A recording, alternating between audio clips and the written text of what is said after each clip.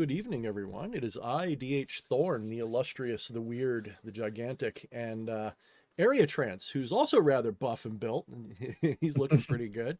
What's going on, my dude? It's a pleasure to have you on the stream and sort of meet you for the first time, but you're fairly regular to the channel. You come on all the time and chat with us, and you've been very active in the Discord. So I figured I would give you, I am sort of looking for new talent, so to speak, people to bring into the collective and talk and have a maybe a little bit of boost.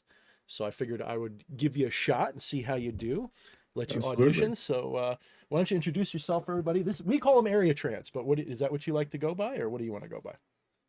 AREATRANCE is good. My name is James Schreier, and been into the occult for quite a while. Really looking forward to this interview with Thorne here. Thank you.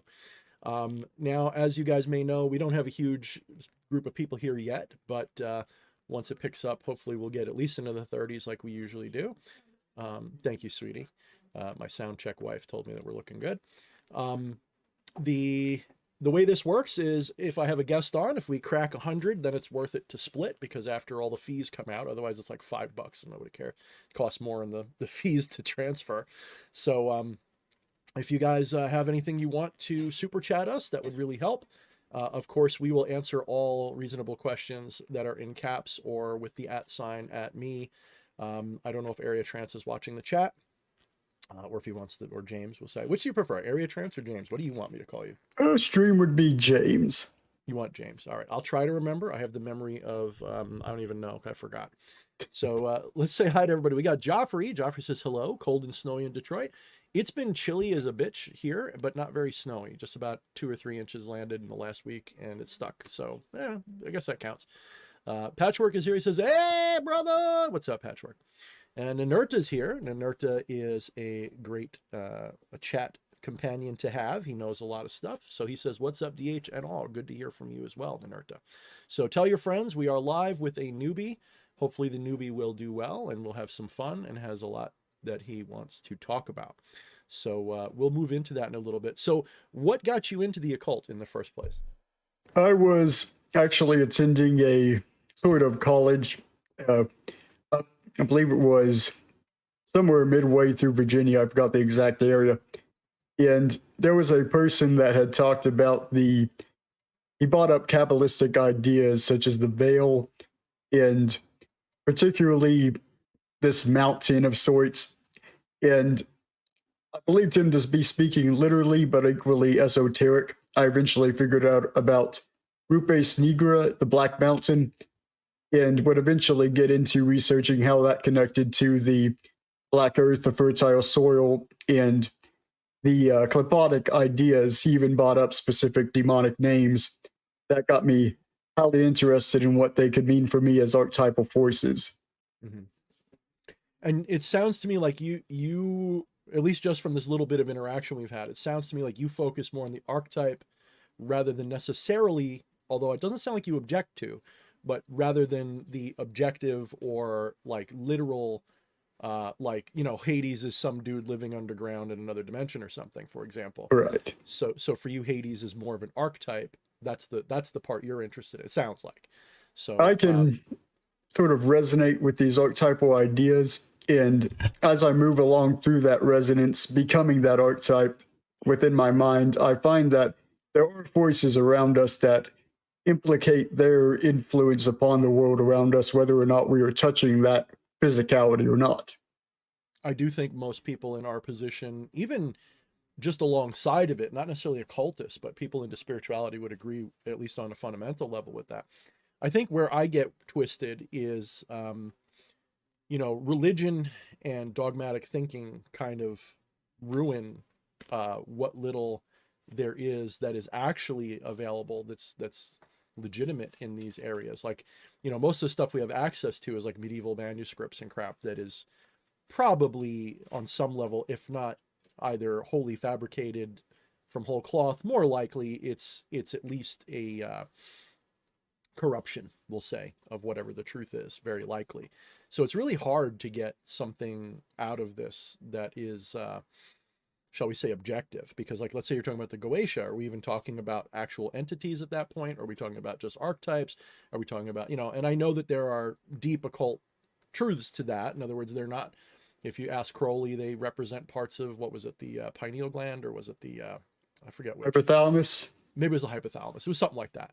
And each different, occultist may have their influence and belief. You have to understand, of course, originally there was like 76, then there's 74, then there's 72, then there's 74 again. There's all different numbers, and they correspond, of course, to sacred numbers and geometry and astrological stuff. And it's way more than just, it's almost like they were codifying something in demonic language or demonic symbolism that was, like, I had a friend who suggested that was a way for Christians to work with alternative entities, shall we say, but in a domineering kind of way, so they could get away with it. Yes. Yeah. So what's your take on, I mean, do you think there's any literal reality to any entities? Do you? Oh, absolutely. You do. Okay. So let's go from there. So we're talking archetypal. Do you think that everything traces back to an archetype? Like archetypes project into this reality and become minds or personas or something? Or do you have a different way of looking at it?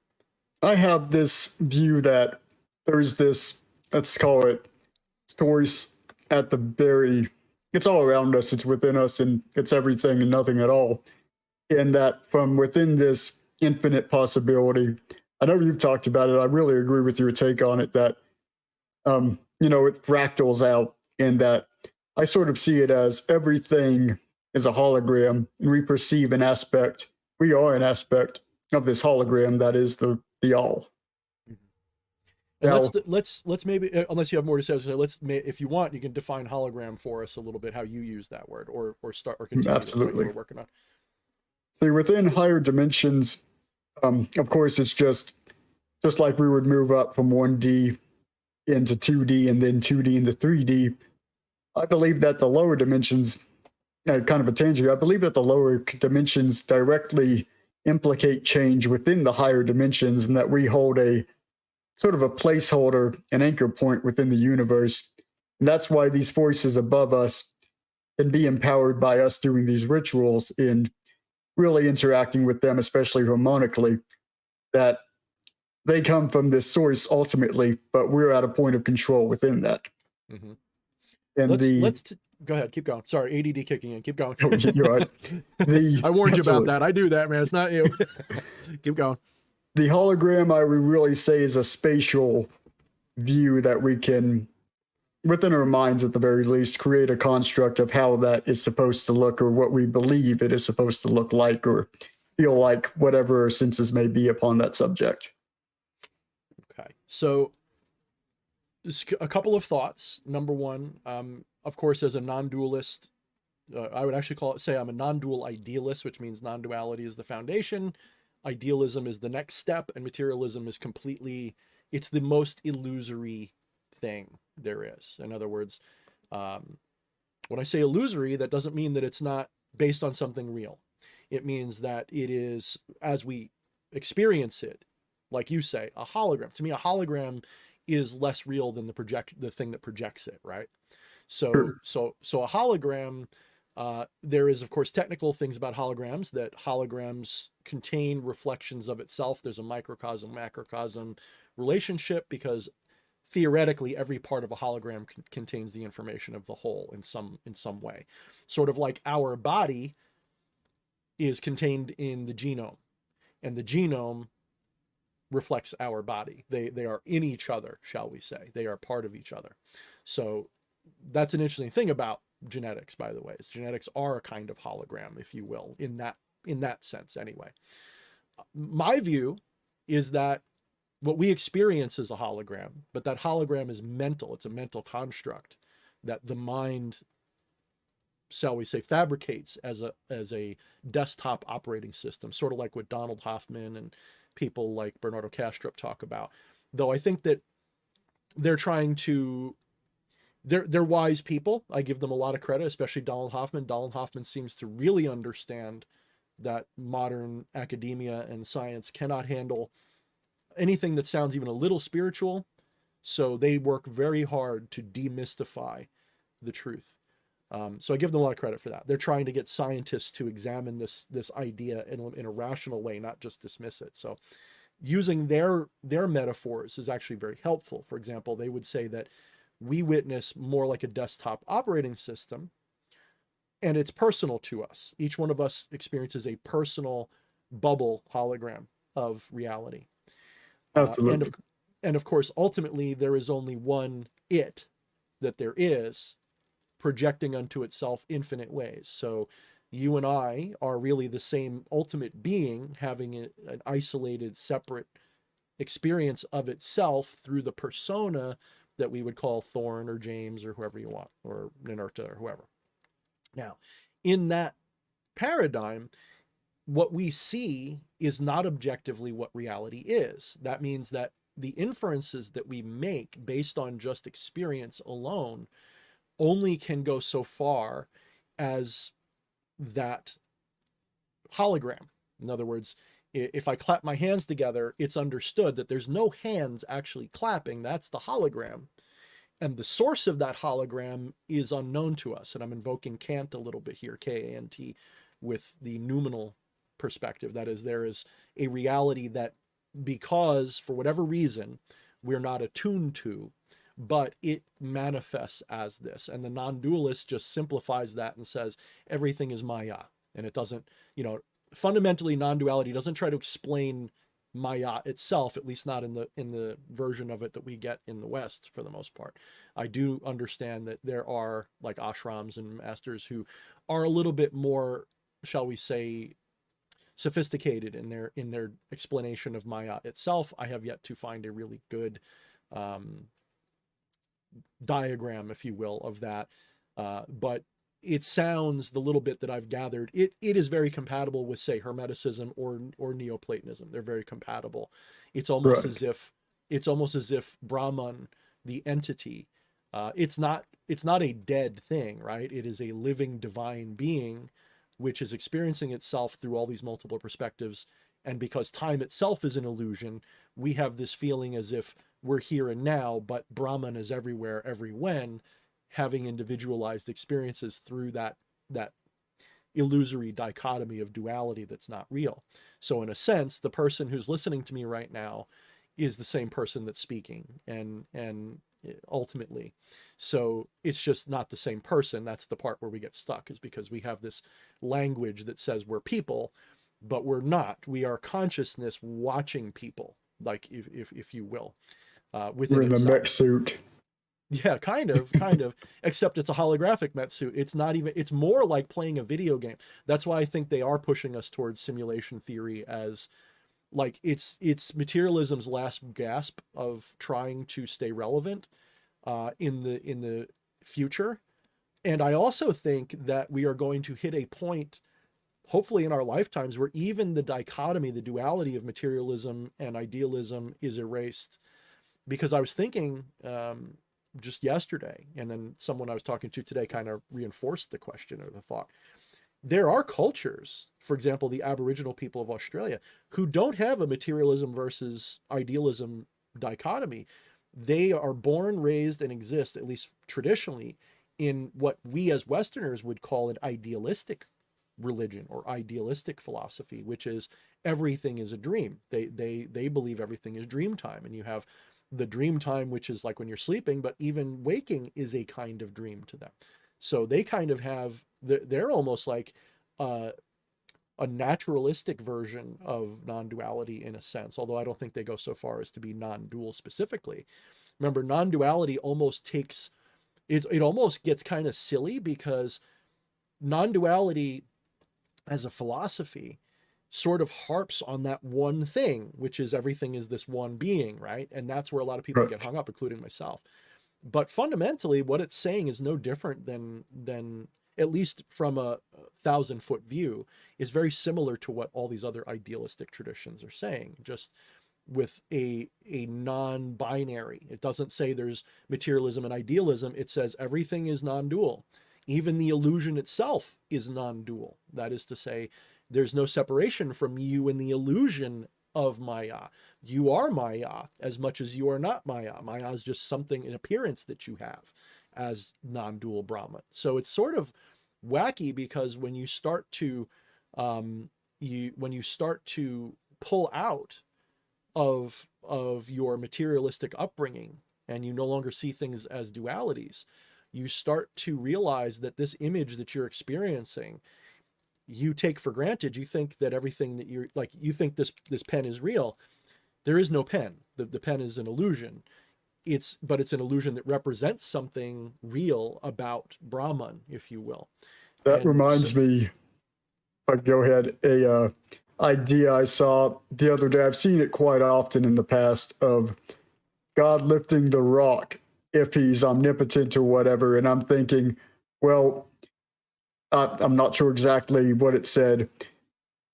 Have to think about it, but I probably have to look it up. It was about how if God could move the rock, he wasn't God. And I'm thinking, but that would then prove that he's an aspect of himself, or that she's an aspect of herself. It is a part of the divine if it can make the rock unmovable, just as equally as if the rock was movable. you know how I answered that one? What was that? So the question, the frame of the question is this: can God make a rock that God cannot move? God, will just say, is neutral gender. We don't care what it is. So can God make a rock that God cannot move? If it can, then it's no longer God, because the rock is more powerful than God. So that means God becomes the rock, or rock becomes God. On the other hand, if it can't do it, God is not omnipotent. Now, there have been several philosophical, shall we say, answers to that. None of them are fully satisfying, because the question itself is paradoxical in nature. The one answer is simply that it's not a matter of is God omnipotent in the sense that we understand semantically. The question is the appropriate, perhaps, this is one answer that I kind of agree with a little bit, is that what our concept of possible and impossible is a duality that doesn't apply to the divine. So therefore, it's not a question of can it or can't it. It's more a question of, are we just being semantical? When we say, can God make a rock, what do we mean even by that? What are we saying when we say, can God even make a rock? So the non-dualist does not believe in creatio ex nihilo, does not believe in creation from nothing. In other words, it does not believe in spontaneous, from absolute, true, literal nothing to something. It does not exist. What non-duality argues and believes is true, or knows is true, depending upon how deep you go, is that existence has always existed. It's not a question of was there a beginning or an end to it. There's always been something. It's just, to call it a thing is a mistake. So there's always been existence, and existence takes on all kinds of forms. So nothing's being created or destroyed, just like when you take a piece of clay and turn it into a cup. You didn't actually create ex nihilo. What you did is you transformed. You transformed something, you transformed a part of existence into a different shape and form. So you're not actually generating from zero, from nothing. What you're doing is you're dividing infinity, if you will, into a different portion that looks like something else. To take the number of infinity and section out a piece of that, put it in a computer, and you got Tetris or something, right? Right. So, so in a similar sense, existence is, to our minds, infinite, and we don't see infinity. We see a very narrow slice of infinity, and that narrow slice of infinity looks like this. It's that simple. Now, that's one saying. So that would mean God doesn't create a rock that it can't move, because it doesn't create anything, but it can manifest a rock that doesn't move. That, of course, would be a valid thing, because if you understand, for example, the observer effect or physics in general, you understand that built into it now is this idea that observers themselves are to their perspective, relativistically speaking, stationary. That is to say, if I jump out of an airplane, to you, I look like I'm falling, but to myself, it looks like the world's coming up to hit me. And both are simultaneously appropriate perspectives. Neither one is wrong. They're both accurate. And it's been proven by certain tests, when you jump off of a building, certain physical forces don't apply that you think should if the observer was actually falling. It is, to the observer, exactly like the Earth is coming up to hit them. The effect is the same. There's no difference. So that's important, because when you're saying, can God make a rock that God can't move? Well, God is that rock. Okay, already. God already doesn't move, and it can't move. There's nothing to move. So that's one way you could look at it. Another way you could look at it is, if there was such a being, well, that being would manifest within itself a rock that it can't move, or that it can move, for example, but then it would incarnate as an ant.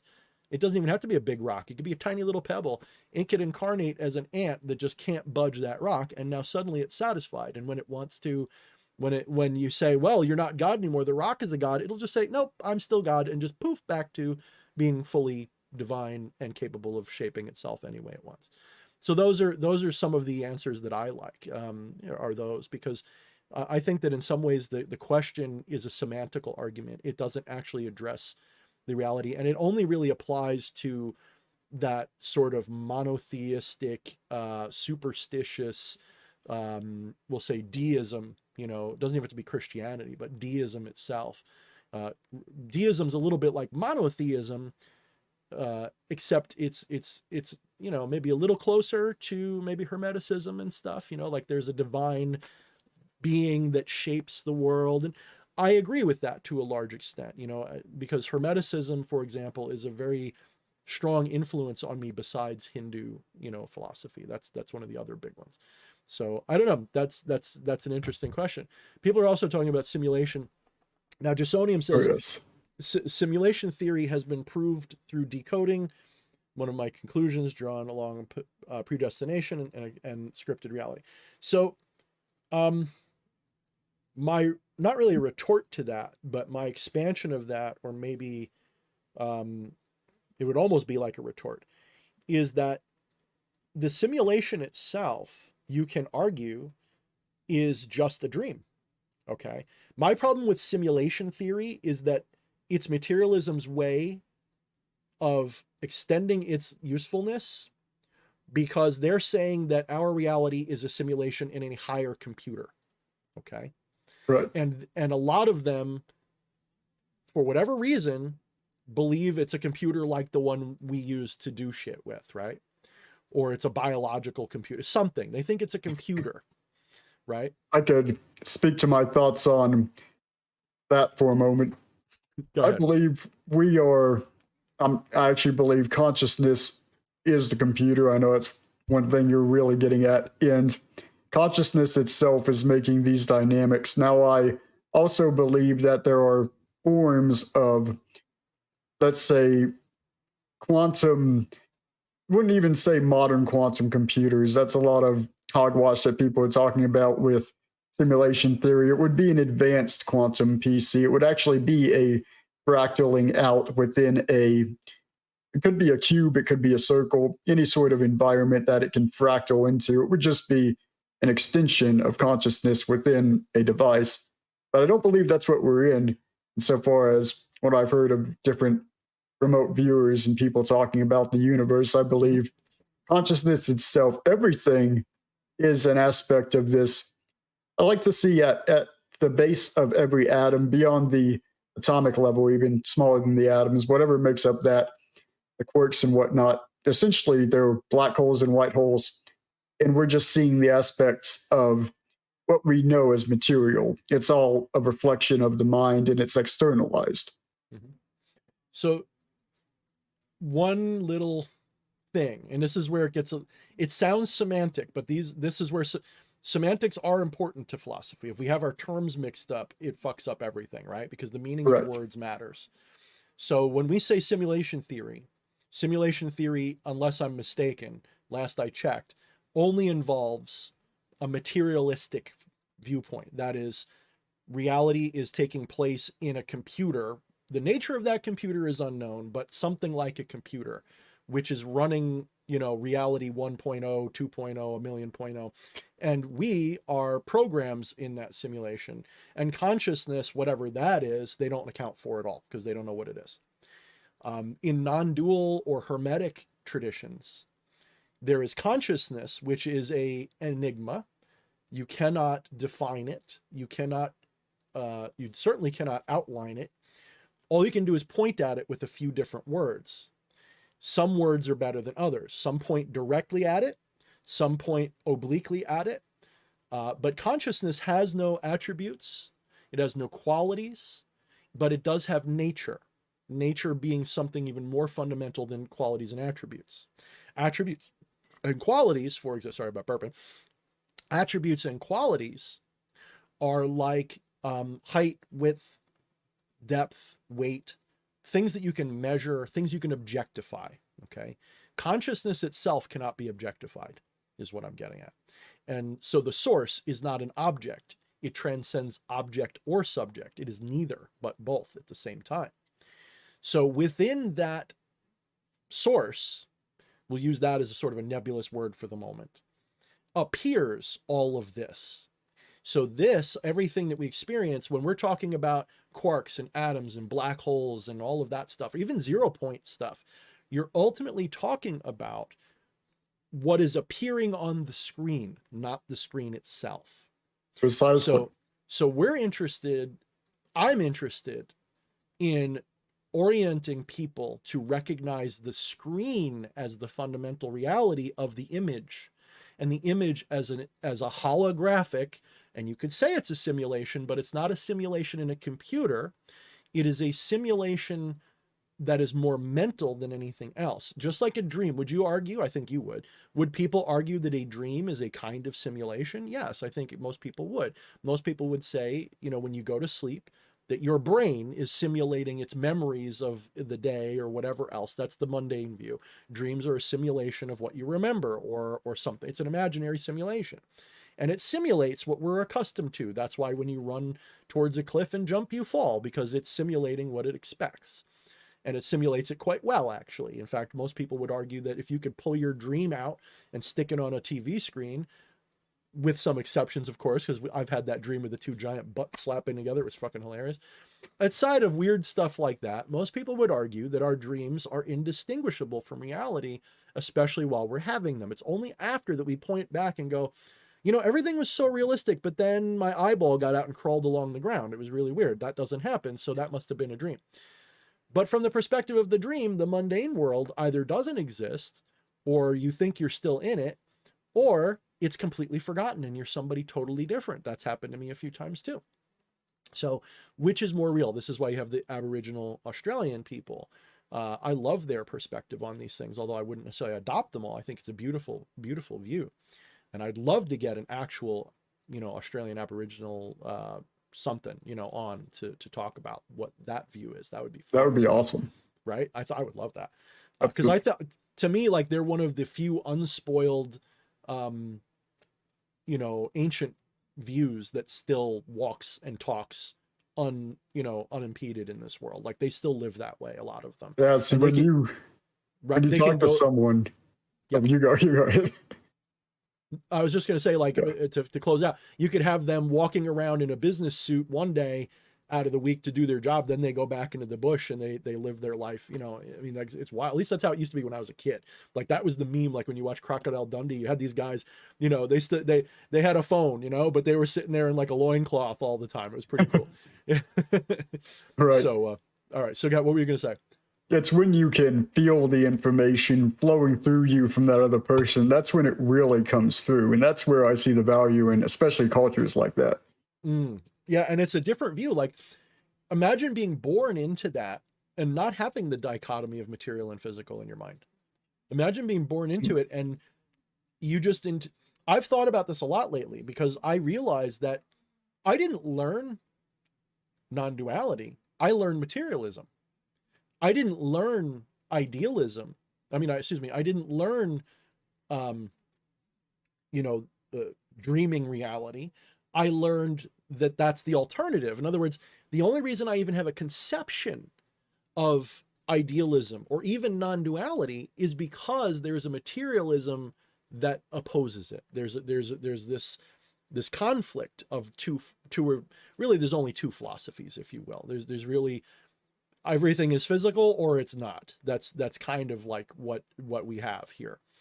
You either have bumping particles or monism. And all the scientists worth a dime, even the ones that are materialists, are not dualists. They don't like duality because duality requires that there be a nothing that can't exist in between. In other words, it's untenable as a concept. It just doesn't fit.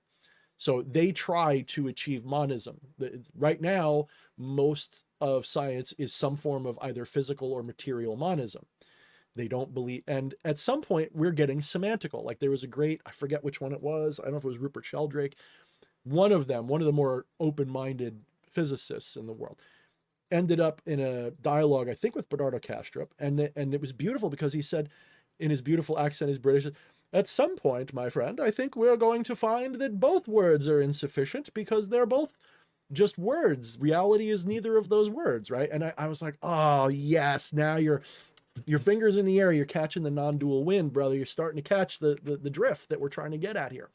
So I think that was well said. And I think that all higher, whatchamacallit, sciences, like if there are aliens, which there are, but if there are aliens flying around, my, bet the farm bet is going to be, I'm not saying that they're going to come down and be like the Hindus are right or something. I don't think that. What I do think will happen is that whatever their view is not going to be physicalism. It's not going to be monotheistic religion. It's going to be none of those things. And if we trust the sources of historical philosophy and we assume that there was a proto-culture, either Atlantis, Lemuria, aliens, ancient aliens, whatever they were, they passed on to us what reality is, and it became mythologized and turned into, like a cargo cult, turned into what we would call these ancient philosophies of the Vedas, of Hermeticism, of, you have to go to Sumer, Egypt, and ancient India. That's where you have to go, even maybe ancient China a little bit, although it's a little bit more recent, depending upon how you look at things.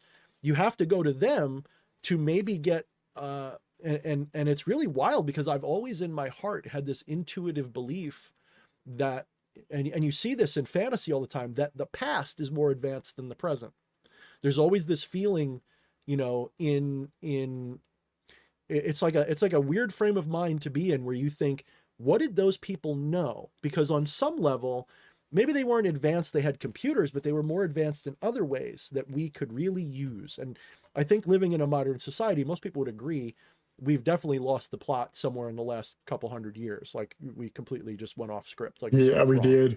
Yeah, this civilization is wrong. It's just, we know it's wrong.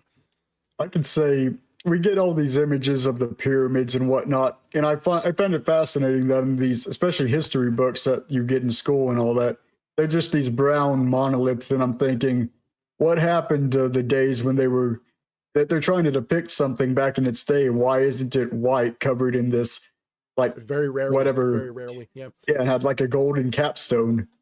That's why I love. That's why I loved Assassin's Creed Origins, because you can go there. I mean, yeah, they're crumbling, but they still have that. They still have the facade, the golden capstone, the whole works, and it's dope as hell.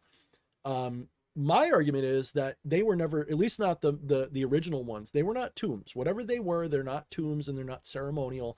That, I think, is just a flat out lie or misrepresentation or mistake. Probably one of all three. In fact, if you go back far enough, ancient people that were first studying like in the 1800s or whatever, there was all kinds of ideas that were not just purely ceremonial or superstitious. And this is where I think modern academia is showing its hubris, in that it looks so down on the people of the past because they have this mentality, whether it's instilled into them from someone else or it's just their own arrogance, that we live in some super advanced civilization compared to them.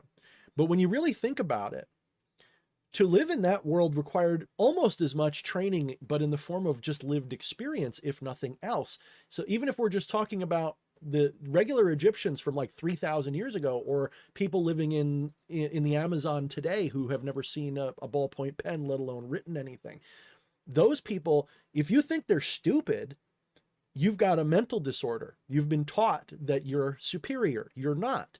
If you go to their world, To live in their world requires at least as much experience and training as it does to be a computer scientist or something. Mhm. It's just a different subject. Do you know when this plant is deadly because when it matures enough, it gets a poison, and when it's safe to eat? Do you know? No, you don't. You have to go through a whole life of living that. So their brains, they're not stupid.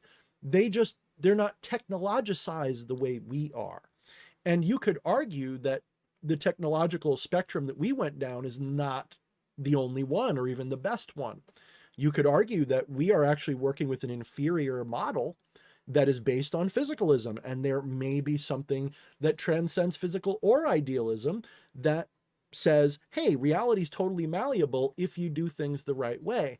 In other words, something mental, something psychic, something that can be routinized with technology, perhaps, but by itself, fundamentally, your mind, it doesn't shape reality, but it frames reality, is how I like to put it. So it's sort of like your mind. Think of your mind almost like a pinhole, and consciousness, the divine, is what moves and shapes that pinhole around. And Right. that's what determines what you witness. Because if you think about it, your experience of reality is literally like peering through a pinhole, but visually, audially, physically, it feels, yes, it feels like you're peering through a third, like a little, you could say that maybe the pineal gland represents that. The Now, teachings of now, Freemasonry are all over that. yep, and now, but here's the problem. Everything I just said to you is only true in the external sense. You do not have a third eye or a pineal gland. You don't even have a brain. How do I know this? Have you ever seen it? Have you ever experienced your brain? No. You only have a brain to me. If I crack your head open, I go, there's a brain. So he must be a brain. No, the brain is just your projection of your mind in this veil. Thank you, Maiden Liberty, that I'm witnessing. Okay. So I'm seeing a brain. You don't have one. I don't have a brain. I don't have a pineal gland. I don't even have eyes. This is why if you study in Buddhism, they'll say no eyes, no ears, but hearing, but seeing. You know, they'll say you see, but you don't have eyes. You hear, but you don't have ears. That could These explain are, super strength as well. I believe in the muscles I have, and that's why I am so limited to the weights that I can lift. I may love it, but at some point that mental limit is there. could be. I would argue though that belief is also an illusion. Belief is a projection of will. We and will is another nature of the divine. It's not a thing, it's not a property, it's not an attribute, it's not a quality. It is a fundamental nature of divinity, is something that we would point at with the word will. And of course, if you ask someone to define will, most people can't do it, except sort of like the way if you ask somebody to define energy or explain energy, no one can. What's the definition of energy? The potential to do work, the ability to do work. What does that mean though? That doesn't mean anything, because that doesn't really say what energy is. It just describes our experience of energy.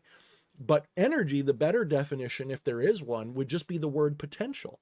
That's really the better word. Pure energy is just potential. It's not a lightning bolt. It's not fire. Those are manifestations of energy. That's energy in action.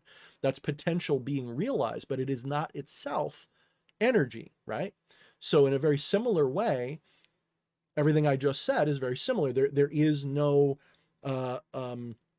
there's manifestations of the thing. So will, you don't have a conception of will for the same reason you don't have a conception of consciousness. For the same reason you don't have so let's define existence. You can't define existence without using its own word, right? There is no, existence is itself. There is no external word for existence. You can say existence and non-existence. The problem with that though is both exist or don't. In other words, existence is the fundamental, not its state. So non-existence does exist. How do I know? Because it doesn't exist, so therefore it exists. Yet it's a paradox. So there's no such thing as non-existence. So you mean it doesn't exist? Correct. So that means non-existence exists? Oh, that's kind of how that goes. It's a semantical argument, and that's what 90% of everything that we argue about really is. So existence Consciousness, we don't have a definition for that word. Not a good one. Science has one. They're really talking about cognition, though. When they're talking about consciousness, they're talking about sentience and cognition, and not just fundamental awareness itself. They don't even, when you approach even a neuroscientist or one of these people and you go, what is consciousness? They're going to rattle off a lightning bolt description, not the fundamental nature of what it is. What is the fundamental nature of energy? They don't know. So consciousness, they have no clue. And so they get up in this really crazy circular myopic perspective that says consciousness is formed out of biological material coming. That is like, you know, you've probably heard of Occam's razor and not wanting to make too many assumptions. That requires several major assumptions. Non-duality as a philosophy only requires maybe one, whereas physicalism requires a whole fucking flotilla of assumptions. The first one being you have to get Deus ex machina, which is God from the machine. Where does the machine come from? Okay, and this is the problem. So they can't do that. So here we go. Going back, we have to, the most important thing as a spiritual teacher, as a magician, as a sorcerer, as an occultist, as anything, you have to, first of all, you have to realize that most of the things you've been trained in life to rely on, reductionism, materialistic, this and that, those are only valid in Maya. If you're actually trying to get to the nitty gritty and maybe even say break the rules of Maya, you have to be able to access the fundamental nature of reality, which one would argue is consciousness. That's our word for it, existence, consciousness. And then the third word, it depends on translation. There's no clear word. In English, in Hinduism, they would say existence, consciousness, bliss. The problem is they really mean contentment. And when they say contentment, they don't just mean a feeling. You know, we're thinking a feeling. A feeling is an illusion. A feeling is Maya. So bliss, that's Maya. Contentment is Maya. Both of those words are in Maya. What we're actually talking about is something that is very transcendental, that means beyond infinity. It means... Wouldn't that be their nirvana? No. No, that's not Nirvana is blissful. Nirvana is blissful, yes. But nirvana isn't... So they would argue that one of the natures of reality is that. But the problem is that we are objectifying the word too much. When we hear bliss, to us, that's an object. If you really think about what an object is, an object of experience, bliss is an object. You feel it. You feel bliss. You experience bliss. So it's an object. So that's not part of the fundamental nature of reality. But where does bliss come from? Bliss comes from fulfillment or contentment. Well, how do you get fulfillment and contentment? When you have a union of opposites, when you have a totality, okay, that's contentment. Because there's always one more thing that you want to be blissful, right? Is, oh, I got a blowjob, but now I want this and that, right? It's never enough, right? So, and one thing I'd like to talk about in just a moment would be risk-taking activities, stuff of that nature. I believe that goes right in that. Actually, have to be right back in just a second. Okay. All right. All right. So I'll go to the chat here. So basically what we're saying, though, is that you have to get down to that base thing before you can actually understand how to shape its appearance. If you can get down to the base thing, then think of it this way. If you want to cheat in a video game, do you draw something on the screen? No, you get into the programming of the game, right? You use a cheat code that accesses that. But if you really want to cheat, you could even interfere with the computer itself. You could go and unplug and replug parts of it in and all, because that's fundamentally all the computer's doing. When you use a cheat code, you're just activating different circuits, right? So there's different layers of ways to manipulate reality. So long as you're trying to manipulate reality through its appearance, you're trying to manipulate not the fundamental, you're trying to manipulate its illusory parts. It would be like trying to sort of, like I said before, try to change the game by drawing on the screen. It doesn't work. I am in. Okay, you're back. All right. So what were you going to say before you bounced out? Going into risk-taking activities when you're ready for that, that would be an awesome, actually just a part of that conversation as well. Going into caves and climbing things, I find that creates a connection to the nervous system and can actively switch up neuronal instances within the brain and actually connect to the biofield in specific manners, and especially the body, that really, to me, actually feels like it creates more of a spiritual connection. My interpretation of that is that when we take risks, it's sort of like when you do anything that puts you in a flow state where you're not egoic, you're more in the moment. You're just like, whoa, right? You're just experiencing. You're not saying, I'm doing this. You're just flowing with reality. Like if you're racing a car down the road at a breakneck speed where you're supposed to be doing 30, you're living in that moment, because if you don't, you're going to die in that moment. You have to be really focused on what's happening, but not in a myopic way. You have to actually, here's the irony, because I've done plenty of things like fights and stuff growing up. I used to, not fight all the time, but I definitely gotten some scrapes. Okay. And when you're in the middle of that, you're not plotting every move. You start off with a plan, and that plan usually goes away within the first first hit or the first second, right? Then you're feeling your way through, and you're trying to dominate the other person. It's almost like you're trying to enforce your will or impose your will on them and convince them to let you kick their ass. That's almost what's really happening, because you've got to deceive them. You've got to be quicker. You got to make them react to you. In fact, my teacher used to say, you want to win a fight, you make them react to you. So do everything you can to make them on their back foot and react. And then you probably will win pretty regularly, because they can't, once you're reactive, you're kind of on the back foot, right? Right. So you want to control what they're doing. So that's one way to do it. Very similarly, if you're taking a risk-taking behavior, jumping out of an airplane or whatever, you are so centered in the moment. You're not thinking about your taxes, probably. You're not thinking about the fight you had with your girlfriend, unless you're really scared you're about to die and you go, oh, I wish I hadn't fought. But most likely you're just so in the moment, that's not even in your mind, right? Till you hit that last split second, you get the life review, I guess. But other than that, you're pretty much you're pretty much transcending your own ass, right? Now, a skilled meditator does that routinely. Certain psychedelics and things will help you do that. Playing a video game, driving down the road. The difference is a meditator knows when it's happening. Most people will play a video game, completely lose themselves in the game, have no ego. But most people don't even realize when you're playing a video game, you're probably egoless. You just don't realize it, because you're not actually aware of it. You don't pay attention to that. It doesn't strike you as, I'm egoless right now, right?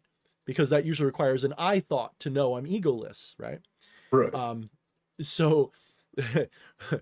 But looking back, you can say, oh yeah, when I was playing that game, I was totally not thinking about myself, my life, or anything. I was just experiencing this game world, and that was my life in that moment.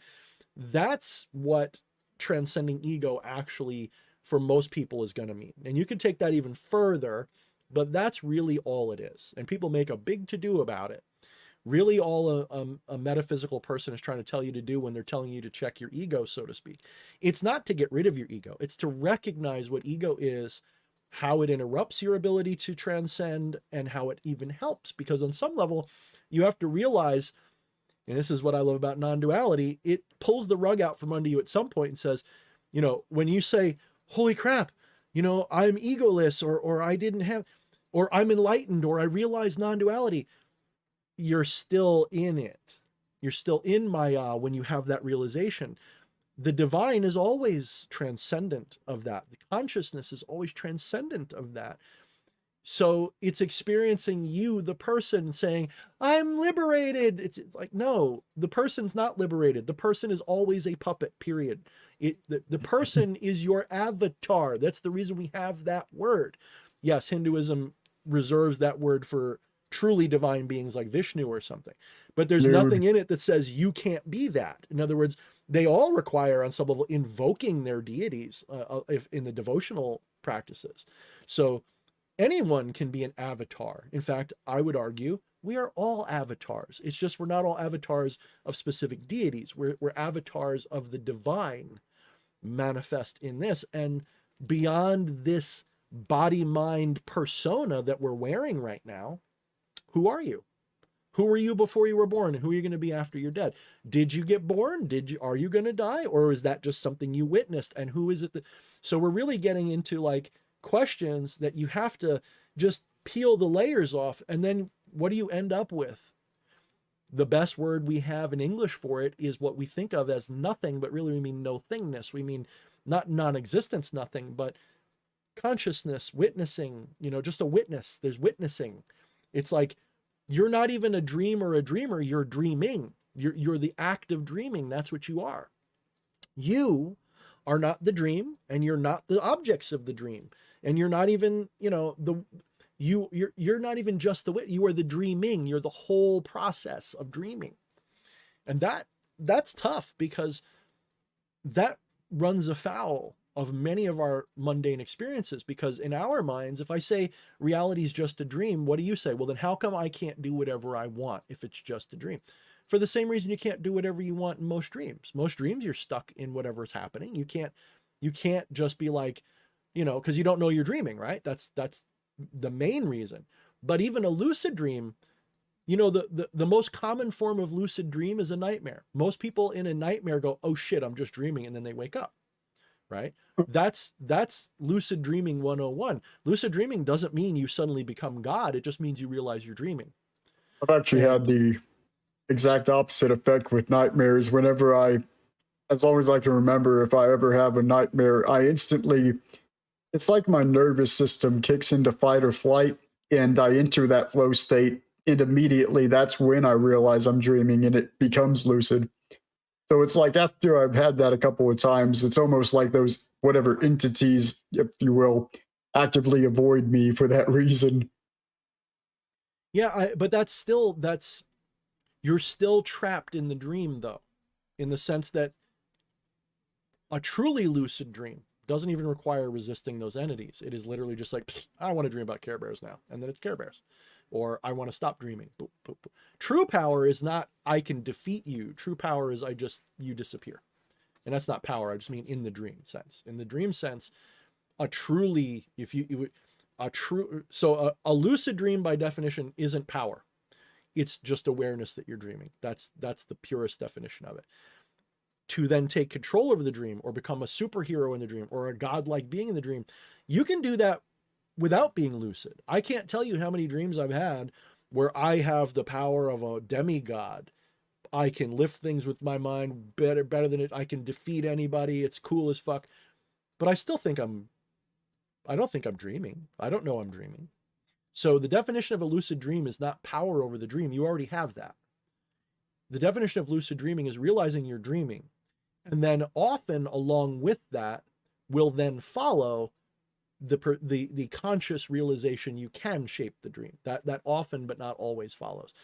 And that's why I say the nightmare is like usually people's first taste of a lucid dream, because when you have that nightmare, many people go, this can't be real. I know that dogs don't have 55 heads made of snakes and they all are poisoned. This is crazy. This doesn't make sense. Why is it chasing me, over a rainbow? I didn't think that was possible. And then something in your brain goes, this isn't real.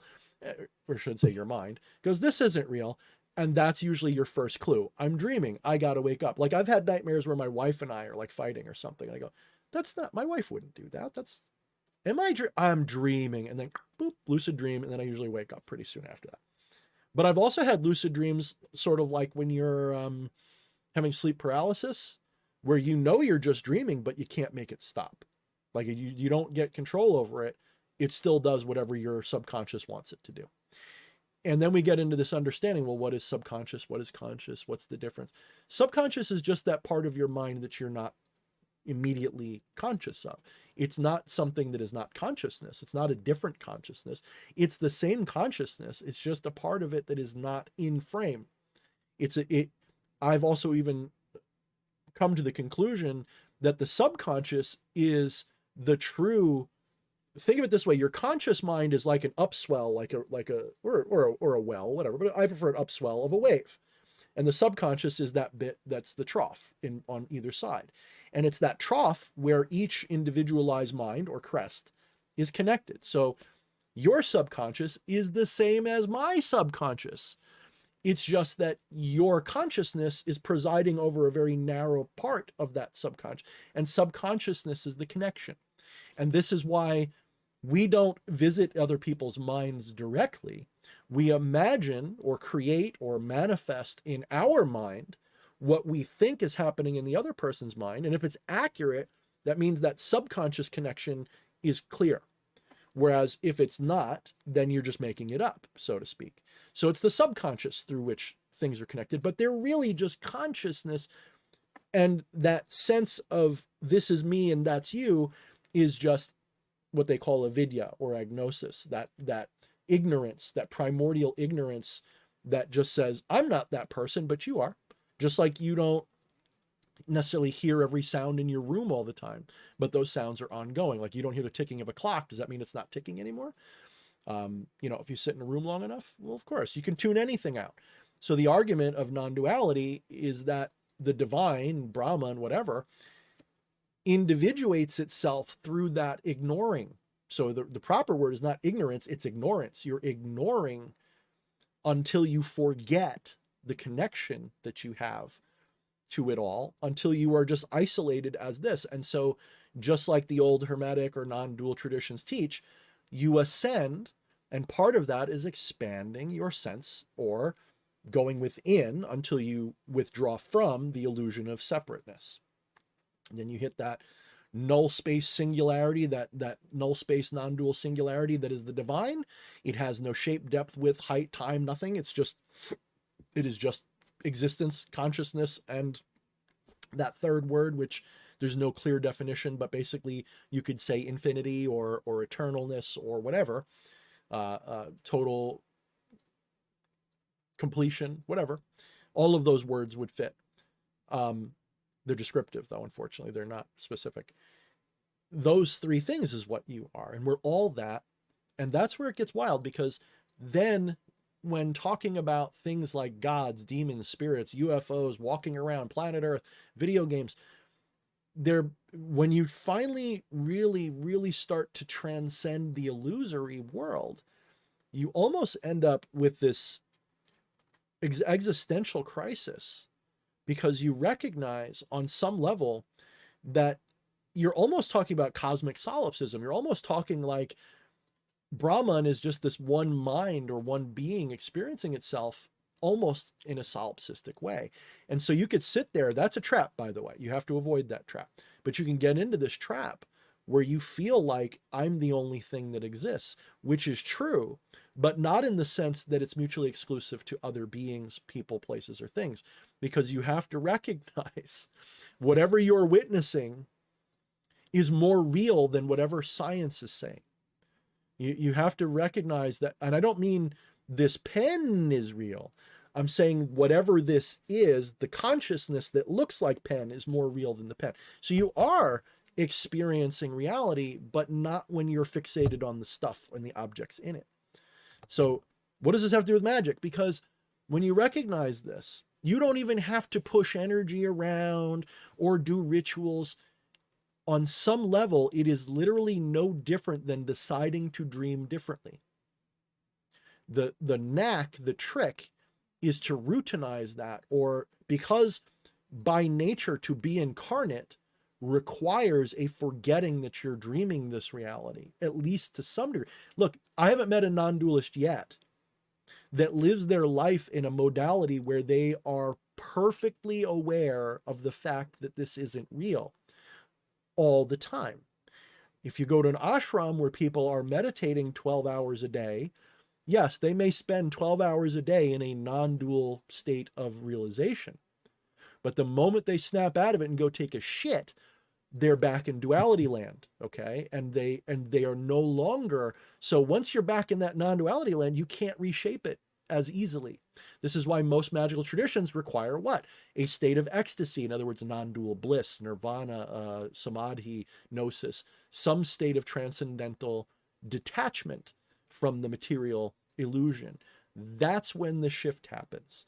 That is when the dream goes from one modality or paradigm or timeline to another modality, timeline, or paradigm. That's how it works. And this can happen in the blink of an eye. This is why most people will tell you when you do a ritual or magic, when does the result usually happen? The moment you're not looking at anything about it. It's usually going to hit you by surprise. You'll be sitting there like, well, I guess the ritual didn't work. I give up. And a month later, you'll be sitting there playing a game. The phone call will come. Oh, by the way, the job you wanted, it's here now. Hey, I did a ritual for that. It's usually a surprise because it doesn't happen as often or as easily. I'm not saying never, but it doesn't often happen while you're focusing on it. Just like, like you can't watch it change, because if you did, that's too much of evidence that you're dreaming.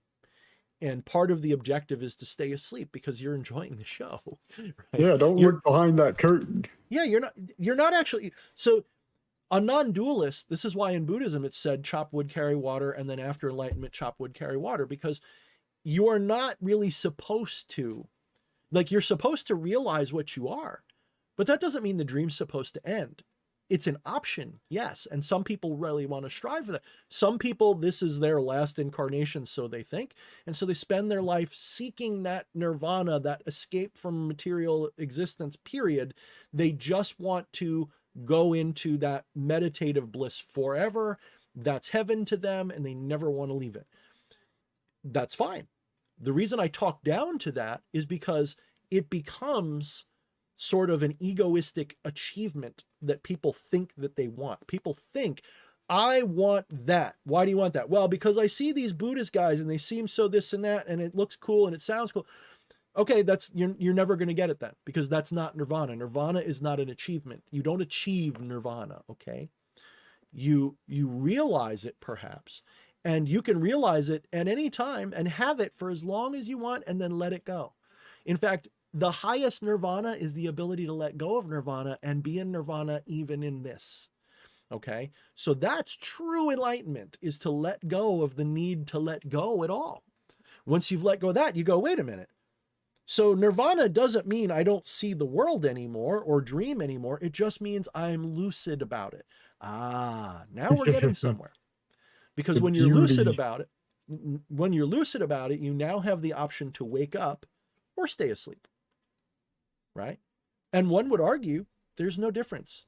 Because what is the alternative? What's the other? That's a duality. If you imagine that there is a true reality where you're awake and this reality goes away, or this reality is, you're creating two, you're creating a binary, right? So the truth is, this dream never ends. You just forget parts of it in between them. That's the philosophy that I deal with, is that before you were born, you were dreaming something else. And then you conveniently forgot it, so you don't have that burden.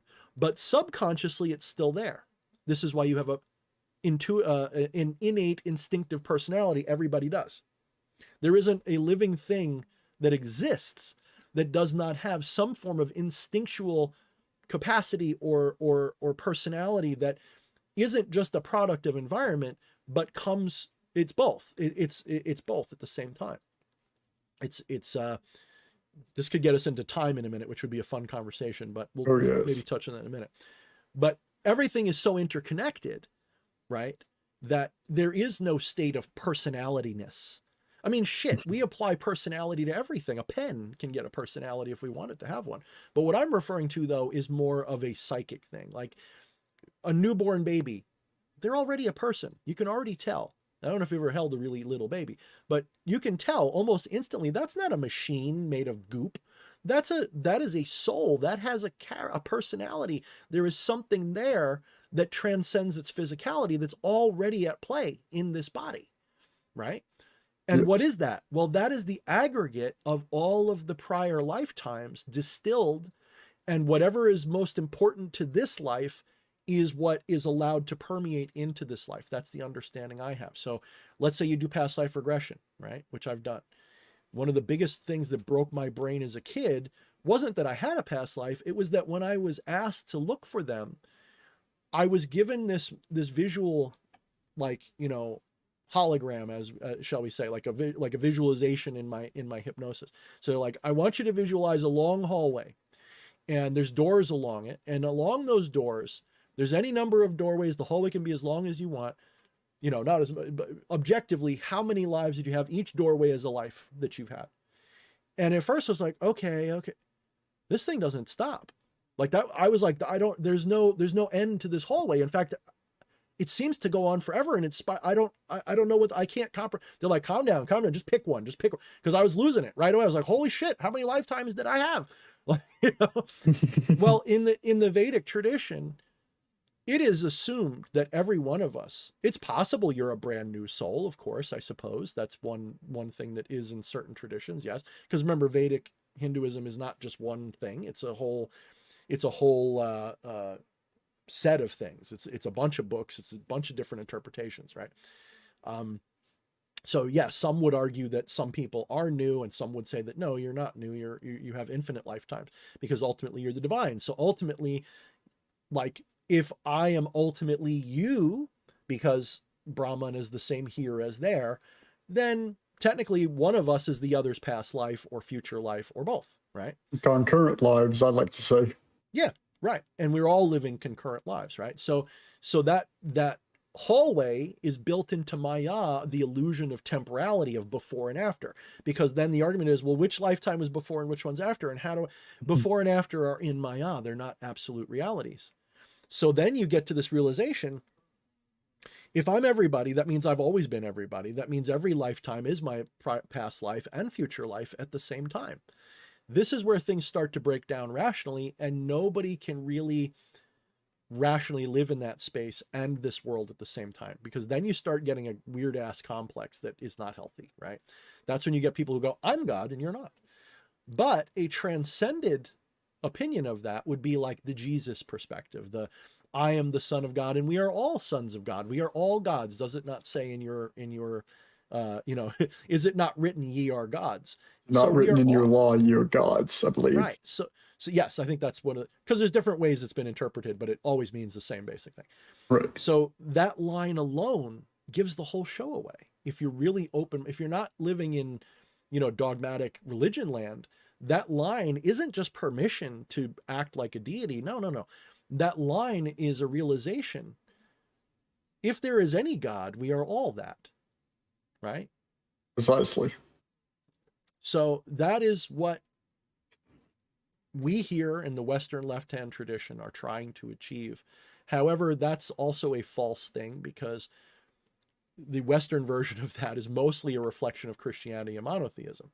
The actual left-hand path philosophy is more about integrating those things that you find distasteful about yourself and about the world. And it's about looking in the dark spaces where other people, think of it like in Dune, where Paul Muad'Dib tells the Bene Gesserit witch, look into that place you dare not look. You'll see me staring back at you. And that is shadow work, right? Left-hand path is really based. There's right-hand path shadow work, but right-hand path shadow work is usually, oh, I did this, I have to stop doing that. Left-hand path shadow work is not necessarily about that. It is about embracing the fact you have a dark side and not rejecting it, while at the same time not letting that dark side control your life, right? To recognize that it is an option, and sometimes it's the right option. That's really what I delved into a lot, especially initially in the occult, and I found the symbolism of the left and the right, as well as particularly the middle pillar, to be that aim that I was going towards.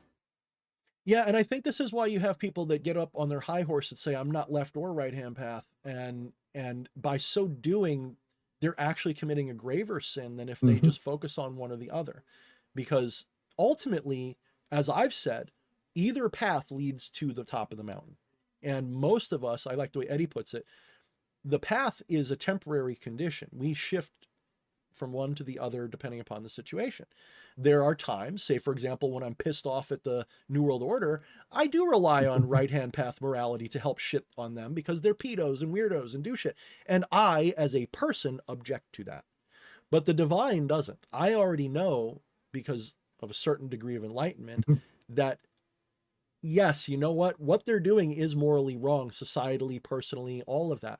But in the divine sense, they're just as entitled to do that as a wolf is entitled to eat a sheep or whatever. It's not, there is no ultimate morality. There is only, I don't want to say, moral relativism, because that's not quite what I mean either. That's a bit of a bullshit philosophy too. What I'm getting at is there's ignorance and then there's divine realization. Ignorance is the only true evil, because in ignorance, you don't know that we're all connected. And so you act out of ego. So when you say, I am going to steal from such and so because I matter more, because fuck them. But that's evil, because it's based on ignorance of the ultimate realization that we are the same harmonious entity.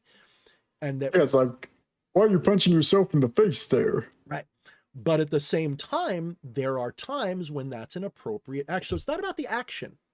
Right. It is about I wouldn't even say the underlying subtext. I would go further than that. It's about the will, the Tao itself, and knowing the truth. So for example, if I have your balls are going to fall off cancer in my left hand. I love my left hand. But you bet your ass, if it's my life or my left hand, I'm probably chopping that hand off, right? And if someone said, well, you can't just chop it off, you have to put it in a fire and burn it painfully. Well, now I may weigh that decision differently. But the point is, if my objective is to live, then I'm going to do it. So this is why I have the rabid dog clause. This is why I say, in life, in mortal life, if you run into a rabid dog, don't let your non-duality, let you get killed by that rabid dog. That's not an enlightened person doesn't just say, I'm going to let the rabid dog kill me because they're also divinity and I have it coming for some reason. No. An enlightened person says, if it's okay for a spider to eat a fly and a wolf to eat a lamb, it's also, and my white blood cells to kill a germ, it's also okay for me to shoot that rabid dog if I don't have the technology to save its brain, right? So I'm just, so it's better that than at the end of the day, you're both pretty much dead, thing gets put down. Right, and it may kill about a dozen other people before somebody gets to it. So is that really the more? No, of course not. And that's why you have false love and false light in the New Age movement. These people don't understand that, in their mind, let the wolf eat you because it's no, you fool ass motherfucker. If you let that wolf eat you, you're actually making the wolf weaker. If anything, you want to challenge that wolf and make it hard. So this Exactly. way, if it does eat you, it has the right to eat you, not the other way. Survival of the fittest, my friend. Nature believes in that. It's not. I didn't make the rules. That's just how this paradigm of reality works. And there's an infinite number of possible paradigms. So if you don't like this one, go manifest a reality that doesn't work that way. By the way, you have to go into the astral realm to get there, because it's oh yeah, thank you, honey. My wife pointed out Behemoth X, brother. Woo! Thank you, man. He gave us a Canadian 26. X, I love your stuff, by the way. Amazing creator. Oh, he is actually very good. I love his stuff. I mean, he's one of the ones that when I was first starting out, it was really him and EA that I was the most inspired by. I said, if they can do it, I can do some of this. I'll do it my style and it's going to be fun. And so they inspired me a lot. I wouldn't be here doing YouTube at all. It would probably be purely political if I did, and I'd probably have like 20 subscribers. Really, it was because of them and their showmanship, but also their wisdom, their ability to do this stuff, their general attitude. Yes, it's business-like, but it's not like grifty that bad. Although some people would say EA's a little bit, but he knows how I feel about that. We have a total, he's cool with that. He knows what I mean. I don't think he's I don't think he makes shit up to make money, by the way. If anybody who talks shit about EA, I love him like a brother, and nobody's perfect. Okay. But if you're not putting out stuff that inspires you to do it, then why are you doing it? If part of that inspiration is to sell it, then so be it. I don't have a problem with that. What I do have a problem with is when people make shit up to sell books. I don't like that. That's where I draw the line. Don't make shit up. If you're making shit up, then we got a problem. If it's your true speculation, that's fine. Totally fine. I don't mind a book of theoretical concepts. Fine. Speculative concepts. Don't mind. What I do mind is when you're like, the truth is Lucifer is a fallen angel from the 15th dimension of hell. And, this is like, where's your objective evidence for this? Oh, where do you go to the 15th, bro? Yeah, right. Yeah, exactly. So it's like, I saw it in a vision. Okay, that's fine. So I'm not saying you can't believe it, by the way. What I am saying is that that doesn't mean we have to. you know? So, and this is why I like non-duality, because it leaves room for all of that. Everybody gets to have their own version of heaven or hell. There's no reason why you couldn't. There's no reason why Brahman couldn't dream any kind of afterlife, before life, multiverse, anything it wants to experience next. And it does. That's the only explanation, actually, that fits the evidence that we see all around us. The only evidence that is supported, I mean, that evidence all supports the idea that reality has no limits at all. But that's just me, I guess. So thank you, Beam of X, brother. Thank you for the 2666. And hopefully we will see you on this stream one of these days. I think all I have to do is message him to get that to happen. So one of these I'd like days, to see that. I'll have to. He did say he's up for it now that he's got better internet. I really gotta like sit down and be like, Behemoth X, when do you want to do a live stream? But with respect to the fact though, he's cool as hell for one other reason, and that is that whether he agrees with you or not, whether he practices the same thing or not, if he thinks you're a decent person, he'll be your friend, and he will treat you with respect. And that is so fucking rare on the internet these days. I would say I don't even do that. I'm more, elusive or like indifferent about everybody. He is more likely to just be a good friend to everybody. And he transcends all the drama that way, and he doesn't get roped into, and he's just like, I'm not going to argue with these people. If someone gets accused of something, he doesn't take sides. He just says, till the proof is out, I'm not going to say a word. And you have to give him, that's very professional. It's very mature. And I think that's one of the reasons he's so popular. Isn't just because he's got fire and cool music and knows heavy metal people. That's all great. That gets him a lot of attention. But people stick around because he's a mature, genuine guy. And I think personally that's why I like him. So now that I've kissed your ass enough, thank you for the 266. All right. I'm going to turn it over to you for a minute, AREATRANCE or James or whatever you like to go. We'll say James. I keep forgetting. I'm dead with names. Yes. Go, that's all right. So we'll turn it over to you for a second. But I would like you guys in the chat, now that I'm going to shut up a little bit, I'd like you guys to come up with questions for AREATRANCE. I'm going to ask him a few off the bat to sort of get him sort of in that, we'll start dredging up topics for you guys to ask James. Okay. So first things first, I'm going to ask you a series of just sort of simple questions. You can elaborate on them as much as you want. All right. Your fundamental metaphysical philosophy, if you had to say, and it doesn't have to be the ones I've said, but if one of them or a combination or none of them, you just like them all, what would you say your fundamental metaphysical philosophy is rooted in, if it has a root at all? I'd have to say of course, it's based on this lifetime, and I really do believe in the non-dual philosophy, and really I see it as a fact. However, within this lifetime, Hermeticism, especially from the ideas of Kemet and traditional alchemy, going into the stages, and I'm not exactly fully studied on that. I just like the symbolism, but especially going into that darkening stage and going into your own demons and saying, hey, I know that I like this aspect of myself truly, and that this ego that I have, it may not enjoy it to the full extent that it could. So I'm willing to start working with these energies, and eventually you reach the conclusion that they've just been your friends this whole time. It's parts of your own aspect. Once you get to that point, they really become almost that albedo, and eventually a state of alchemized gold. I forgot the exact term, but it is that gold state that creates true power, and that people have referred to it as the black diamond from here in different points of interest. Let me ask you something now. Here we run into a question of words, terms, semantics, and this is important. I think as I develop my future, whatever it's going to be, rebranding organization, I've already sort of been doing that, but it's been subtle. It hasn't been overt. It's almost like I want to become the Maelstrom 2.0, shall we say, but I want to call it something else. I just want to start over, taking what I've learned over the last 6 years or so. Um, when we're talking about things, we use the word demon, right? We all know that the word demon is just a corruption of the word daemon, Maybe. and it was Christians taking a shit on the folk spirits of old, right? Right. There has always been in every society that had any of these things, there are negative entities, there are devils, there are accusers, there are beings that are fallen, there's always something that doesn't have benevolent intent on the level of Maya. So let's walk back for a moment. We'll say, okay, we accept non-duality is the fundamental reality. Now let's talk about the image on the screen, okay?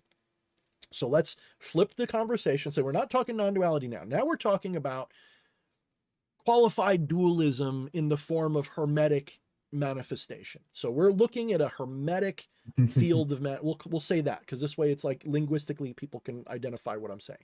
So an Right. idealistic reality. In that idealistic projection, so we can say within us there are things we call demons that are personifications of dark behavior, dark side.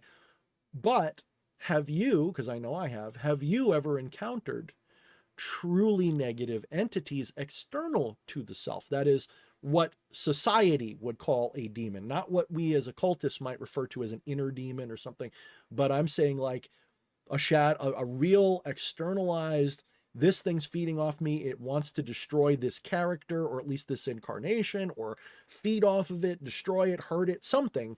It doesn't have, it's either preying on me or it's just malevolent and destructive, whatever it is. Oh yes, Have you ever encountered some different entities? I've had different people name certain ones. The first entity I saw, I don't know if it was feeding on me or looking for someone else. It was part of a dark entity, I believe. It was a long arm through the sky, and I happened to be walking one night, saw this thing just reach above me.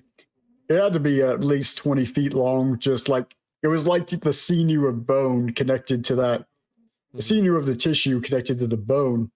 It was just this sort of dark arm. That's all I saw of it. Then I was walking back. I didn't think much of it at the time because, I've seen some weird stuff a lot of times. Someone had said to me, this person I actually brought up toward the beginning of this interview, who was talking about speaking to certain Goetia. And they said that whatever I saw, they didn't name it. They just said it was a demon. But it's really interesting. Throughout my life, it's almost like the word alien, right? Like we call things alien, demon. Yeah, and it's just a catch-all. It comes through like it's just there. You can see it through the veil, so to speak. And the ones that have really attacked me, I've had encounters with grays a few times. I like to call them because that's what they look like. The tall, slender ones, 7 to 10 feet tall. I kid you not. Now, I'm not even joking. When was it the third that thing in Miami happened? I don't remember the date. I think it was either the second or third. That sounds right. It wasn't the first, I'm pretty sure. I think it was the second or third. So third sounds, let's say third. We'll just go with third. Right. It was about 4 a.m. or so, and I'd gotten up to use the restroom. I was going back to my bed. I sleep in complete darkness. I have to have the room completely blacked out, but the bathroom light is on. And I'm looking just across the hallway. It's like 5 or 6 feet at the most. And I'm looking at this 9 to 10 foot tall gray alien. You're just staring at, it's not like, they're not 100% within that physical realm. I know I'm not hallucinating this thing because I'm wide awake. Yeah, reality's a hallucination. But I'm looking at this thing right in the eyes, and I'm just like, I just say to go away, and I go through it and just go back to bed. I ain't dealing with that.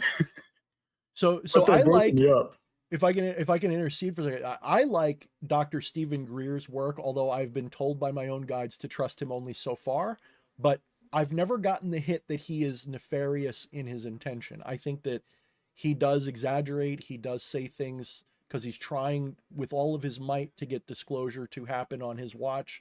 And if he has to fake some shit to make that happen, I guess he's cool with it. But he is a spiritual guy. He's not far off from what I would say is a valid perspective of reality. And he routinely talks about, and I agree with him completely on this, that whatever's going on, these ETs. There's interdimensional beings, there's interplanetary, those are the ETs. So you have all these different kinds of entities. And that the more advanced extraterrestrials are able, both psychically or through technology or both, to transcend this one paradigm or timeline or whatever, this one veil of reality as we know it, enter like a subspace, a different dimension, a different whatever it is. And sometimes they are in both at this, they can sort of be in both at once. Okay. So when I was younger, if someone said to me, and this is one of the reasons I didn't believe in aliens for a while, not that I didn't believe in aliens, I didn't believe they were here. I thought it was like some government shit. Or if they were here a long time ago and they haven't been back, you know, something like that. Until I started to get back into my occult stuff and then really get into deep metaphysics, it never actually occurred to me that some of these claims that they're interdimensional or can go into other dimensions and be in your room watching you and you wouldn't see them. They're literally, they're like watchers, if you will, that these beings are like cross-planar, cross-dimensional. So it is possible that an entity could be right there, a gray, and you alone will see it because of whatever faculty of consciousness of mind, whatever it's tuned into, can witness external to the one we're all consensual with. It can tune into the one that it's existing in. So it is possible. The question is, was it objectively there in the physical, which to me is really just consensual, if you want to know the truth. We'll say physical just as a catch-all term. Was it there in the physical or the 3D? Not necessarily. So when you got up at night, you might have been just sleepy enough and in that twilight state of consciousness where you were actually not fully in this limited paradigm. Your consciousness was experiencing whatever that was in a quasi state that was sort of watching you. And it was probably like, oh, it can see me, you know. Was it there physically though? Now I'm sure it might have felt like it, and maybe it was. Maybe it literally did just appear and was like, oh shit, you caught me, bro. My question to you then is, aside from the obvious fear that I think everyone would feel at something in their home that they didn't invite, right? Some alien being. Because I got to tell you, I've had the feeling like little dudes were in my house. Maybe the little grays or whatever were running around my house sometimes. And I go, I did not invite you. Assuming you're not just in a dimension next to mine, you can't help it or something. I did not invite you. Do not fuck with me, right? Maybe those are the goblins. Maybe those are the gremlins of mythology. I've actually encountered some of those, and a friend told me it was goblins. Yep. So stuff is real. Yep. So let's take leprechauns, goblins. Those are real. They're just what we now in modern era might call an alien, but they might be interdimensional or interplanetary or both, right? We have to stop. We have to stop. So when I was younger, when someone said to me, oh, they can abduct you without ever landing their ship and taking you out of your house physically, I'm like, what? That just sounds like bullshit now. Now I get it. Now I'm like, oh yeah, they could totally just phase my persona into their like whatever. You know, it doesn't have to be like, it's not even a teleport because it's not physical. Nothing physical is happening. It's all ideal. So it's easy to do. Maybe not easy, but maybe it's rational. Maybe it's possible. So those ideas, like you see somebody getting beamed up out of their house, going through the walls. Of course that's possible if that's true. And that's what people like Stephen Greer would argue. So this is where it starts to get very interesting, because is it just a question of we don't have big enough minds to understand what's really happening? Or is it that reality is way stranger than our mundane physics? I would argue first that, and probably the second one too. But I would start with, just like people 150 years ago or whatever thought radiation was good for your feet when you ever hear about that? Like the 1800s? I did not. So what they would do is they had this gimmick this guy tried to do where you'd go into, I forget where it started, it was like a store or something in like the 1800s. You'd go in and you'd put your feet in this box, you'd stand in it, and you'd look down through this little viewfinder thing that cast your feet in darkness, and below your feet was a radioactive object so fucking hot that you could see through your goddamn feet. That is how radioactive it was. It made your feet literally like you could see your bones and shit. You could see through That's the shoes. horrible. So you were getting your feet blasted with high powered radiation, and you could see how well your feet fit in the shoe because they didn't know that that would kill you. So 100 years and change ago, we laugh at those people now. What do you think they're going to do in 150 years when people look back at Einstein or any of these people? You guys thought reality was, what does even physical mean, you dummies? Like, what does that even? So they're going to have the same kind of, attitude that we have about people 100 years ago. That doesn't mean they won't recognize the truth that they find, but they'll also recognize how stupid we are. And right. I think that's coming fast, actually. He was seeing strange action at a distance, but nothing was moving. That's it. Exactly. Oh, you said that so well, because in the non-dual, or we'll say maybe hermetic, or let's invoke Ken Wheeler and Tesla and all these people.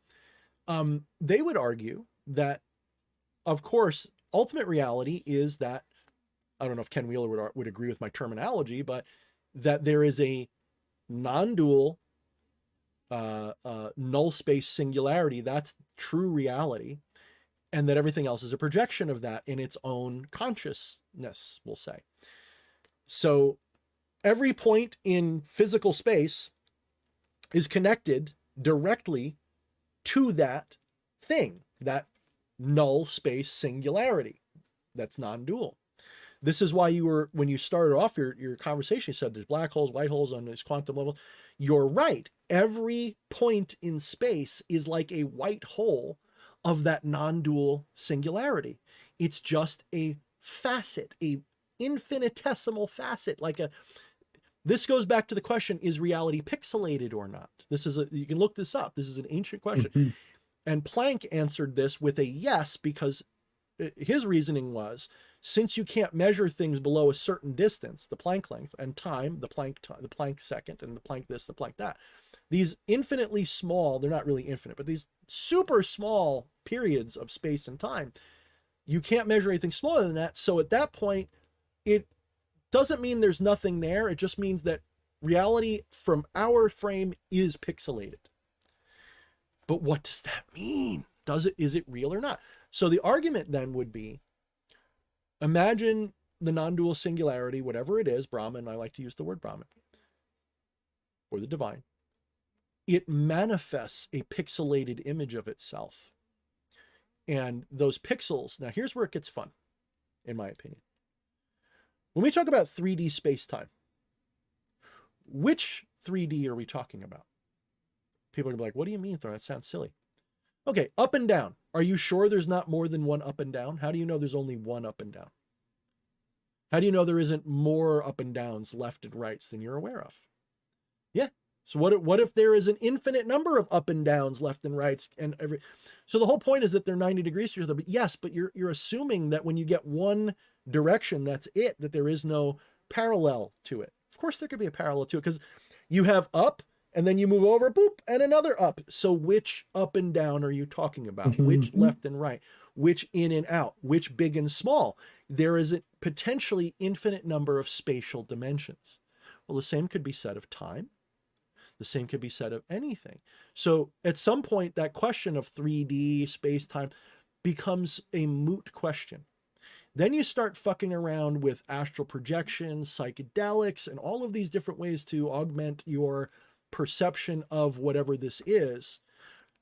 And I can tell you from firsthand experience, what it seemed to me when I played around with the psychedelics that one time was that it wasn't like, oh, I was hallucinating. That's not what it felt like at all. It felt like I jiggled the transceiver dial, and it sort of distorted which part of the dimensions I was witnessing at the time, to the point where at some point I kind of tuned into one that seemed the most, shall we say, what do you say, right? I guess, I don't know if I would say it seemed the most. I tuned into one. We'll say I tuned into one more than the others. And that's when I started seeing weird entities and stuff in the edge of my property and stuff. I was like, what the fuck is that? Was I just hallucinating? No, because at the time, those weird plant creatures I saw, if you said to me that was just your brain playing tricks on the patterns, I would have called you insane, because they were moving, they were looking at me, they were doing things. They weren't just patterns in the environment that I was doing I've never seen that entity before. Why would I recognize it as such? You know what I mean? Like, pareidolia only happens because you recognize it as a human face. You can't call it pareidolia when it's nothing like anything you've ever seen before. It didn't look like anything I've ever seen. I've drawn a picture of it, and that's pretty accurate, but I've never seen anything like that. I wouldn't look at that and go, oh yeah, that's just a hallucination because my mind's playing tricks because of a shape. No, they were 3D sticking out of the environment. They were not just in the environment as just a pattern that I said, is that a person? No, it was like, and they're moving around like I was like, whoo-hoo. So whatever was going on, I think I did part that veil a little bit, one of the layers of it, and looked at another layer of it. So then this brings up the question, is that how space travel works? Is that how all of this works? I had an entity, we'll just say that, inform me during one of my, we'll say, conversations with it. Just use those words. When I was thinking, how am I able to contact you? How am I able, where are you? How far are you? That kind of stuff. And what it said to me kind of broke me for a minute. It said, it's not a matter of distance, but direction. I said, well, that fucks with my head, because that betrays everything I think about of 3D space-time. Reminds me of the word intent. The way Castaneda used it, especially. Yes, I like that, because you could translate intent as direction. Yes. And so it was kind of like, when I want to reach out with you with my mind, what direction should I face, and that's what it ended up being. And it's because it's not like, how far are you from me? It's what direction am I from you? And then it wasn't meant in north, south, east, west. It was, like you said, it is like intention. It's an intention of direct. So it transcends even 3D coordinates. It just means, oh, that way. What do you mean that way? It doesn't mean anything, but that's what it means. So then you think of it this way: when you're contacting whatever your spirit is, are you contacting a being that exists in a different dimension that is literally what you think it is, and you can access it if you approach it possibly, because if you've done occult stuff long enough, whether it's just a subjective thing or not, we've all had the experience of contacting something. Even a Christian is going to say they contacted their deity or the spirit of Jesus or something, or an angel. There's a lot of this. And the question is, what did you talk to? Was it just a part of your own, personal psyche that's just taking that form, or was it something external to it? This is where things get difficult, because science requires an objective phenomenological proof, right? But that's not possible in this context. So the question is, which is more real? This subjective experience of spirits and aliens and things, does it have to be objective? And this is where I think the disconnect between the mundane mind and us wacky mystical people, they think we're crazy and we think they're crazy, for almost just the inverted reason of each other. It's like they think we're crazy because what we believe in isn't necessarily objective, and we think they're crazy, at least in my case, because they expect reality is only objective, but objectivity can only exist in duality. Can anybody argue with that statement? If you know the terminology, objectivism can only be true in a duality, because you need two minimum to objectify each other. You can't have objectivity in a monism. So objectivity is untenable, in my opinion, in the philosophy of materialism, physicality, and all of that. It is untenable. They're trying to objectively prove a monist thing. You can't do that. It would be like taking the number 1 and it's the only number that exists, and prove what its value is. You can't. You have to have at least another 1 to be like, okay, the value of 1 is the same as that, to compare. You have to have a comparison to have an objective anything. What if there's only one thing in existence? You can't objectify that. And so this is where it breaks. Anyway, I'm bringing up. So, okay, that was that. I'm ranting. So you experienced a gray in your room. So did you feel fear? That's what I asked you. We never actually got the answer because I kept talking. Did you feel existential fear, mystical fear, spiritual fear? What did you feel? Existential fear after the fact. It's in that moment. I mean, I do martial arts. I'm not in a class right now, but I like doing the practice, and I got to a pretty advanced red belt, and just that is to say, I look at things in the moment very objectively, determining the situational awareness and what is around me at all times. I'm essentially always awake to that. And when I see something, did your adrenaline trigger? Maybe that's the better question then, since you're looking at it that way. Did your adrenaline spike? What's that? Did not trigger. You didn't trigger. I went right back to bed, but I. Did you have a jump like, whoop? No, you just went right to bed. Okay. So my question is, do you think that you were, like I said earlier, in like a half dream state potentially, and that's why you were able to see it? Do you think it was there in what we call physical? So that the astral aspect, I believe it was in the astral, which I guess correlates in the etherical realm, adjacent, sort of correlates to the physical realm almost concretely, but not 100%. So yeah, that kind of fits, because that's what I think a lot of people are going to say that they experience. And Dr. Stephen Greer has pointed out that's no less a valid experience, because they do operate in that etheric, what we think of as etheric space, right? And what is it? What is ethereal? It's just the aether. Aether is an old-timey, wimey word for dream stuff, consciousness, if you will. It's the manifestation of that. So, because ultimately, if you look at the Tesla type physics, ultimately everything went to 0 point. 0 point is source. It's consciousness. It's the monad. It's the divine. That's what's the unspoken thing. That's like Tesla was absolutely a mystical, spiritual guy. If you ever really study him a little bit, you'll find out that he did spend a lot of time hanging out with non-dual Hindus and shit. He was absolutely into that on some level. It doesn't mean he adopted all of that into his worldview, but he was absolutely entranced by it for a while. He definitely got something out of it. We'll put it that way. So here we are. We're sitting here in a situation where you walk out in the hallway, you see a bugaboo standing there 6 to 8 feet tall. Would you say, so when you're saying after the fact you had existential fear, what do you think it was a malevolent being, or do you just feel like it was invading your home? Like what was your reason for having that feeling? I don't really like the grays because I've in the past just had weird experiences. One time in the same dwelling, this house, I believe there's a portal in that bedroom. I probably opened the damn thing knowing myself. But anyways, I've seen one that hovered above me and I drew the thing. Actually, I got it. Mind if I share my desktop screen? I'd have to look for the picture here. Yeah, no, if you can do it, go ahead. As long as it's not porn and gets me canceled or something, that's cool. Oh, yeah. Just be aware of the censors. Oh, take a second. I'll talk while I look up this image.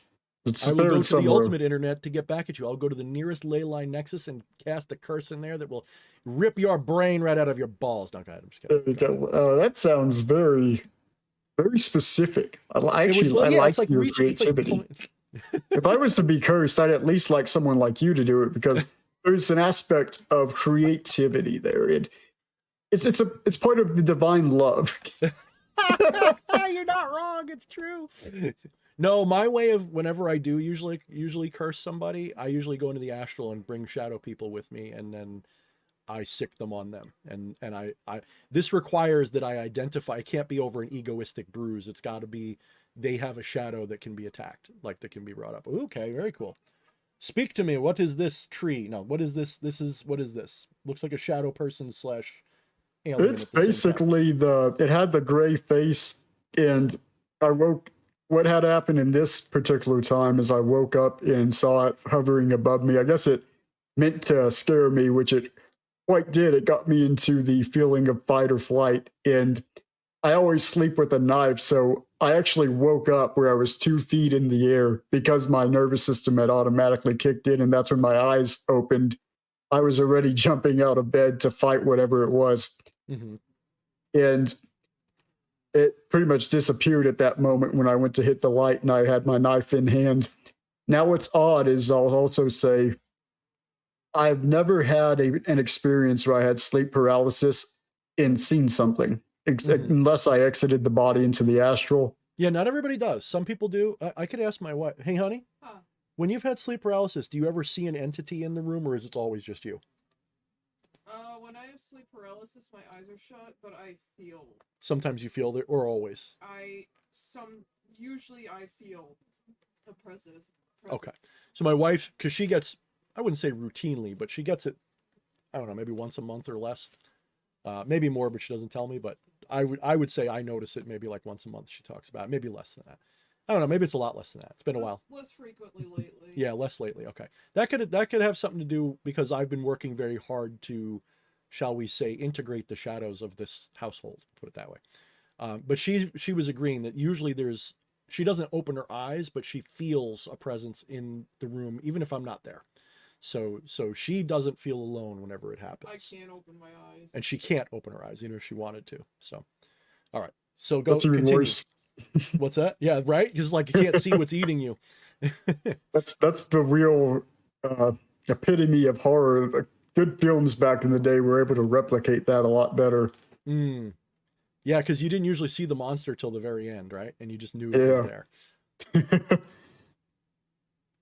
Like Alien, the first Alien movie, you knew that fucker was there somewhere. Goodness, and didn't see freaking Xenomorph. I love that. I actually have what's weird is I have only had a real fear of Greys for a while because as a kid I was obsessed with Revelations, and I almost hyperextended that comparison to them. Yep.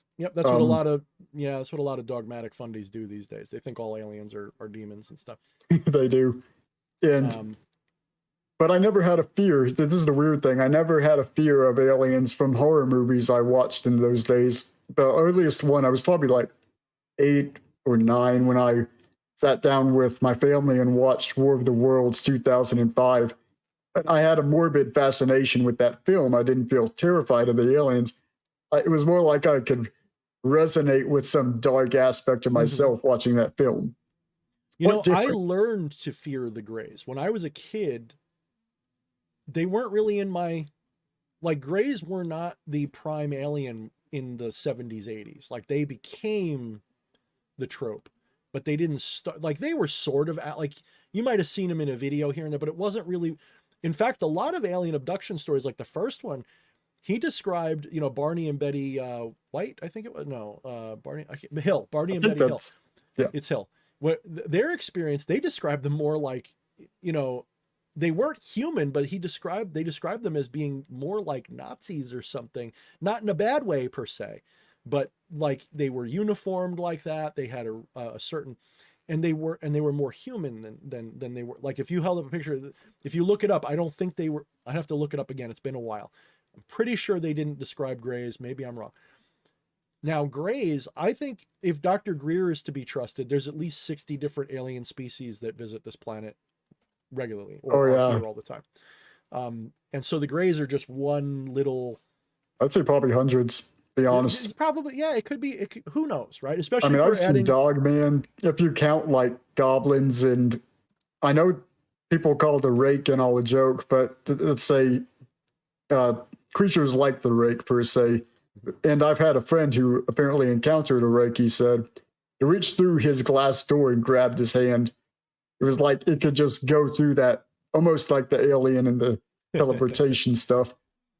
Well, yeah, I mean, so I guess what I'm getting at is, especially if you add in interdimensional beings as a possibility, which I do, then the gloves come off and there's a possibility for almost anything manifesting. I do think that there's a limit, though. I think that material reality as we witness it is defined by limitation. It's not defined by what exists. It's defined by what doesn't. It's defined by the edges of things, not by the inclusions of things. So that's why I say it's like you're tuning in and out of something. It's like your tuning is which edges are you going to look for? So it's possible that there's an infinite number of entities everywhere at all times. But for whatever reason, our world is only visited by so many. And I don't buy the idea that, you know, in Ireland there's leprechauns and they only go to Ireland, and in Germany there's dwarves and they only go to Germany. No, I think that every culture has their narrative, has their depiction of a shared source. Actually, So, especially like speaking on that, the Japanese mhm. expression, the oni, especially, I find I resonate with that idea a lot more than the Western version of shaitans and demons as it's been, cargo culted over. Yep, and I agree. I think a lot of it is cargo cult. So, and that's where we get into trouble. Especially, this is why I don't really do very well with theists in my myths, because I'm not a theist at all. I think theism is wrong, um, at least in that sense. Um, you know, this objective idea that there's a heaven and a hell, and there's a this and that. Is there a dimension we would call heaven or hell? I don't doubt it. If you can astrally project there, then yes. It's but is it a place? If there's no such thing as distance, there's no such thing as place. There's just direction. In other words, intention or attention. Maybe that's the better word. So there isn't a place called heaven or hell. There is just a paradigm of possibility you can tune into that's one or the other. If you die, when you die, you no longer witness this body because this body is no longer functioning. So you have a choice. Do you linger around and witness this reality from external of this body? For a little while, I think many people do. And I don't think there's anything wrong with that. But I think after a while, people go, you know what? There's nothing more for me here as this disembodied, subtle body. What else is there to experience? Wait a minute. I'm not limited by the rules of this world anymore because I'm no longer watching this physical self. I can float around and do what's on the moon, you know, and they just start. Maybe that's how they start. Or maybe they just literally let go and go to another paradigm completely. It's all possible, I think. That's why I like the movie What Dreams May Come. I think that from our side of the veil, that's probably the most rational and plausible. I have to look Under into that. I haven't watched it. oh, it's one of my favorite movies of all time. It'll make like I will. I come off as a tough guy, especially 20 or 30 years ago. I'm not gonna lie, I cry like a baby like every third time I watch that movie. So it's a powerful movie for people who don't have a dead heart chakra. Um, Oh, 1998. I was born in 1997, so that's cool. yeah, see, so yeah, you were born right when I was fighting shadows. That's pretty awesome. Think of it that way. You were a little baby and I'm running around with a sword and my little cult trying to deal with shadow people and shit. That's pretty much when that happened. So yeah, so again, we get into an argument of labels and an argument of semantics, not you and me, but as a society. We get into arguments of labels, of semantics, of objectives that are not really objective. This is why humanity is meant, this might even be one of the reasons why we're a prison planet. Maybe because humanity has been disinformed, misinformed, indoctrinated into an insane perspective of reality that cannot be undone with just some dude like me. You know, it's going to have to be a mass awakening, which a lot of people are feeling is happening. And I agree on some level it is happening. I don't know if it's going to finish in our lifetimes. That would be nice. I don't think it will. I think we're watching the early stages of the Great Awakening, and it's going to be pretty balls to the wall once it gets another 20, 30 years. But I think we got a long way to go because society has been so indoctrinated with lies for so long. And I think they know they've been indoctrinating us with lies. I think that the powers that be have had maybe not the ultimate truth, but access to a better truth than we have. And they have been keeping us in the dark because the true definition of power is not what you can do. It's what you can cause other people to be unable to do. It's how you can influence and control. So it's not about what you can do. That's not the true definition of power is can you crush, can you stop, can you control, can you limit other things?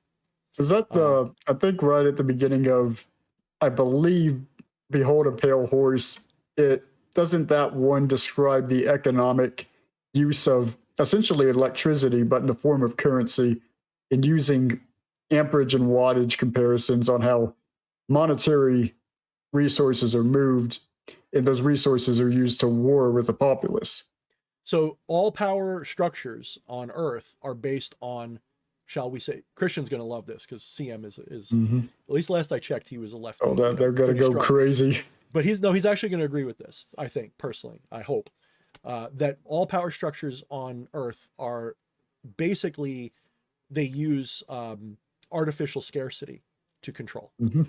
If there isn't a scarcity, they will create one. If there isn't a scarcity, they will exploit it. So all power in terms of economics and social is based primarily on resources and scarcity, which is usually artificially manipulated to bring power to those who want it. So, for example, in Africa, you'd have to look this up to confirm, but last I checked, it was still true. They discovered a gold deposit that will probably just about double the Earth's gold supply. What do you think That that under does the to... river, whatever it was. What's that? Wasn't that under a river? I I don't think it know. wasn't a river. That I don't know the specifics of. I'm not I sure. remember hearing about this. And it's going to take them a little while to extract and flood the market with it. So they're going to control its release, but that will stabilize the price of gold so it won't go up too high. So if they drip it out slowly enough, then the price of gold stays high, but it's also artificially repressed right now. It should actually probably be 2 or 3 times what it is, at least in the dollar. The point I'm making though is they will take anything, food, water, fertilizer, air, access to information. They create artificial scarcity so that you have to go through them to get access to it. And that's basically going back to my point. Ultimate power, at least in the mundane sense, in the material sense, is not defined by what you can do, but what you can control other people's and limit other people to do. So all of our society is based on artificial scarcity. Now, why do I say artificial scarcity besides the obvious, like when they manipulate prices? Because if we're correct in our presumption based on evidence, based on data points, that the world elite, the real elite, I don't just mean like the people in Hollywood or something, I mean the absolute, the ones who rule this planet, they have access to technology that is Star Trek or above in power. They have the ability to, they have basically as close to free energy, limitless energy that you could want. They can literally materialize things, dematerialize things, go anywhere that they want. They're, according to some people like Greer, we'll say the powers that be that run these deep black things that, like the alien stuff, they are at parity with the aliens that exist. And let us be clear, we're not just talking about things up there. According to, if you open your mind enough to the occult histories, we're talking about inner Earth, we're talking about hollow moon. Now, I don't want to make the argument that the core of the Earth is not molten lava and all that. I don't think that. I think that we do have a dynamo core. We do probably have a mantle and lava, but the crust of this Earth is very thick, especially under mountain ranges and shit. So you're talking about plenty of room for there to be at least city-sized, and I mean big cities, like, like Manhattan or bigger, big-ass cities, big sprawling cities underground, where beings of all sorts may exist. They might not even have to fly there with spaceships. They might just be able to just teleport with stargates right into it and out of it. And we would never know. And according to many, many researchers, not just going through theosophy and old mythology and proving about Agartha or Shambhala or whatever your word for it is, these places are not just that. We're talking about deep underground military bases like Cheyenne Mountain on steroids. We're talking about why does China really spend this much money on those ghost cities? Is that all there is? Is there subterranean stuff? So we're not just talking about up there. We are talking about, and this is borne out by our mythology. We have in at least in Greece and Roman mythology, we have the Chthonic, however you want to pronounce it, the underworld deities. So you have Hades, Tartarus, you have Erebus, you have Nyx, you have all these beings that are down there. Are they referring to a civilization? Ultimately, remember, we're talking about cargo cults ultimately, right? Are they referring to a civilization? Are the dwarves a subterranean civilization? They don't sit there talking in Irish brogue or Norse, well, maybe they do. They probably don't talk in those languages. They don't probably look like, Gimli. We're probably talking about entities from many different civilizations Earth, the surface, is probably like a third world, you know, country to them that they just visit. And we're an interesting tribal species that's living here, but they're so far advanced, they just go, I hope they don't blow themselves up right now. You know, like think about how you'd be, you know, that island in the Pacific where they've never encountered people, or in the few times that they've had, they kill them so they don't go there, and they have pictures of them throwing spears at the drone and shit. What if most aliens just buzz past literally your house, your city, invisible to you, going, man, look at those huts down there. Like that's, you know, maybe or look at those anthills down there in their, like they might even be that advanced. It's entirely, I'm going to argue this. I'm going to go against Thorne. If I could have Thorne from 3 years ago sit here and listen to me, I'm going to say, listen, you close-minded baboon, there could be beings so advanced that they literally are to us like gods. There would be no difference. Like you couldn't, you know, and so why do we pretend like it's not possible, you know, especially when our mythology is full of this stuff. And what's interesting is no matter what culture you go into around the world, their mythology follows similar patterns, even if the expression of it is different. Like, you know, Zeus versus Jupiter versus Enlil versus Indra, but they're all kind of or Thor, they're all kind of the same archetype, just in a different shape, right? And then the fundamental metaphysics is often the same. You have the Aboriginal dream time, which is at least compatible with non-duality. It's not the same, but it's compatible. It's also compatible with Hermeticism if you have a big enough brain and can see how they relate. What are we talking about? Why does it seem like everybody has similar ideas? It's only us in our modern civilization that go, oh no, you're all stupid because you think the earth is flat and blah, blah, blah. It's like this programmed arrogance that looks down on antiquity and says they were wrong because we have light bulbs. That means they're wrong. That's literally the argument some of these people have. They think these people were stupid, but they weren't. Like, do you really think that the mythology of Hades, Persephone, and Demeter, and I forget the other character's name, was just a way to explain the seasons? Do you really think that they were that stupid that they believed that it was gods going up and down from? Come on, this is insulting to those people, in my opinion, to think that that's what, maybe that's what the average farmer believes. So I'm going to sound self-contradictory, but my point is, the learned people, did they think that, or did they understand the gods in a different way? I think it's the latter. I think they had a different understanding of them. Hopefully closer to what we're thinking of these days as occultists, hopefully. But we don't know. I guess if you go back far enough, it's all aliens at the end. It's all cargo cults, in my opinion. So, whew.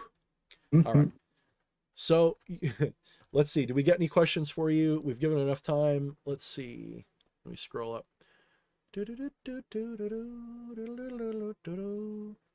Jasonius asks, questions for James. How was your experience when you had your spiritual awakening? By the way, guys, give us some more questions for James here. Keep going. That's quite a hard one to answer because I've always seen myself as spiritual. So saying spiritual awakening could be any point in my life that was amplified spiritually.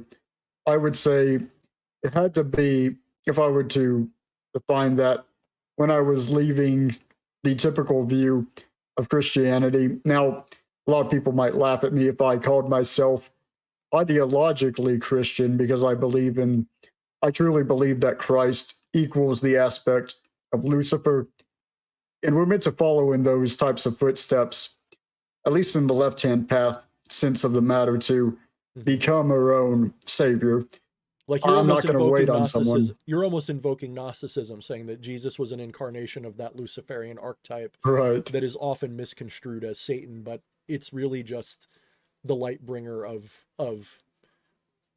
well, in Jesus' case, it wasn't that far off from like Krishna or something. Like we're all sons of the divine. We should all treat ourselves as, with compassion, blah, blah, blah, blah, blah, right? It's just the golden rule turned into a person, right? Precisely. And I was thinking, so why are all these people, what had really gotten me to question this religion was, why are all these people bowing down to this God? I mean, I went to church so often and they're always like, fire and brimstone will happen to these non-believers. And I'm just thinking, dude, I wouldn't do that to my worst enemy. What kind of thing are you worshiping? And it's Yeah. eventually, just realize this has to be some kind of narcissistic entity. Oh, it's like they're You're the making up demiurge, an Yaldabaoth. aspect. Yeah. It's like it's Yeah. their ego. Yeah. Yeah, it is their ego. It really is. And like me and Siege recently watched The Matrix. I assume you've seen it. Mhm. And you get to the Agent Smith thing. Agent Smith is like a personification of your ego, because it's like it wants to be real, but it's not. It I wants to realized something. Go ahead with that. I'm going to look this up to make sure I get it right. and that's why Agent Smith can't leave the Matrix. He's just a program. It's Matrix is a great set of metaphors. It's really beautiful. It's a great allegory. But yeah, so I agree that whether Jesus existed or not, it's sort of irrelevant to me, because while I don't agree with verbatim everything that he said, I do agree with the general most of what he was aiming for, which was true, very, very, very resonant as a non-dualist. It fits very well.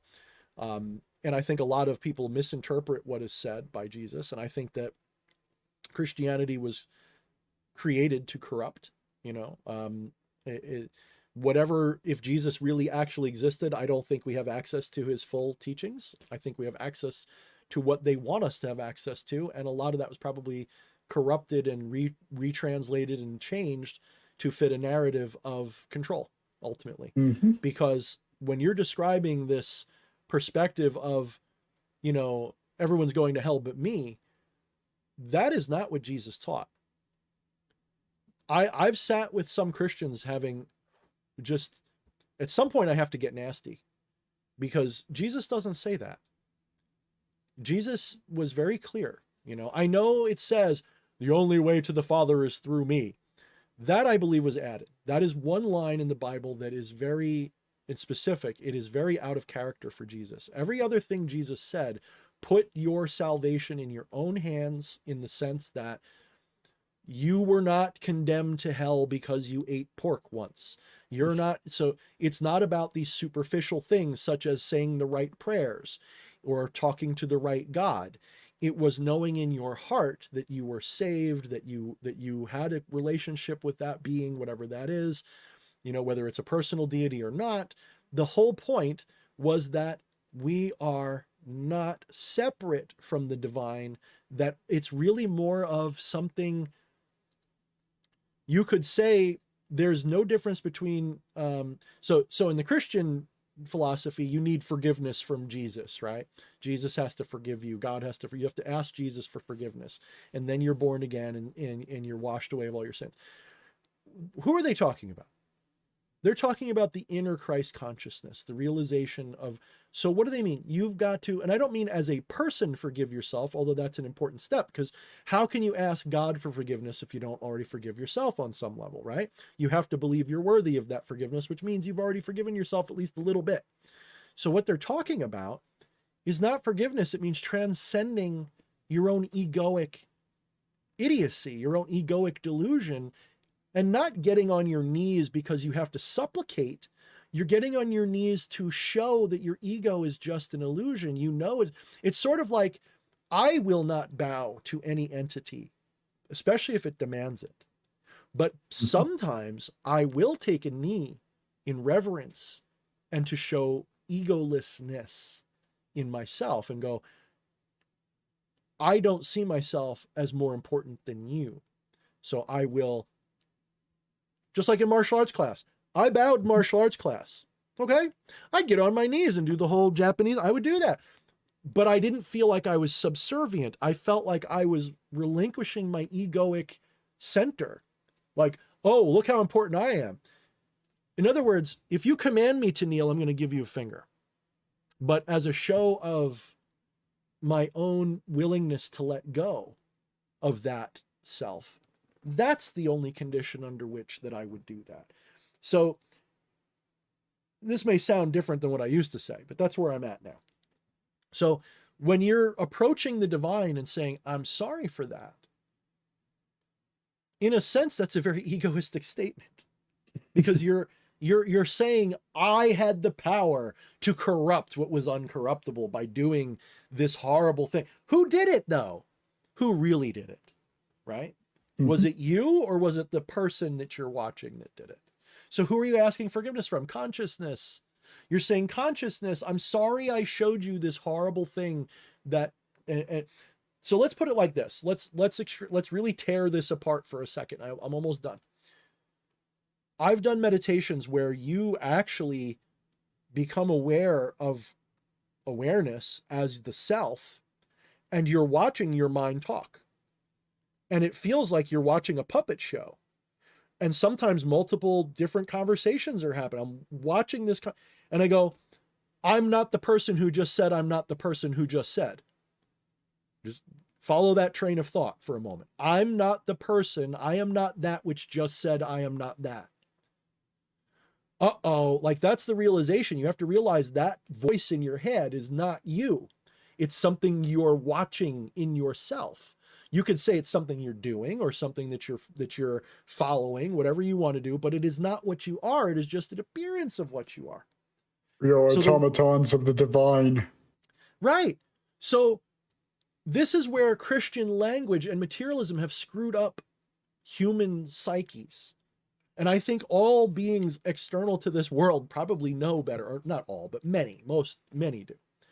And they realize that this blah, blah, blah that you think of as your mind, that is not what you are. That is just part of that's the internal part of Maya. That's all it is. It looks like it's behind this or behind your eyes, but it's still part of the show. So it is not that voice that's saying, I'm sorry. That's not who you are. Your consciousness watching that. And so when that voice says, I'm sorry, who is it apologizing to? You.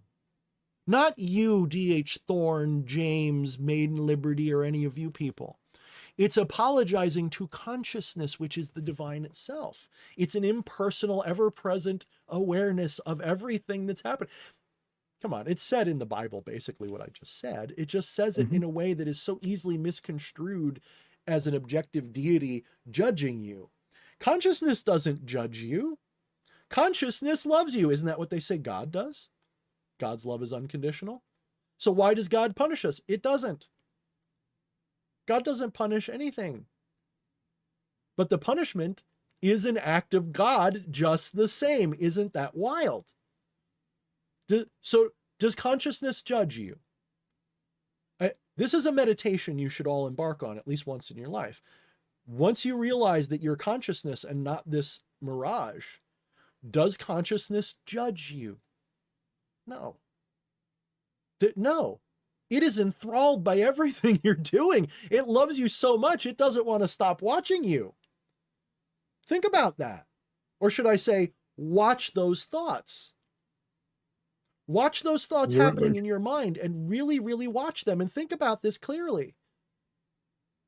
Consciousness is God watching you, and God in the impersonal sense watching you.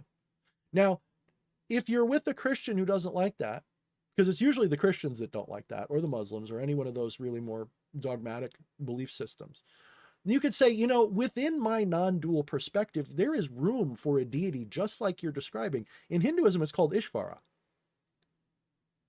In Hermeticism, in the translation I like, they use the word Aten, not Aten, Atum. Okay, but they mean that in the traditional, because Atum was that primordial deity equated in a lot of ways with primordial Ko from Greek. It's that primordial mind that is so what the fuck, you can't even relate to it. Like, you can't relate to Atum. Atum, by the way, can be personified, but it is not a person. It is like Brahman, which manifests as the Trimurti of Vishnu, Brahma, and Shiva, or really Brahma, Vishnu, and Shiva in order. So what is that? That's salt, sulfur, mercury. That is those three paradigms. Think about it. As someone who's into alchemy, right? You know what those as well. So you know what that represents. So refresh me again. Salt is the it's like the solid. It's the being. Sulfur is the energetic destruction force, creative and destructive force.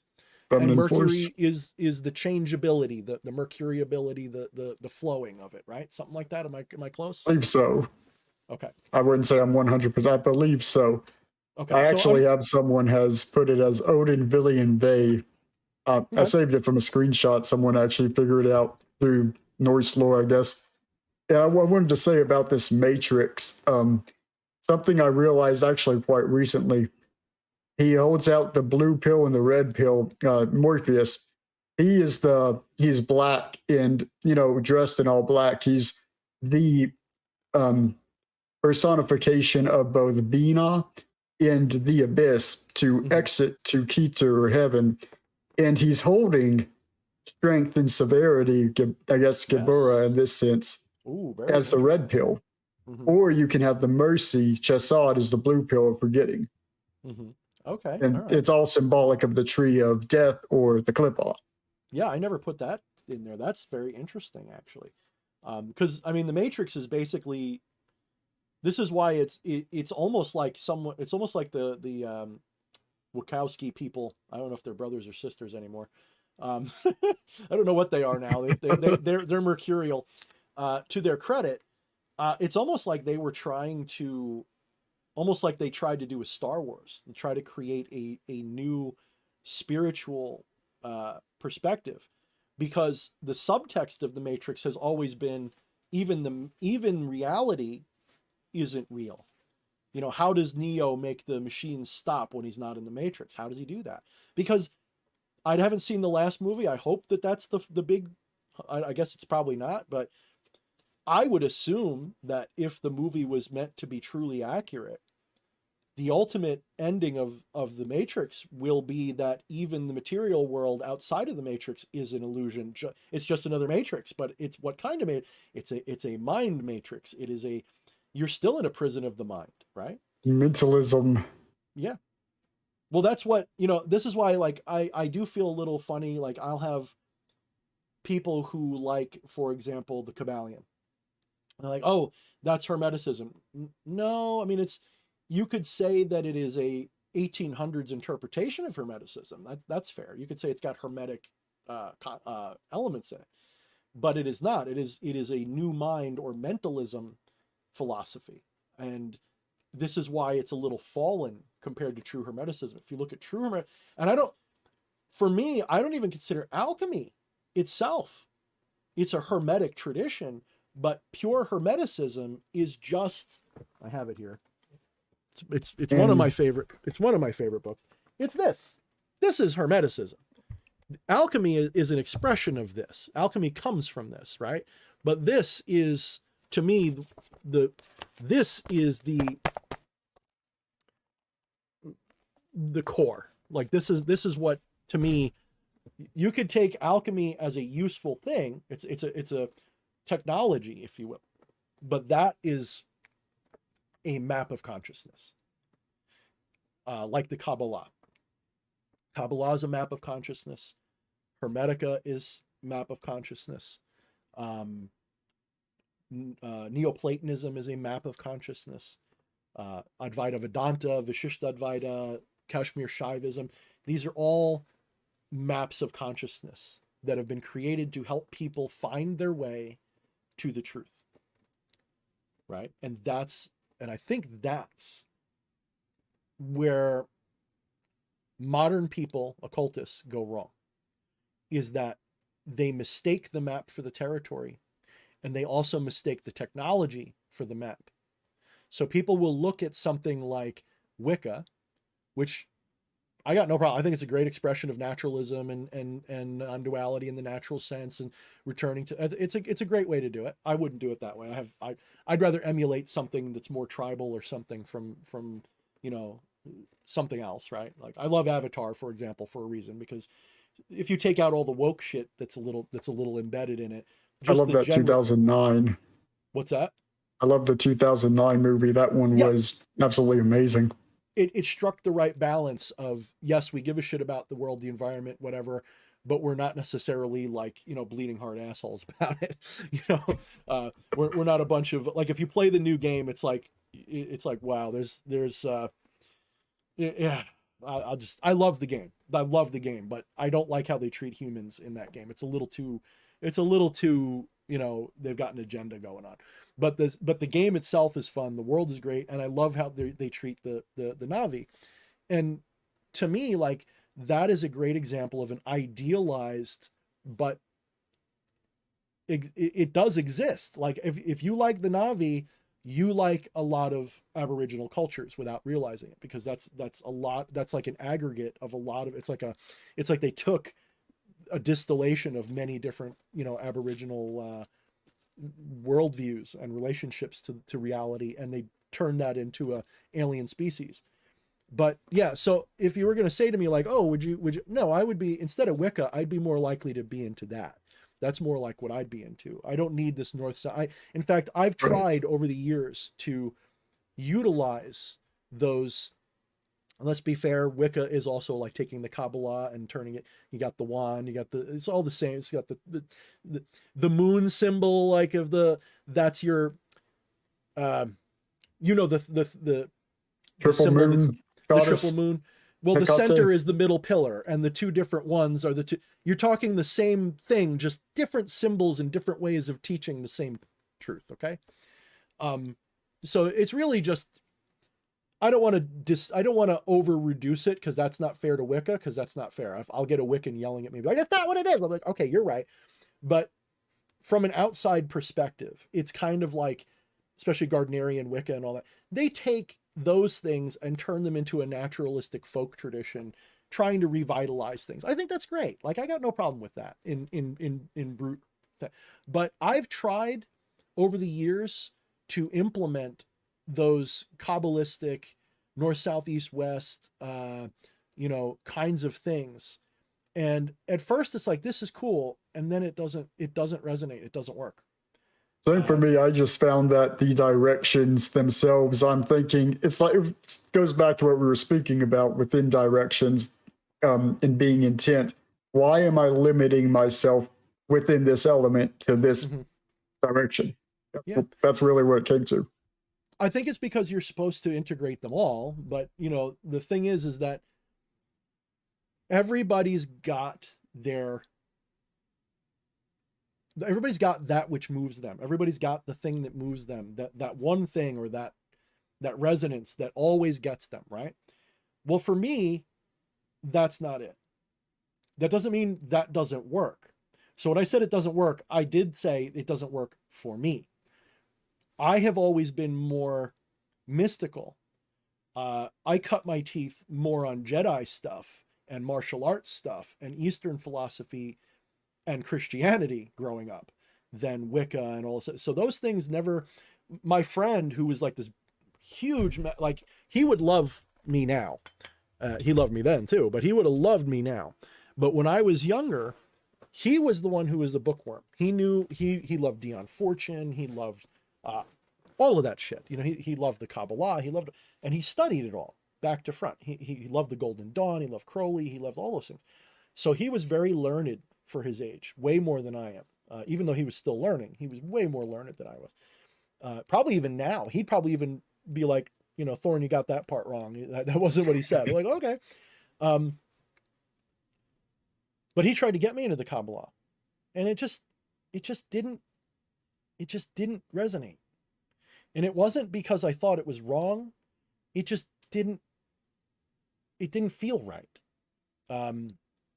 I've always felt intuitive about everything I did. It always felt, I could tell somehow when I was on the right path in terms of what I was doing magically, ritualistically, to the point where if I followed that, my friend, who I've just described, would be like, no, that's exactly the right thing to do. Not because it fit some tradition, by the way. It wasn't because I was doing Wicca or something. It was more like, no, you're intuitive, you know, that hot pepper relates to lust and love. And that's exactly what every tradition. I'm like, well, I don't know where I got that from. It just hit me.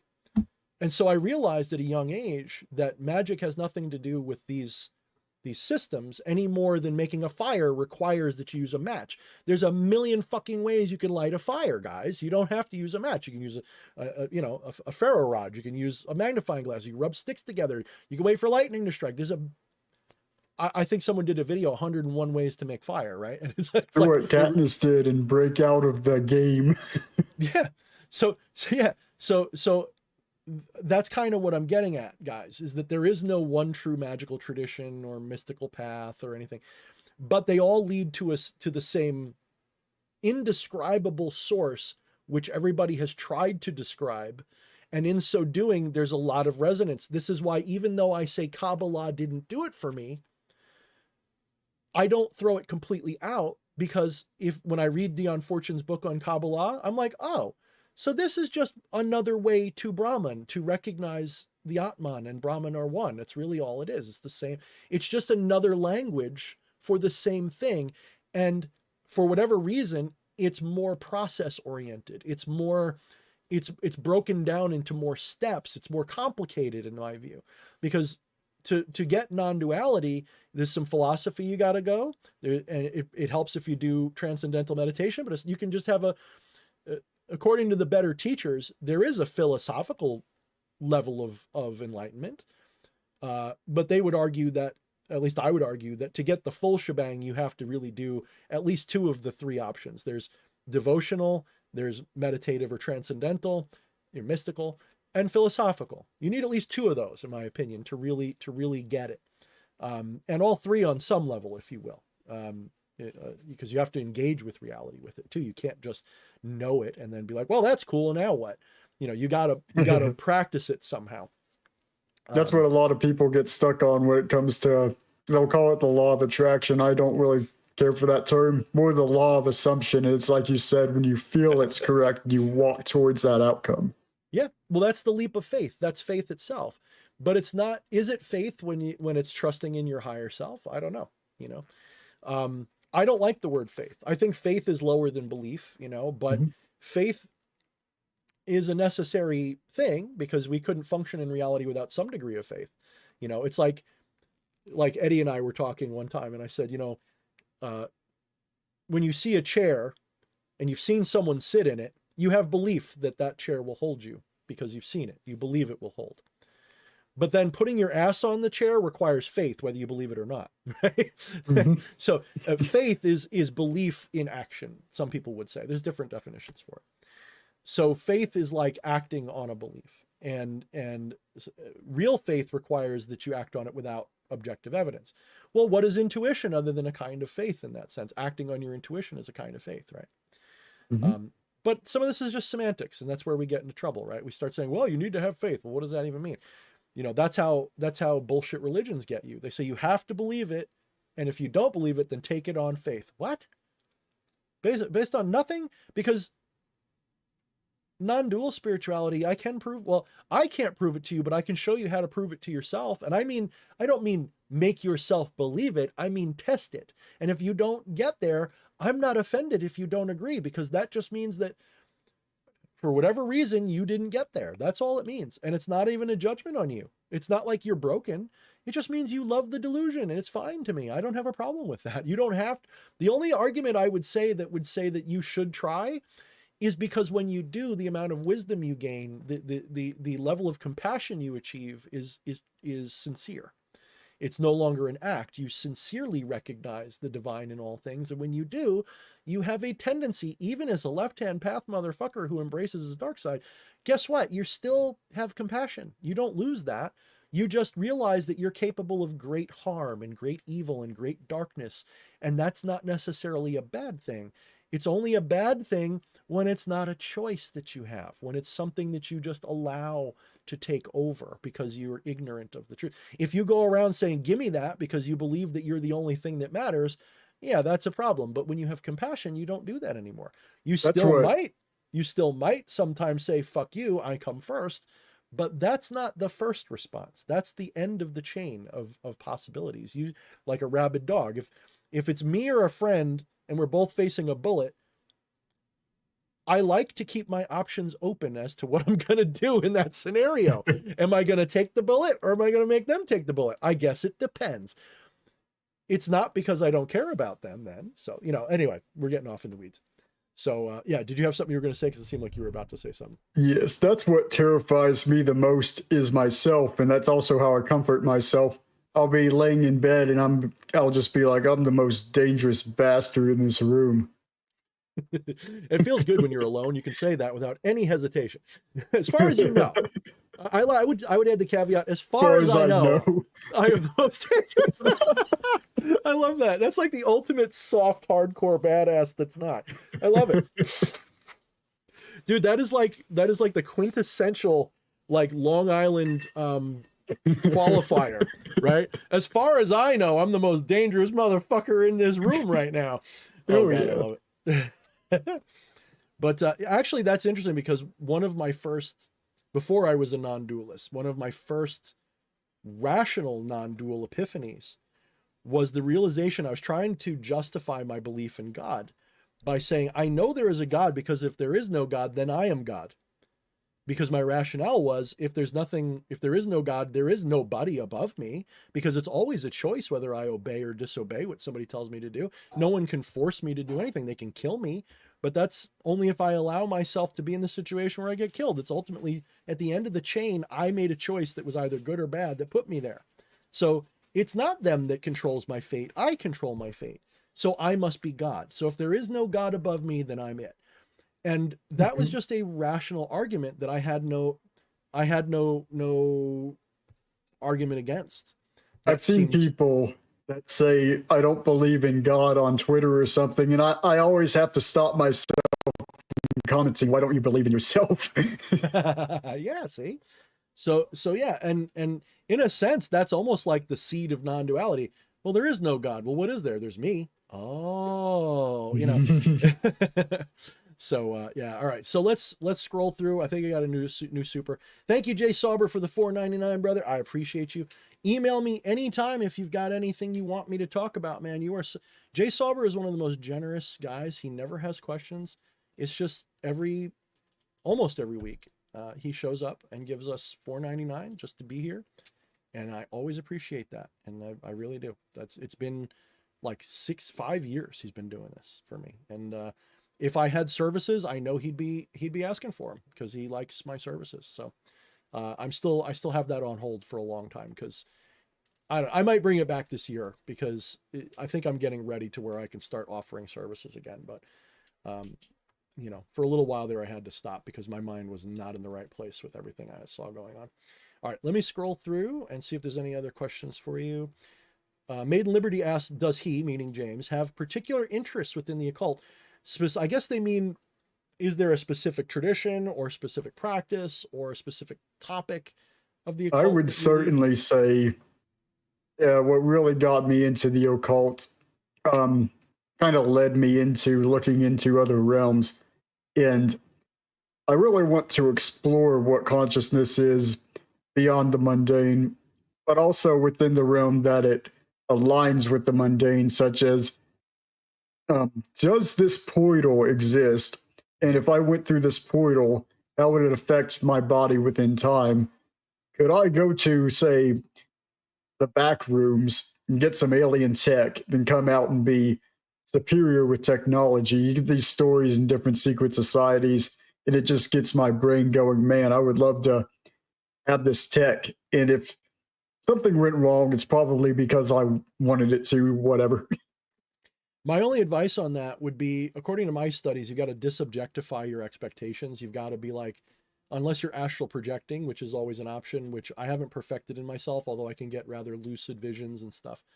The closest I got was during a little bit of weed, a little too much, because I hadn't had it in like 20 or 30 years. And so I basically had zero tolerance. And I basically had like an out of body interdimensional travel experience because I did a lot, and I just I didn't just green out. I went beyond even that. I had bedlock, but I meditated and did meditative breathing while I was doing it. So it was kind of like I took advantage of it to push beyond what I usually get in just regular deep meditation, because I'm not a Buddhist monk. All right, I don't sit around for 10 hours totally transcending this world most of the time.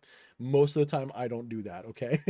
I don't have that ability. I am not that skilled a meditator. My claim to fame is that I can literally switch off, objective thinking at any time, pretty much 99% of the time. I can do it anytime I want. Unless I have like an earworm or something that just won't shut up in my head. But most of the time I can just, there's no thought process. There's just knowing. Okay. It's just, I'm just present. That doesn't mean though that I don't have intentions or the ability to have reasoning. It's just not thought reasoning. It's just, oh, now I know something. It's weird. It doesn't work like thought. Like thoughts don't lead to other thoughts. It's like 24. Why did I say 24? Because I was asking myself, what's 6 times 4? So, but I wasn't thinking it. It just, boop. It's hard to explain. It's not a thought. It's just a realization. Anyway, doing that, I had this multiversal out of body thing where I was bilocating probably, because I was aware of my surroundings in the bedroom that I was laying down in. I could hear my wife watching TV. I could hear the sounds, and I was vaguely aware of them. If I wanted to, I could still hear them, but I was mostly tuned into this wild out of body astral something that was like, I had the psychedelic fractal tunnel going on, and I was like, oh my God, don't forget this, whatever this is this a lucid dream? Don't forget it. Don't forget it. And to my credit, I remember a lot more of it than I usually do of a dream. And at some point I ended up in this world where this lizard creature just formed up out of the environment and then just faded back into it. It just like appeared and melted. I was like, this is not a dream. It occurred to me, this is not a dream. I am witnessing a reality where this actually happens like this. I am there. And I am not just there. I am this. Like that was me doing it. So it was like the best psychedelic trip without having a psychedelic trip. I don't know how it's like I did it. I guess the DMT went off in my brain on purpose. Like I just did it. And then when I got back, I remembered most of it. And then over like about a month, I forgot all but 2 or 3 parts of it. But for a while I remembered the whole thing, and it was just like, it blew my mind. Right. But I haven't achieved intentional, out of body astral travel in the embodied sense. I'm starting to get actually really better at visualizing than I've ever been before, but I don't see it with my eyes. I see it like here somewhere. I can't explain it. It's not in my visual field. I'm aware of an image, and it's not a picture, but it is. Like I can see it, but I can't put words on it. But what I'll do is I'll sit and I'll try to envision my environment. I'll try to picture myself from another perspective. I'll try to envision my bird when I'm in, doing something with the bird and they're like across the room. Like right now I'm envisioning my wife eating peanuts, and I'm not doing a great job, but I've also noticed that it helps if I close my eyes, if I put my hand down and touch something that's in proximity to what I'm trying to visualize, something about that gives me a better connection, and I start visualizing. That doesn't mean it's like a perfect thing, because I've trained my mind to realize that what you see is not what it is. So it's not necessary to have a perfect picture of it, but it's almost like being an artist. You need to have a representation of it. And you can actually get very close by doing that. I've gotten to the point, my wife will attest to this. I'll be sitting here doing something. She's like, I lost my such and so. I'll be like, it's on the counter over there behind the wash. Yep. How did I know that? I don't know. I've just pictured it in my head. That's where I see it. And I've done that with little objects on the ground so many times. Mm-hmm. One time I admittedly sort of cheated in hide and seek once because my friends were in a field. Actually, my brother and one of his buddies, we were outside at the old house I used to live at, and it was nighttime. Apparently, they were hiding somewhere probably about 35, 40 feet away from me in the bushes near a old rock back there. I wouldn't have seen them. And I decided I'm just going to lay down and just close my eyes while the dark sky is above me. I did this, and I just listened to my surroundings, just understood the surroundings as myself. You would And have so got along with us in those shadow days. Like you are like your style, your interests, everything resonates so much with us back then. You probably would have been either, you might have hated us because we would have been too alike. I don't just mean me and you, I mean like our maybe crew. You pretty might have been cool though. like, there might have been competitiveness, right? Like we wouldn't have this like Thorne's been here a while. I respect him. It might have been like, hey, I can do that too. I might have done that to you because I was a lot more of a dick back then too. But like this guy knows shit. Let's test him. You know, Yeah. let me see if he's actually good at. Let's see if I can kick his ass. I bet you I can. And we would have Maybe. probably butted heads, but I That's do what think I like you would to have. see, though. Actually, I appreciate it more when someone says, see, I don't really like it when people are like, I know I can kick his ass. I'll just mess him up. When someone says, I would like to see if I can actually Mhm. Beat you Like in I think combat. I can, but I want to see if I Let's can. find Yeah, out. That's what I appreciate. When I've had people that have said that, oh man, I would kick your ass in a fight. And then I've like, come on, watch me at the dojo. I'll invite you for a class. And they always get hot tempered. And one time I had a person, he's a friend of mine, but I wouldn't consider him truthful in what he says. He followed me to the dojo once and watched me in class and said, oh, I don't want to join. He claims he's a werewolf or something. And it's like, you don't want to join because you know your farce would be given. And if you challenge me in any kind of sparring match, you get your ass kicked, is why you don't want to fight me. Now, what do you they said a red belt? That to me means usually means Taekwondo or It's something. Like what is actually Kimpo karate specifically, really they have because when about I two did and a half Kempo, years of study. so when I did Shaolin Kempo, and I was Oh, this was back in the 90s when that meant something good, not today when it's like quasi like is that McDojo or not. Um, but I had good teachers that made you pressure test. It wasn't just do the forms and you were done. We had to spar. We did as much contact as we could get away with the legalities that we had because we got into BJJ at the time because that's when it was getting big. So they started introducing it. It was originally Valaris, which is kind of a joke system now, but we left them when I was the yellow belt. So I barely got any real Valaris out of it. It was all Shaolin Kempo, which is like a combination of Shaolin Kempo, karate, jiu-jitsu, and it was one of the early MMAs by the time I got in it. It's like it was, so we were doing everything. We were doing grappling, we were doing the whole nine. Of course, it was 90s level stuff, so it's probably not as decent as today they would do. It was very big. It was very much like everything was taught off a right front punch, but then you had to figure out how to apply it to other stuff. So it was good. It made you think. Anyway, the point is, I had gotten to blue stripe, which took about in others. So they had a lot of belts, and it takes a long time to get in that system. You were looking at 14 years probably to get 10 to 14 years to get a black belt. So I was already in about 5 years, and I said, I don't want any more belts. I said, no more belts. Don't test me anymore. Just teach me. I don't care about fucking belts. Which on the one hand they hated because that's a moneymaker is the testing. But then they saw the potential for a teacher and they wanted me to do other things. So I ended up teaching classes for free and everything else. So they still got their $99 out of me, if you know what I mean. But I did get accelerated training. And by the time I was there for about 8 years, and I was on par with every black belt I knew, at least in terms of function, not in form. I didn't care about the form as much. I cared about it only so far as can I use it effectively? Am I doing it correctly? Right? It wasn't like, how perfect can you do the form in the dojo? I hated that. I always thought that was silly. Most of my teachers did too. The form was necessary to do it right, but your body mechanics will dictate a lot about under your form. pressure, it's completely different. That's why, Correct. like you said, the sparring is really important. Correct.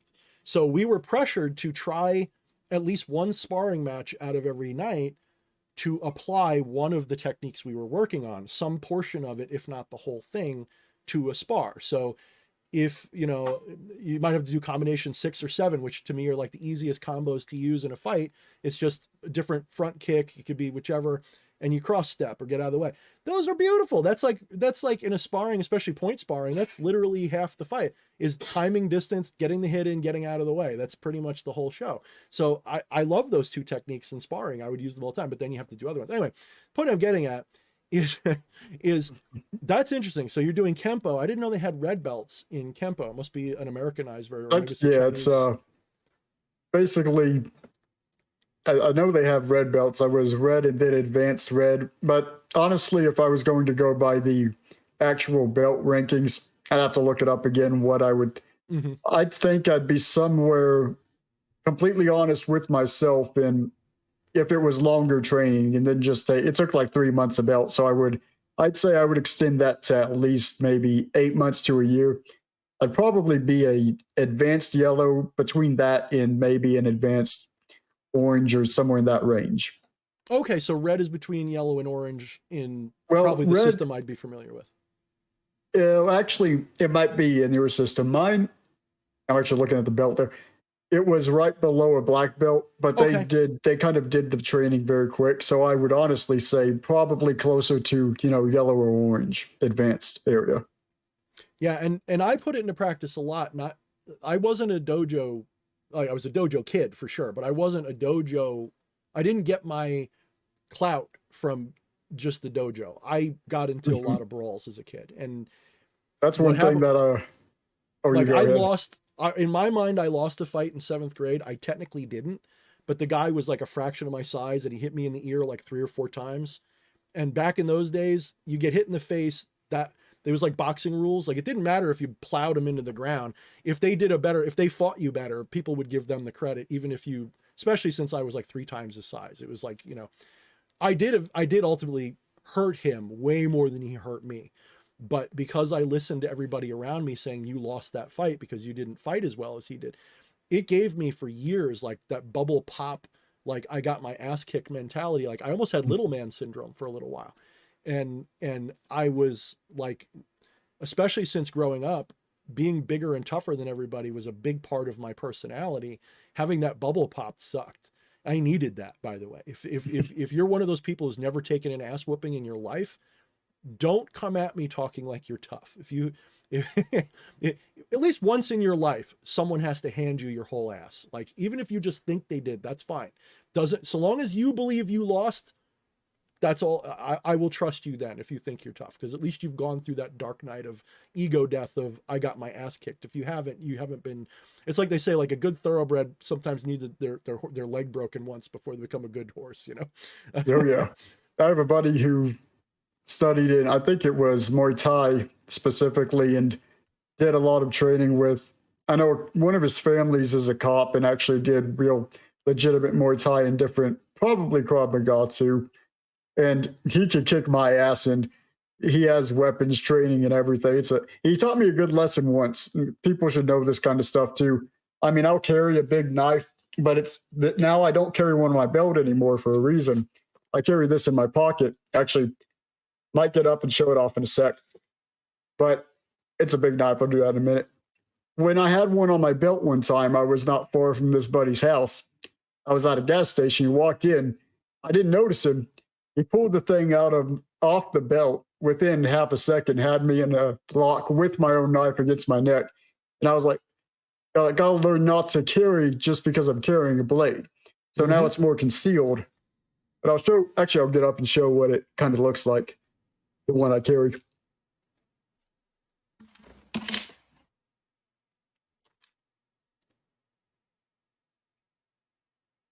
It's pretty big. Who makes that? Let me see if I can get a good close up of it. Try to I've been studying the 5 points. Mhm. Forgot exactly the practice, but I've pretty much done that for a while.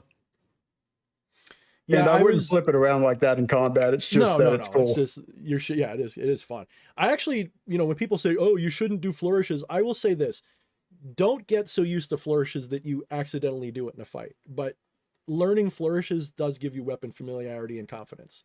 So don't refrain from them. Just everything in their proper place. One thing Exactly. I was taught was when you're training, um, don't. It's fine to focus on one technique for a while till you get it down and all that, but don't train the wrong thing. So like if you're always drawing it out and doing a flourish, you might in the heat of the moment you can't go for the jab when they're right up to on your stomach. Yeah, stuff like, so you got to get in the mindset, no matter what you're doing, that's, you know, it's go time. And that's hard to do. That takes a lot of discipline to do. But no, my focus was always on weapons more than unarmed, because in my mind, yes, you do need to be able to fight unarmed. There's no question. But historically speaking, like people have this image of like kung fu masters going and beating the shit out of people with swords. Let me tell you something. I fought some badass motherfuckers that would kick the living daylights out of me. But if you let me have a sword, there's no chance that they would touch me, because that was my thing, was swords, spears, daggers, blunt objects. So this is not that it's impossible. It's just that a weapon gives you so much more advantage.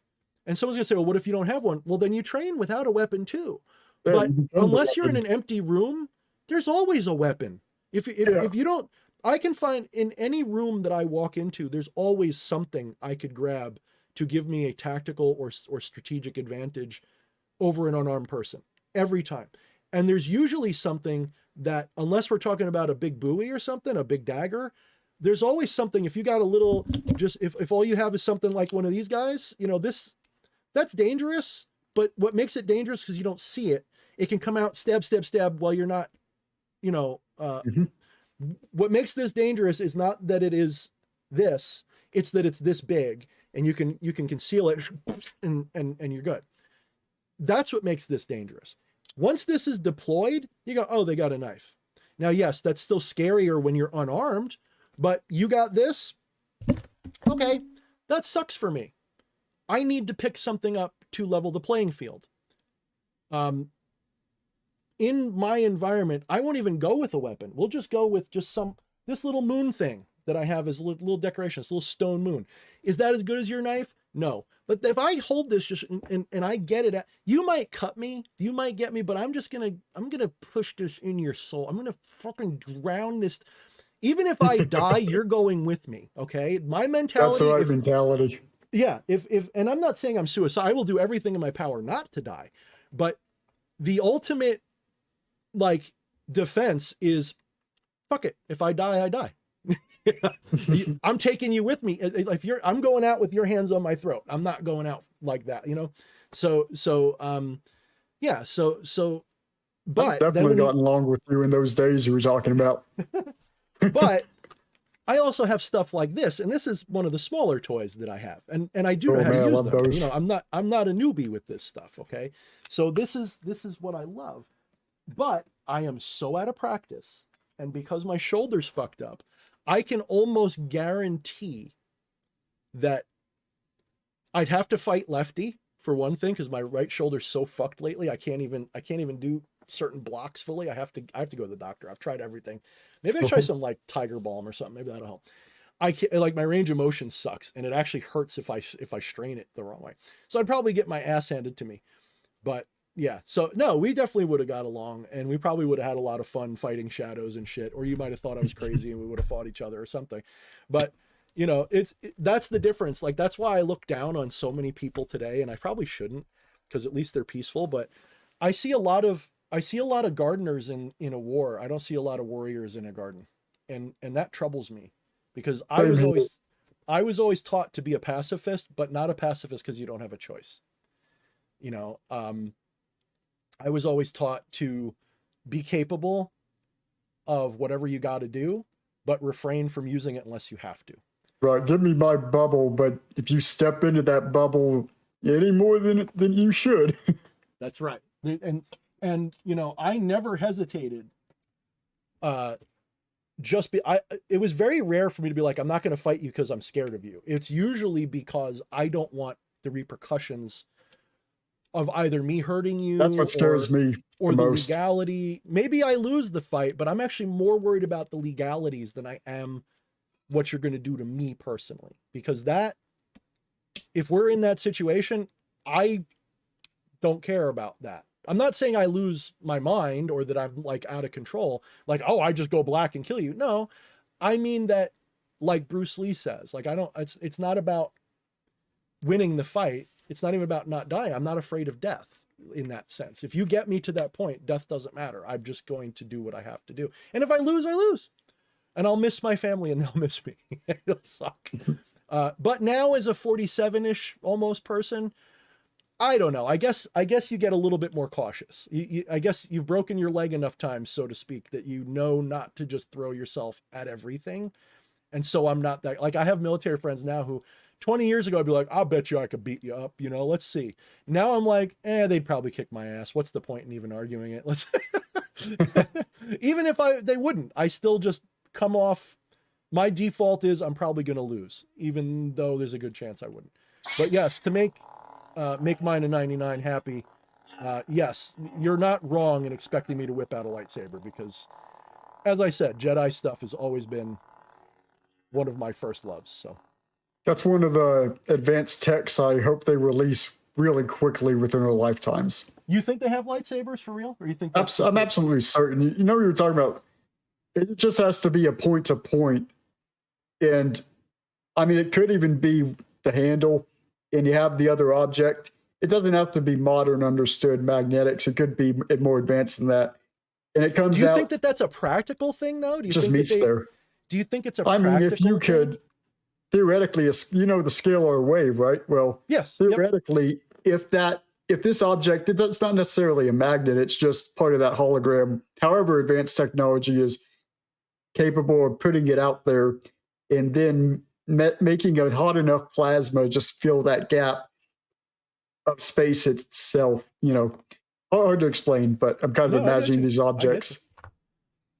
And for reference, guys, yes, I was actually given an honorary black belt by a weapons guy who, you know, I was working with for 2 or 3 years. And we were doing like video chats and correspondences, and he watched what I was doing. He's like, no, I can tell. I'm like, yeah, whatever. So I take that stuff. It's like, I know that's just one of those paper wall degrees, you know? So don't think I take that seriously, by the way, if anybody knows that I have one. But, when it comes to lightsabers, the version of that tech that I always thought was the most rational was by taking their, that universe's concept of a force field and using it as a bottle for plasma that has been superheated, pumped into the force field bottle. That force field is tuned so that regular matter can pass into and out of it, but not the plasma. So that's why it can cut into things, but it requires a certain amount of pressure to do. It is also, there's so much plasma pumped into it that it actually has enough weight. It's not heavy, but it has enough mass so that you have to wield it like something with mass. Because otherwise you'd just be doing this because it's just like a flashlight. So yeah, so you know, Lucas doesn't understand these things. So he was making excuses like, oh, the force, it's the force, or it's the, you know, I don't listen to Lucas's explanations for it. I try to really think what would make this work. So it's clear that it takes high energy plasma, pumps it into a force field bottle, superheats it to, you know, whatever. If you understand how plasma works, you can have a plasma stream that's 1 billion degrees right there and not get burned until you put your finger in it. Like it actually can repel.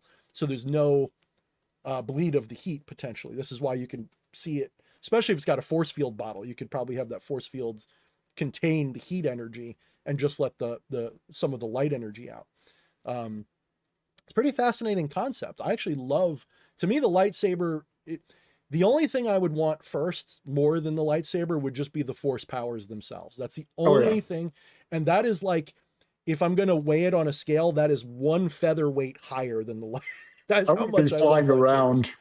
What's that? Just give us the levitation tech. I want to be flying around. Sure, but I just mean, but I mean, if you were to say to me, Thorne, if you could have only one thing from Star Wars, if I couldn't, you know, I wouldn't pick the lightsaber, I would pick the Force, and I'd pick at least, you know, I don't know which Jedi's level, but it would be an up there Jedi. You know, I'd want to be able to pick up boulders with it and shit. Like that would be, you know, and have force sensitivity and premonition. That to me would be more important. I'd want that first. But if I can have 2 things, I'd want a lightsaber. That would be the second thing, I guess. Maybe I should say a spaceship though, because to be honest, you know, you get the spaceship, you probably get better stuff than lightsabers when you get far enough. Yes. You know, you get to see Avatar worlds and shit. So I guess I'd take the spaceship. You're right. Let's go with the Force and then spaceship, and then a lightsaber would be a distant third, I guess. So let's see. Let's go back to the chat. We've been bullshitting like bronies. Let's see. People talking about parasitic entities. Maiden Liberty asks, DH, how do you know if an entity is a parasite or not?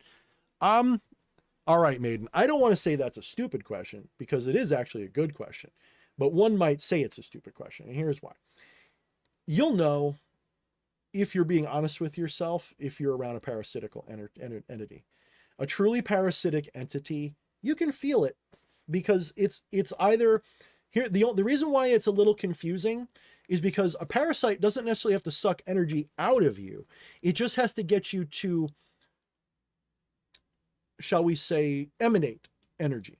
That's all it has to do.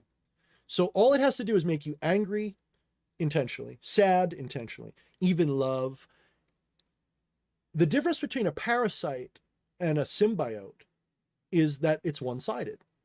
So a parasite's going to, no matter what dimension of your energy it's going to feed off of, it's going to either make you angry, sad, or in love, and it's not going to reciprocate in a way that feeds back on that in a positive or reciprocal way. How could anger be reciprocal? Well, if someone makes you angry, if it's only serving the goal of feeding off you, that's not good. But if they make you angry because they're teaching you a lesson, like you're an adult and you make your kid mad because they need to learn about humility a little bit, that's not a parasitical thing, is it? Right? Even if it makes you a little happy, they're getting something back. Me personally, I am technically a psi vampire. Most people know that.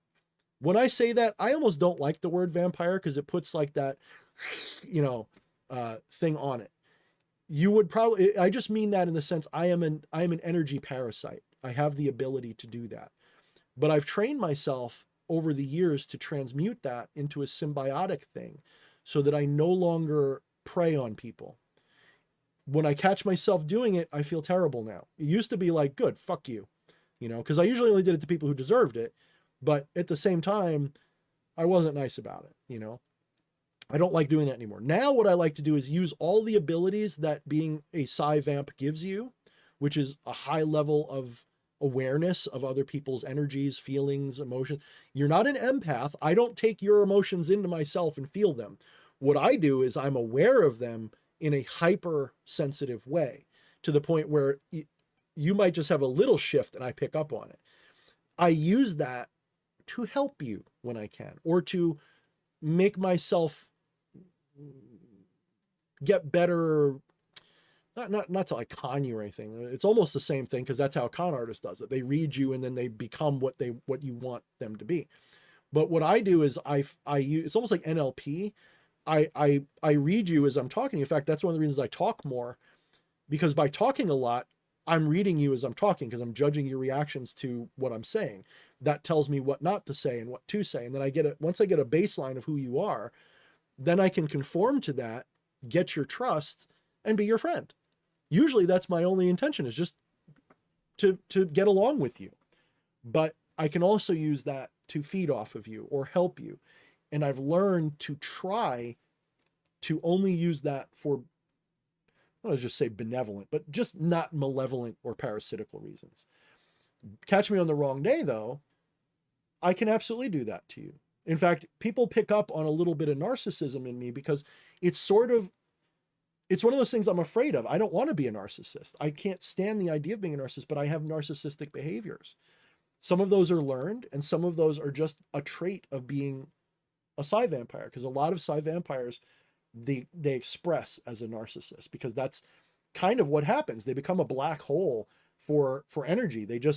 Everybody's got to help them. Everybody's got to do what they want. Everybody's got to blah, blah, blah, blah, blah. They're always the center of things. And I shy away from that center now. As much as I do this and be like, watch DH Thorne, I do all the talking and everything. I don't like it. It doesn't feel comfortable to me, really.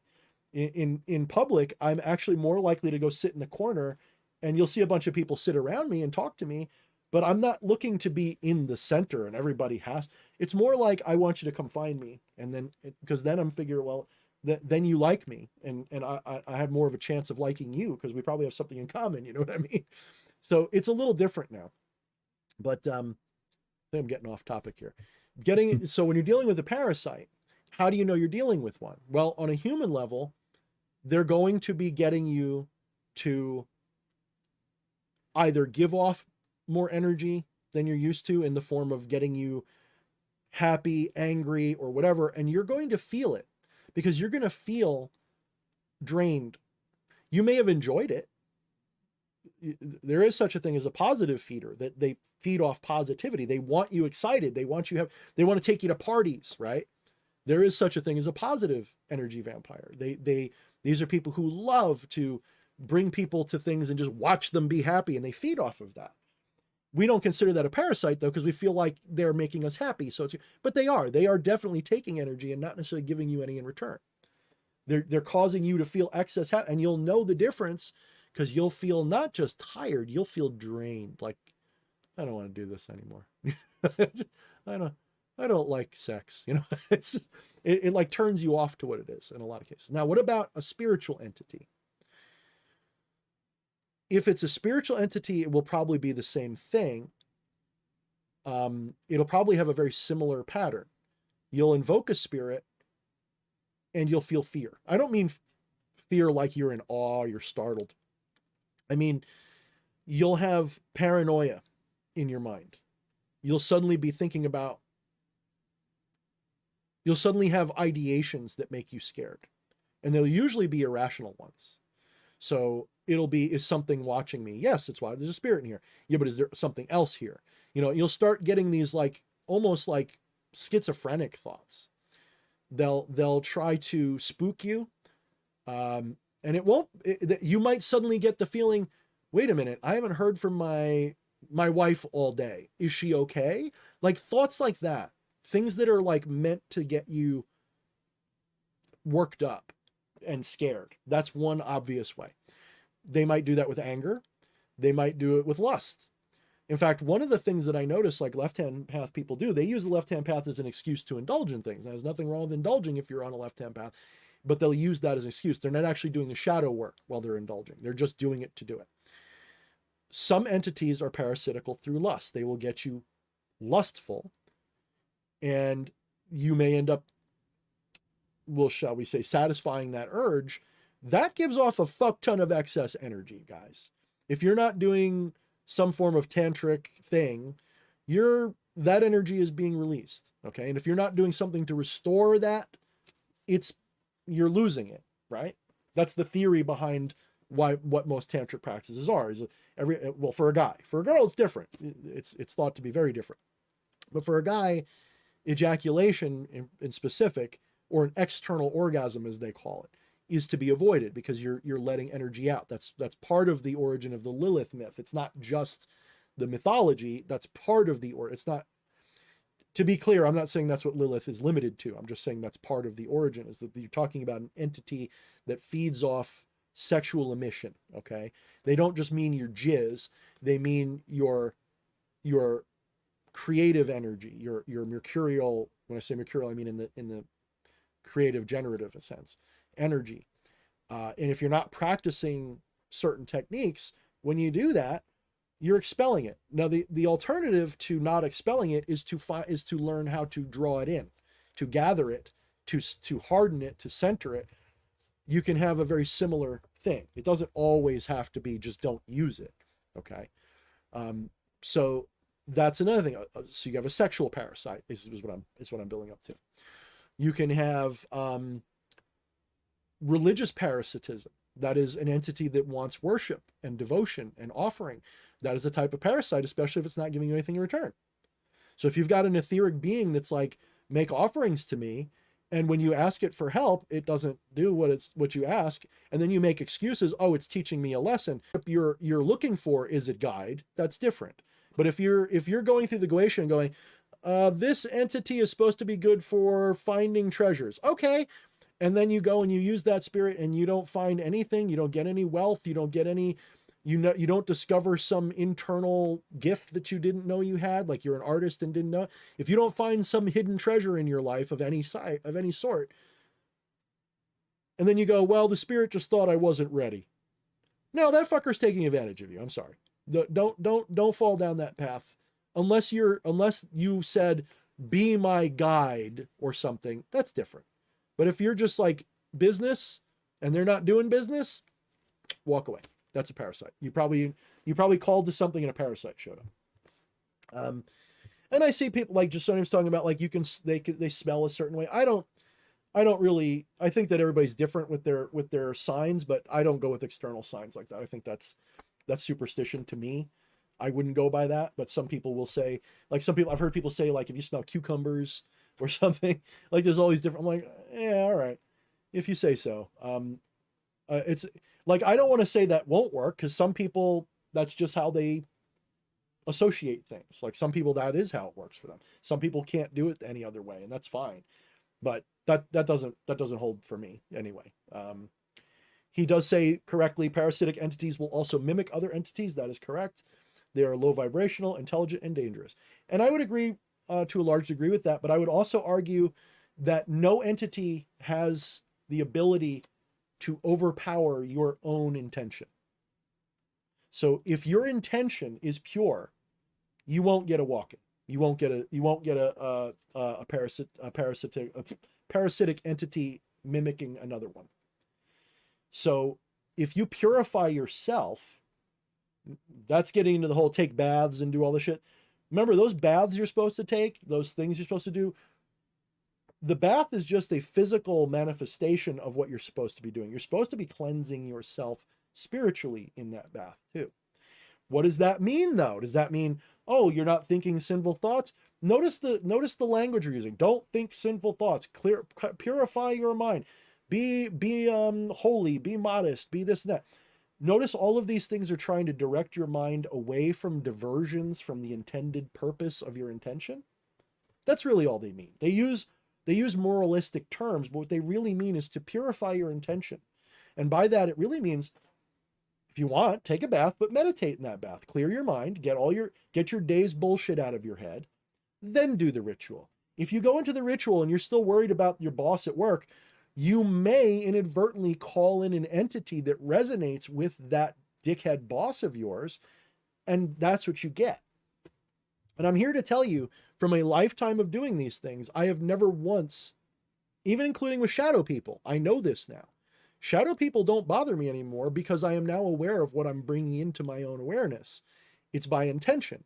So that means when I was a teenager dealing with shadow people that were scary and dangerous and we were fighting them, that was because subconsciously I needed that. I wanted that. And I manifested that. That was my intention, was to scare myself, to legitimize myself by being a cult leader who has to deal with shadow people. And all my friends, we had to fight them and everything. That was me who did that. That wasn't shadow people that did that. That was me. I can blame the shadow people for taking advantage of that, but it was me who opened that door. They didn't force it upon me. Okay. So this is why I do a little bit with my teachings on these subjects. I try to get you a little higher than that practical, mechanistic mentality of if you do the ritual wrong, you get the wrong thing. No, it's not really that. I've been practicing these things for so long. Rituals are just a fun sideshow for me now. I don't need to do a ritual most of the time. I don't need to do any steps. I can just meditate into it. I can just go for a walk and just, there's such and so spirit, and it's walking with me basically. There's no ritual required. Okay? Rituals are just a way to set the intention and take a leap of faith. You can do magic in an empty room, and it can be just as powerful as anything. But you do need a leap of faith, and you do need a physical act, a mental act, of this and that. You do need a holistic attitude. It can't just be, I imagined it, therefore it will work. I'm not saying it won't. I'm just saying that's usually not, you got to do something. Even if you just imagine and then twist your ring on your finger and think that that's what's good. Even that's your leap of faith action. Okay. And this sounds crazy, but go study like, I'm not a big fan of law of attraction, by the way, or any of that stuff. And I'll tell you why. Mainly because those practices are always based primarily on materialistic satisfaction. If you notice, it's always get better money, get a car, get a girlfriend. I don't believe that that's what it does. Real magic ultimately is always, in my opinion, reducible ultimately, and I mean ultimately, to a form of prescience, divination, manifestation, clarification. It doesn't cause anything. It's not about gaining things. Now, why do I say that? When you realize that every moment of your life is exactly like a dream, in that every moment is a choice that you're making to manifest a specific reality for yourself to experience, you realize that it's not a matter of power. It's not that you're not strong enough, or that you're not moving enough energy around, or you're using the wrong techniques to make it happen. You realize that it's a matter of realization, of choice. And to choose, you must see a path. You must know how to get there. And this path may not always be physical or mundane. Sometimes it's purely psychic. Sometimes it's just a shift of perspective. That's all it requires. As Bruce Lee would say, flow like water. Flow like water. Except it transcends even that, but yes, that is much closer to the point. You don't need to make things happen. You are literally, you're turning to the chapter where they happen. And you can turn to any chapter in any book you want. But you have to realize that it's possible. And I don't mean intellectually go, yeah, that makes sense. No. Subconsciously, it is a subconscious, it is a transcendental realization. It is a knowing in a Gnostic sense that the reality I'm witnessing is a choice. It is not something I'm doing or anyone is doing to me. It is a choice. So that is why it's oracular or divinatory, because you're actually seeking that reality and then manifesting it. So it requires the ability to have prescience and know that if I said in Become the Maelstrom, one of the things I said that I think some people think was one of the better statements in that book. When you get good at magic, you can't tell the difference between whether you're predicting it or causing it. They seem to be the same. And the ultimate reason for that is because ultimately you are the divine, and the divine always gets what it wills. So you are, by nature, that means what to put it in monotheistic terms, whatever God predicts is by definition its will and is inevitable. So when you tune into that truth of yourself, you are not causing, you are realizing. And you are clarifying, and you're going there.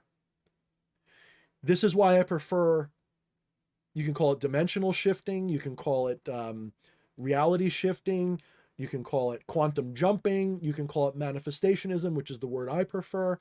You are finding in the multiverse of the astral, shall we say. Let's say the astral and the multiverse are the same thing. We'll call it the pleroma, okay? In the multiverse, or the pleroma, is somewhere in there is the reality you're trying to experience. You can't get there by causing it, because nothing is caused. It only looks that way. Causal stuff only works down here in the nitty-gritty, right? In order to open this knife, I have to pick it up and do this, right? Or do I? Can I not blank out, wake up, and have this in my hand open? Of course I can. Have you not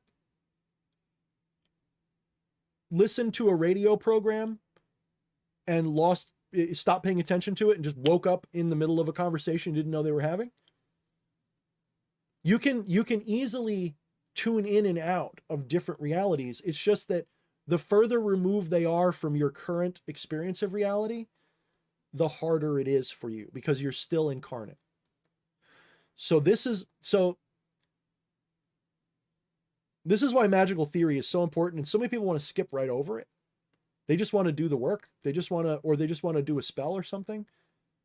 But this is why magical theory is so important, because when you understand the theory, then you can truly shape your practice correctly. in a way that works for you. So the ultimate formula of magic in this non-dual milieu, or this non-dual ideal milieu, or this hermetic perspective, because I think it resonates with all of them, is first you have to have a concept of what you're trying to manifest. That is like your mind imagining it, which is really your mind probing the multiverse for a version of reality it wants to experience. It settles on one, and then from there, it's a question of manifesting it. The closer it is to your current reality, the easier it is. It may only take a mundane action to manifest. And a mundane action is just a leap of faith. It's taking a fork in the quantum, different timelines. Instead of making a left in the fork, you're making a right consciously. That's all it is. So you have to do a physical act to take that leap of faith. By physical, I don't mean it has to necessarily be an object physical. I mean a word spoken even. And I don't mean just spoken and no, but I mean speak to somebody else. Like it's got to be something that requires a seed of faith to it. So an action. That's on the low level. You're seeking out a timeline that you can access from where you are. And you can't access all of them from where you are directly without going up a level. And I don't know anybody who can go up a level. But what you can do, this is where it gets wild, is you can shift into a timeline that you should have no rational ability to shape. So for example, I don't have control over politics. But if I tell you that about 6 to 8 months ago, I believe I shifted completely into a different timeline, from one where the New World Order was winning, humanity was on its last hope, Trump failed, blah, blah, blah, blah, blah. That's the reality I lived in 6, 8 months ago. And it was eating me up, because I'm like, fuck, this is my real test of ego death, isn't it? I'm like, well, fuck, I know it's not me, but I still don't want to watch my wife and everybody else get fucked up. I don't want this. This isn't what I want. I don't want to watch this. Fuck ego. It's not even about it. It's like, I just don't want this. This isn't what I want to experience. And of course, that is ego, right? Well, at some point, it clicked. And I woke up one day and I started to see that that's not what was happening. I started to see a timeline forming where there's this way bigger thing going on. Now, the real question is, did I go from one universe to another, or one time? Did I really do that? There's no way to prove it either way. But in my heart, I know I did, because everything felt different. It was like, it wasn't just that a weight was lifted. It was like the stars looked different, if you know what I mean. It was like suddenly everything, I couldn't put my finger on it, but everything was like, it was like anti-deja vu. It was like, not only have I not seen this before, but this is not what's supposed to be, but it feels right now. It felt like I woke up from a nightmare into the reality I'm supposed to see. And then it dawns on me, holy shit, half the new age movement is talking about 4D to 5D or 3D to 5D, timeline splits and shifts going on. I'm like, oh fuck, I actually did it. Now, does that mean I made it into the goody one? I don't know. All I know is it's not the one I thought it was. It's a lot better looking than the one I thought it was. Maybe in 1,000 years, humanity dies on this one. I don't know. But for the near future, it's going to suck. And then it's going to get surreally better. I don't know how fast. It might take 20, 30 years. But there's a very good chance that we are in a timeline now where not only the New World Order loses and gets exposed, we might be in the one where free energy comes out and aliens reveal themselves and ancient aliens are true. And this is where I think we're at. And that blows me away. And I got good news for you. If you're hearing me talk, you probably made the jump too, or you were always on this timeline and I joined you here. Either way, unless I jump out of it, that's where we're at. That's why I've been such confidence. I even say to people, I'm like, look, if I'm wrong, I know we're all dead anyway. Like, like what's the point in being scared? We're all dead by 2030 anyway, if I'm wrong. Worth it. So is it worth it to be in delusion? I guess if I enjoy those last 5 years. But yeah, no, I truly believe that if I'm wrong, we have till maybe 2030. By then we'll either all be dead or in gulags or something, because that was the plan. I know that was the plan. I've seen enough of the evidence. That was the plan. By 2030, at the latest 2040, we are all dead.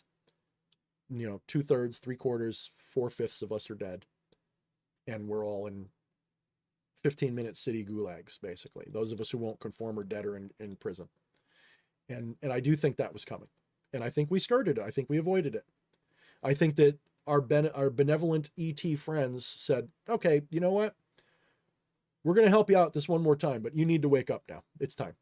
And I think that if you want to know my most conspiratorial conspiracy theory, I think that the powers that be of this world made a deal with the negative entities, whether they're interdimensional or interplanetary, I'm not 100% sure. I think it's both. And the benevolent aliens that have always, or whatever they are, entities that have always been looking out for us for whatever reason, basically said, we're going to come, we're going to show up, we're going to put an end to this, we're going to make one more attempt, failing that, you're done, you're on your own, humanity, you're fucked. And I think that they're due within our lifetime. And I think the powers that be were going to engineer a false flag using blue beam to make us go to war with the good guy aliens, or whatever they are. A defensive war against them. When in reality, they were going to come to liberate us from our bullshit leaders and set us back on a better path. And instead, I think that whatever the white hats are, and I don't think they're just human, said, you know what, we're not letting that happen. They interceded. We're now in we'll say a interim period, a devolution period. That's what Q would call it. We're in the middle of devolution, where you're watching our governments of the world literally devolve. They're collapsing in on themselves. It's controlled collapse. It's going to get hairy, but we'll make it through. At the end of that tunnel, once that's over, then will be the rebuild. And that rebuild will probably take a little while, but then somebody, maybe Elon Musk, somebody will suddenly step forward and go, hey, you know what? We figured out free energy or something. Or, hey, when we were going through this New World Order bunker somewhere, this black site, we found plans for free energy. Or, hey, yes, turns out UFOs are real. I don't know how they're going to do it. And they'll probably release it through, they probably won't come clean about all this. I don't think they will, because I think it would cause too much chaos. Some people think they're going to come clean. I don't know if they will, at least not in the near term. Maybe like 50 years from now they will. I don't know if they're going to come clean sooner rather than later, because I think humanity's not ready. Some people say the next year or two will make us ready. I don't know. Like, if you ask the average person on the street if they believe in aliens, sure. If they believe that our government or some part of our planet knows about aliens, yeah, I think most people would agree with that. If you then said, what if free energy is available and they just didn't give it to us? You're going to start getting a little bit more of a, What if I told you there's med beds coming that can potentially heal you of anything, you know? What if I told you that they have that's when they're going to start going, I don't know about that. Then you got to worry about the religious people. How will the religious people react when it turns out that Elohim was plural, meant the same thing as Anunnaki, and we're talking about a cargo cult based on certain, ETs or extra dimensional beings that interceded in our world at some point? Or maybe we're talking about Atlanteans that were the ancient aliens and they left Earth because they're like, fuck it. We're going to think of it this way. If we blew ourselves up today in some kind of a war, right? And modern civilization was wiped out somehow. It doesn't have to be nuclear. Maybe it's biological or an EMP, something. And human civilization is reset to the Stone Age. You know who wouldn't care? Those dudes living in the rainforests and Amazon, shit like that. They wouldn't care. They probably wouldn't even notice. The sky might go dark for a year or two because of nuclear fallout. Maybe, Tutu grows an extra arm or something. But when it's all over and done with, it was just the dark time. It was the flood. It would be like a new flood for them. And they'd rebuild. And what would we do? Some of us who survived, we'd be like, here's our civilization, the best we can give you. Good luck. You mean like Quetzalcoatl did? You mean like Enki did? You mean, go study the mythology. That's exactly what happened. Now, does that mean what happened to those humans that survived that? Did they go live underground? Did they go into space? I think both. Were they humans like us? Maybe not. Maybe they were what our Bible calls Nephilim. Maybe that's what the Agarthans, maybe that's what the Lemurians, maybe that's what the come on, brain, Atlanteans were. Maybe they were what the Bible would call Nephilim. Maybe they were the demigods. Maybe they were the Gilgameshes. In fact, read the Book of the Giants. Gilgamesh was one of the Nephilim. Plural. So, and the Book of the Giants, by the way, is basically the Book of Enoch, just a little different. Go look it up. They don't have as much of it. It's very fragmented. They only have parts, but it's basically the same story. It tells the story more of the giants themselves, not just the Watchers. So, guys, whatever we're missing, I think it's going to come out. I don't know for sure which is true. I just know that what we think is true right now is not it. We're way off base right now. We've been fed a cockamamie bullshit story to keep us enslaved on par. Hear me very carefully. I'm choosing these words carefully. The wool that's been pulled over our eyes as reality is on par with the Matrix movie. I'm not saying we're living in a computer simulation or that, but when you realize just how much, now you guys probably won't be hit as hard because you're used to this. When the average person finds out how much shit they've been lied to about, it will be just like they woke up out of a vat in the Matrix looking at people around in being batteries for machines. It will be that surreal. They would have to be hospitalized. Do you think the average born again, dogmatic Christian, if you prove to them that their entire religion was a cargo cult corruption, how do you think they would act? A lot of them would just be in denial and they would go to war. How many of those long-bearded rednecks that are thumping Bibles and saying Trump is the next Messiah and the Antichrist is coming? You think they're going to sit there and take that sitting down? They ain't. They're loaded with guns. No, it's going to be just like the Middle East with the jihadis and shit. It will, if it's not handled with kid gloves, people will die by the millions easily. And the ETs don't want that. The good ones don't. So what are they doing? Instead, they're doing soft disclosure. And they're doing it with stuff like Ancient Aliens, which I don't put much stock in Ancient Aliens, the TV show, but the concept I do. They do it with, things like that, with little revelations here and there. Things that are a mix of blue beam and truth. And they're slowly normalizing these ideas so that at least the majority of the civilization of Earth will accept it. Probably in our lifetime, I'm picturing it like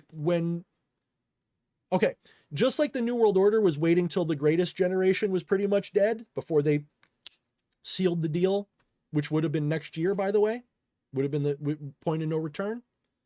If they got their way, it would be this year or next year. How many World War II veterans, greatest generation, is still alive? Very few. How many of you still have, if you're a millennial, I guess, or if you're a Gen Z, it's your great-grandparents. For me, it's your grandparents. If you're Gen X, it's your grandparents. How many Gen X people still have a grandparent alive? So I think that full disclosure will happen probably when most of the boomers are gone in a similar way. So about the same time that they were going to genocide us, 2040s, 2030s. That's what I'm picturing. When the average boomer is in their 80s or older, I think that's when disclosure will happen, because it's the boomers that are the most likely to get upset about this, I think.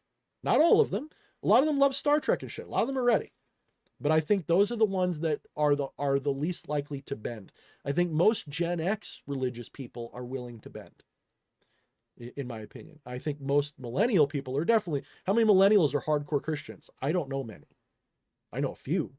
But go to any church.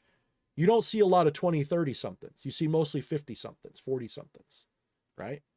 Or older. Be honest.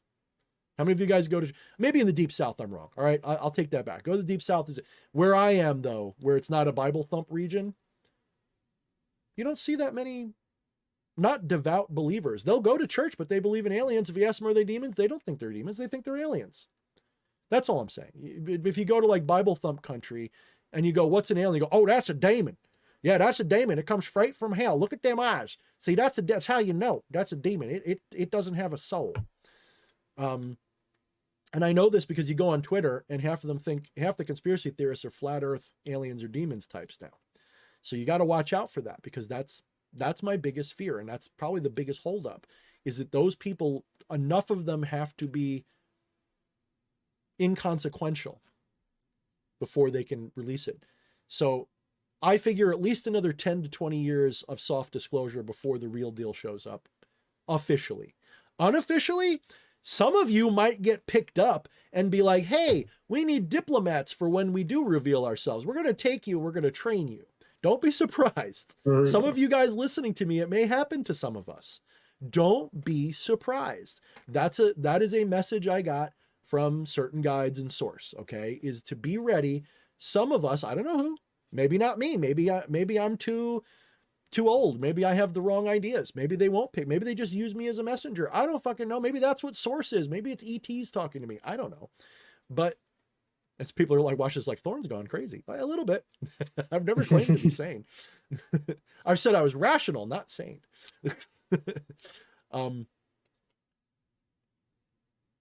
So in your lifetime, I do think that's coming. I just don't know how far. I just don't know exactly how far. And we'll see. This is a moving target, right? So, all right. I'm ranting a lot. Let's see. Parasitic entities, we're past that. Christian Heinekainian.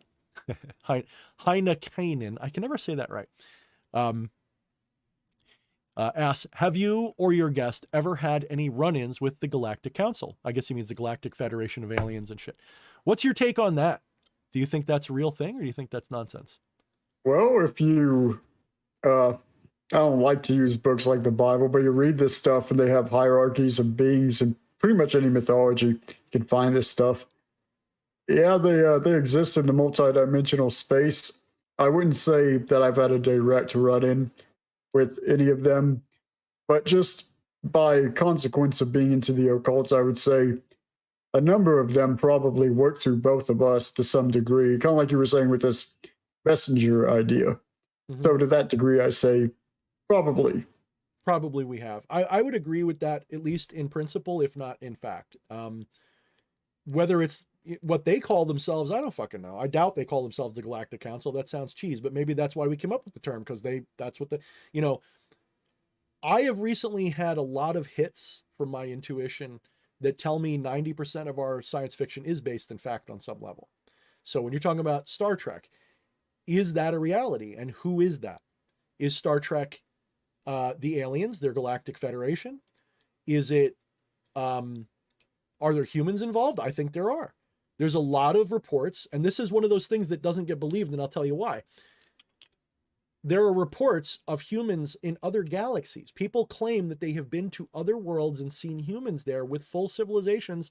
They speak English, but they don't even, it's like they're parallel worlds of similar life. What did Star Trek show us all the time?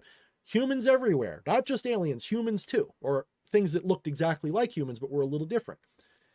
What if that is not fake? What if human beings are sort of like a model of biological organism that's been engineered millions and millions and billions of who knows how many years ago, that gets used a lot, and it gets changed and adapted to each planet.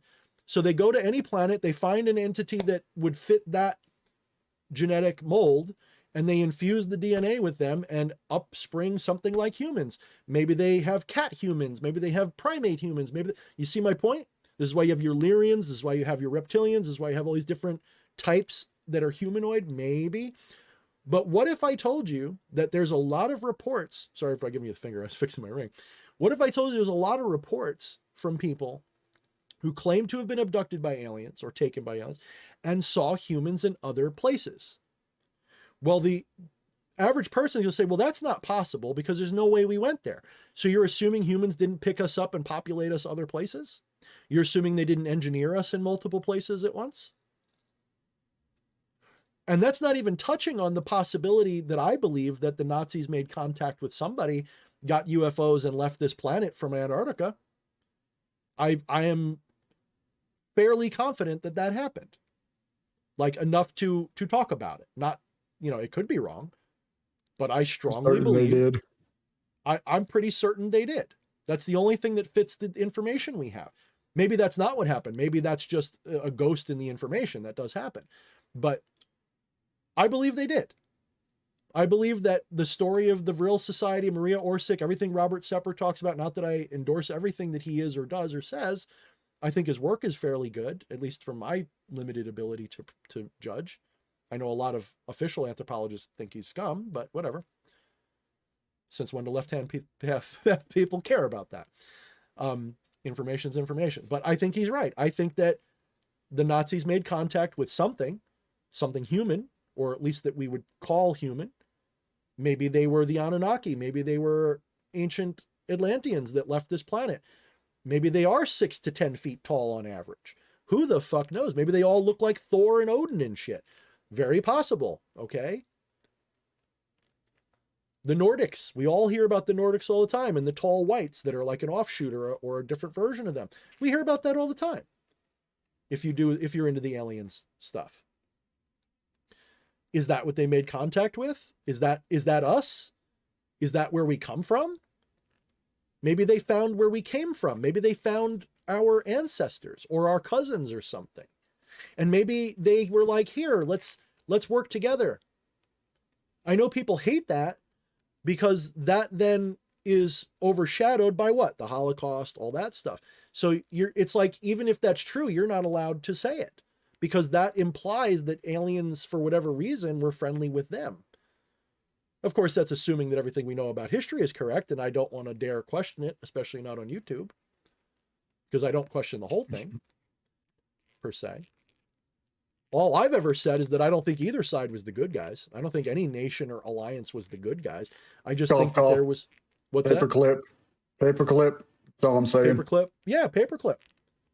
Like, if we were the good guys, why is every Nazi building our space program? Come on. Where do you think Lyme disease came from? I know, conspiracy theory, I know.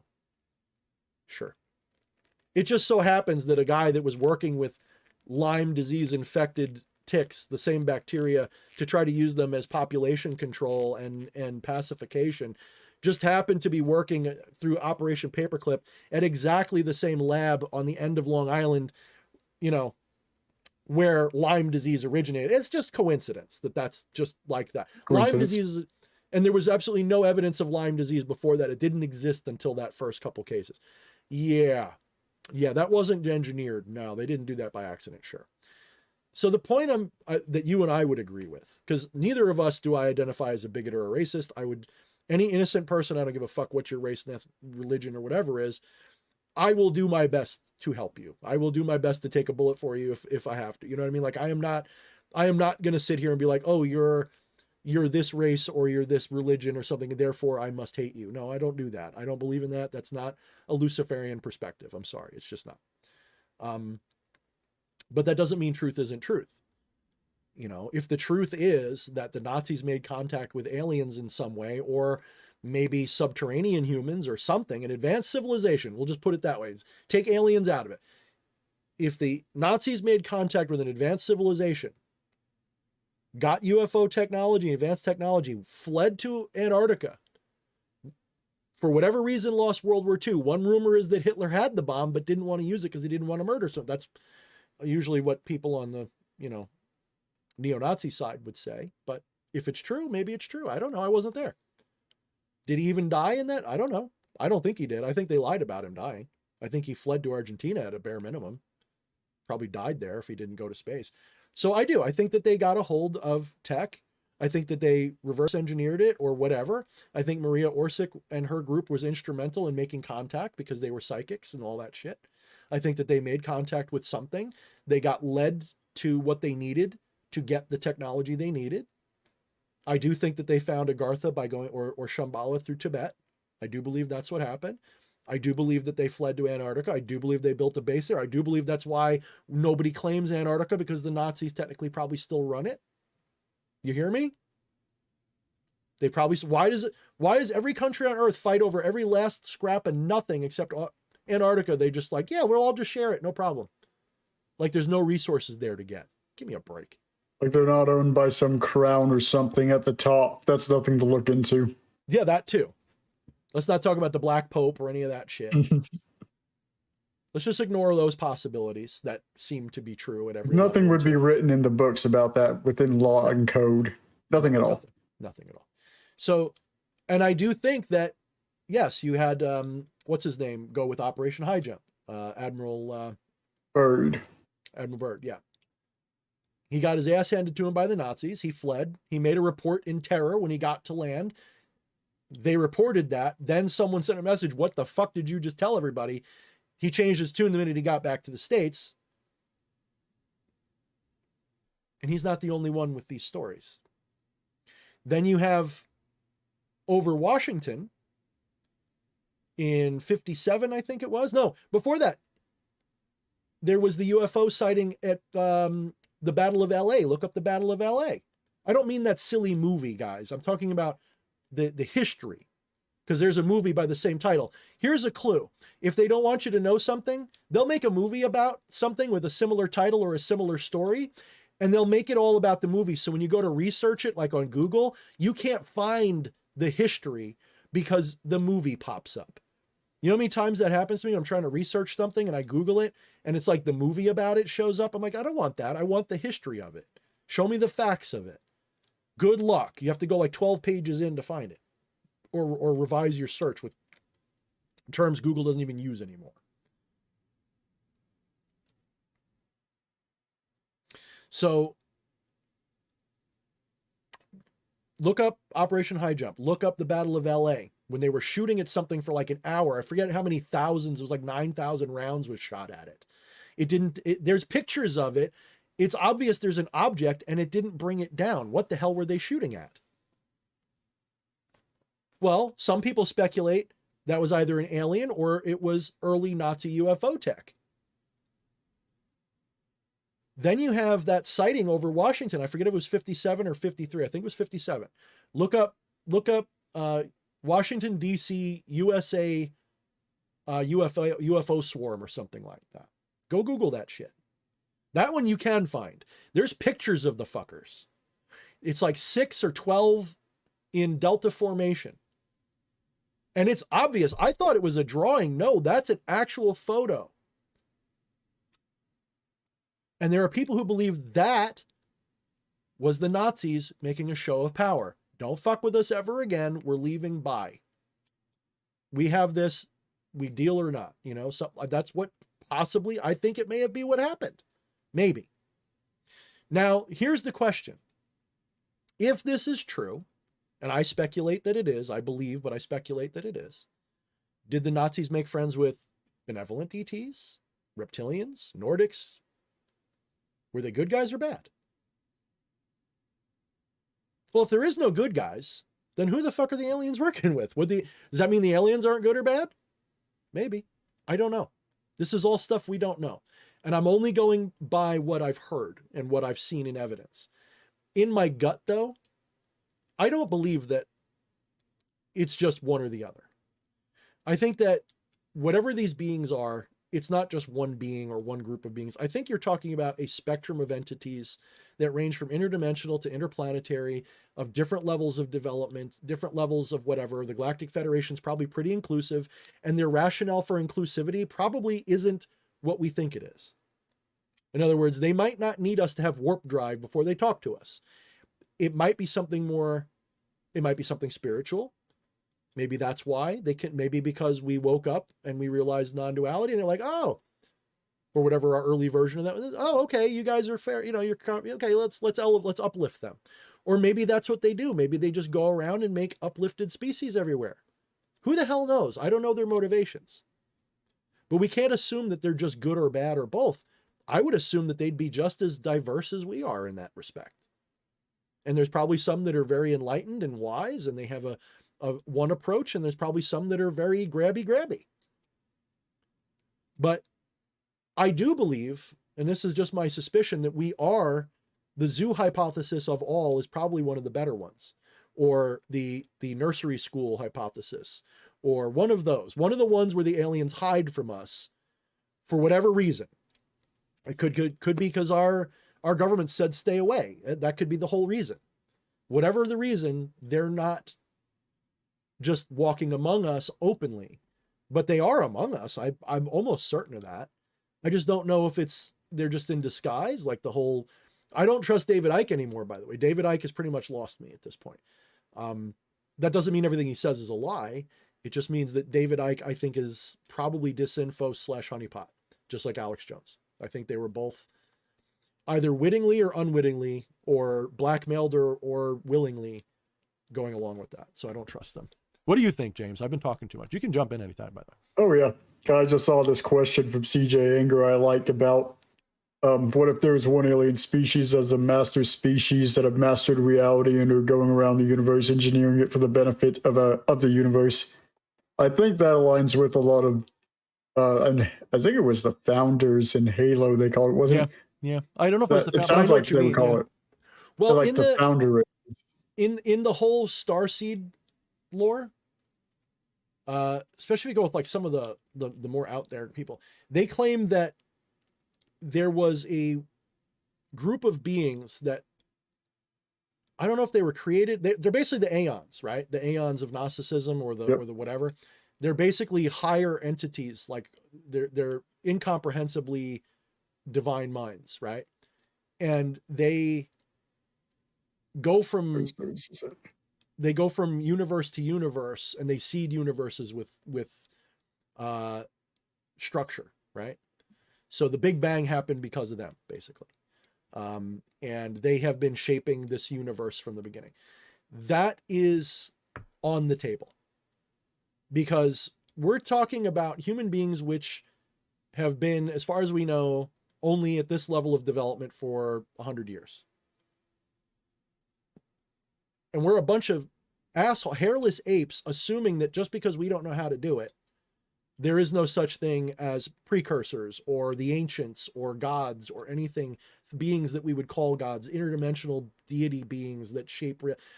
We assume that that's not real because we can't do it. That's the whole rationale. I understand in science you're not supposed to believe in stuff you can't prove, so I get the conservative attitude, I do. But the denial attitude I don't get. I never understood the denial attitude. I understood the we don't see evidence for it, so we don't know attitude. I never got the, oh, that's impossible because we don't see evidence for it. I think that's a psyop. I think that's an agenda. So that is built into the whole starseed. What do you think of the starseed thing, by the way, Jane? I believe it's encoded in genetics. The people are meeting these aliens. I think they're interdimensional beings they're resonating at from a genetic level, in that when we see this particular race or that, it's tied to the tribes of humanity. And these go back to certain race lines will have specific privileges to hold stargates on the earth that also exist within our bodies. That's what I believe.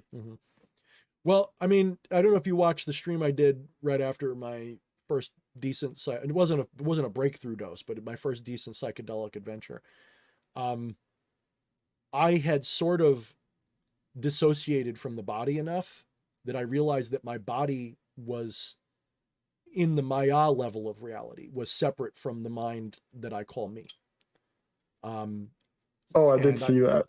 Yeah, and I referred to this as Tom, and I, the mind, has no name at the moment, is formless, is shapeless. It's just a mind, and it called itself the Traveler. And during that entire trip, I had this huge connection with Odin, and then it turns out that, guess what? Odin's called the Wanderer, or whatever. I'm not saying I'm Odin, by the way. I'm just saying that I found that really interesting. You know, like it was like I was invoking. It was like I was invoking that almost, or I was taking that archetype on. as myself. Then I did the deep dive and I found out Enki is more associated with Mercury than a lot of people say Neptune. No, it's not Neptune. The only reason people associate it with Neptune is because he's got the water coming out of his shoulders and some of the water element. But Mercury is mercurial. It's liquidy. It is also aqueous. It is also watery. Mercury isn't. Yes. Mercury, you get it? So Mercury, Hermes, Thoth, Enki, Odin. It's all the same archetype over and over and over again. Oh yes, I've looked at that and been fascinated by it in the past. Was there a video, I could have sworn you mentioned it, about you thinking that there was some kind of, like if we looked up through the atmosphere, we weren't seeing the true other planets or something of that nature? I speculate it's possible. I don't believe it. I speculate it's definitely possible. I mean, it really depends on how much they can do with their technology. I mean, at some point you get to a point where you could say, well, maybe flat Earth is true because maybe they're just that powerful. I don't buy that, obviously. I got an idea if you want me to share the desktop of, I actually made this animation. It's Sure. that I'd have to share it, kind of like the Halo inspiration. Mm-hmm. In our Millery Spheres band, right? The what? In our Millery Spheres band, like a astrological clock type instrument back in the day. Not by Actually that name, share but it. I bet you if you showed it to me, I'd probably. You don't mean like an astrolabe or something, do you? Or do you mean that Sort of sphere like, that was made by Galileo with all the platonic solids in it? Show well, me what you're not the saying. platonic. Yeah, I'll actually, let me get OBS I just might here. not know it by name. I might know it by picture. Kind of like, can you see it in full screen there? Like, I is can it see it. actually? Okay, that's good. That's kind of the animation I got of. I kind of sensed these objects in the astral at one point, like rings around the Earth. That Mhm. I'm thinking, what if they're using stuff like this in the aether or higher other dimensions per Yeah, I was se? going to say, don't forget, things could be in higher dimensions or whatever, or other Yeah, just alternate planes that we don't see. That's like possible. what if all of this is going on around Earth, not just two of them, but Sure. multiple planets even? I mean, I don't see why not. It could be. It could, like, have you ever seen Starship Troopers and they have that orbital ring that they dock with around the Earth? I've honestly never watched it. Oh, okay, just watch it. Just look for that scene. It's a good movie, by the way. You should watch it. Starship Troopers. I'll look that up. Yeah, it was a decent. I mean, yeah, it's a little fascistic, but it's the benevolent kind of statism. Like it's like statism. It was supposed to be a parody when he wrote it, but it actually looks like a functional society, which is funny. It's like a militaristic.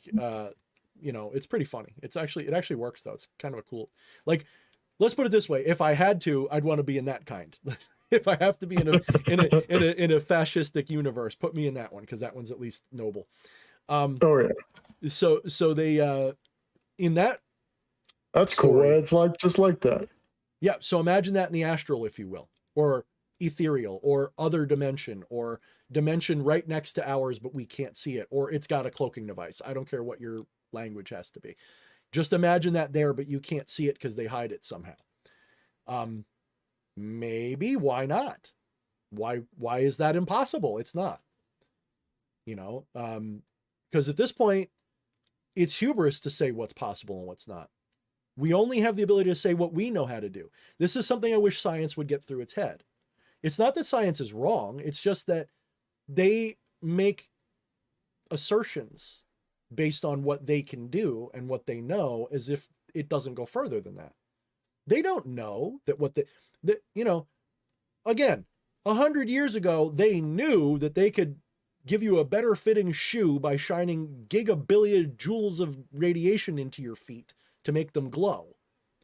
They knew that was fine until people died. So by the same token, these same people, yes, they're a little bit more likely to be right than then because they have better practices, don't get me wrong, but they're still fallible. If you don't see science as fallible, you're not doing science, you're doing religion.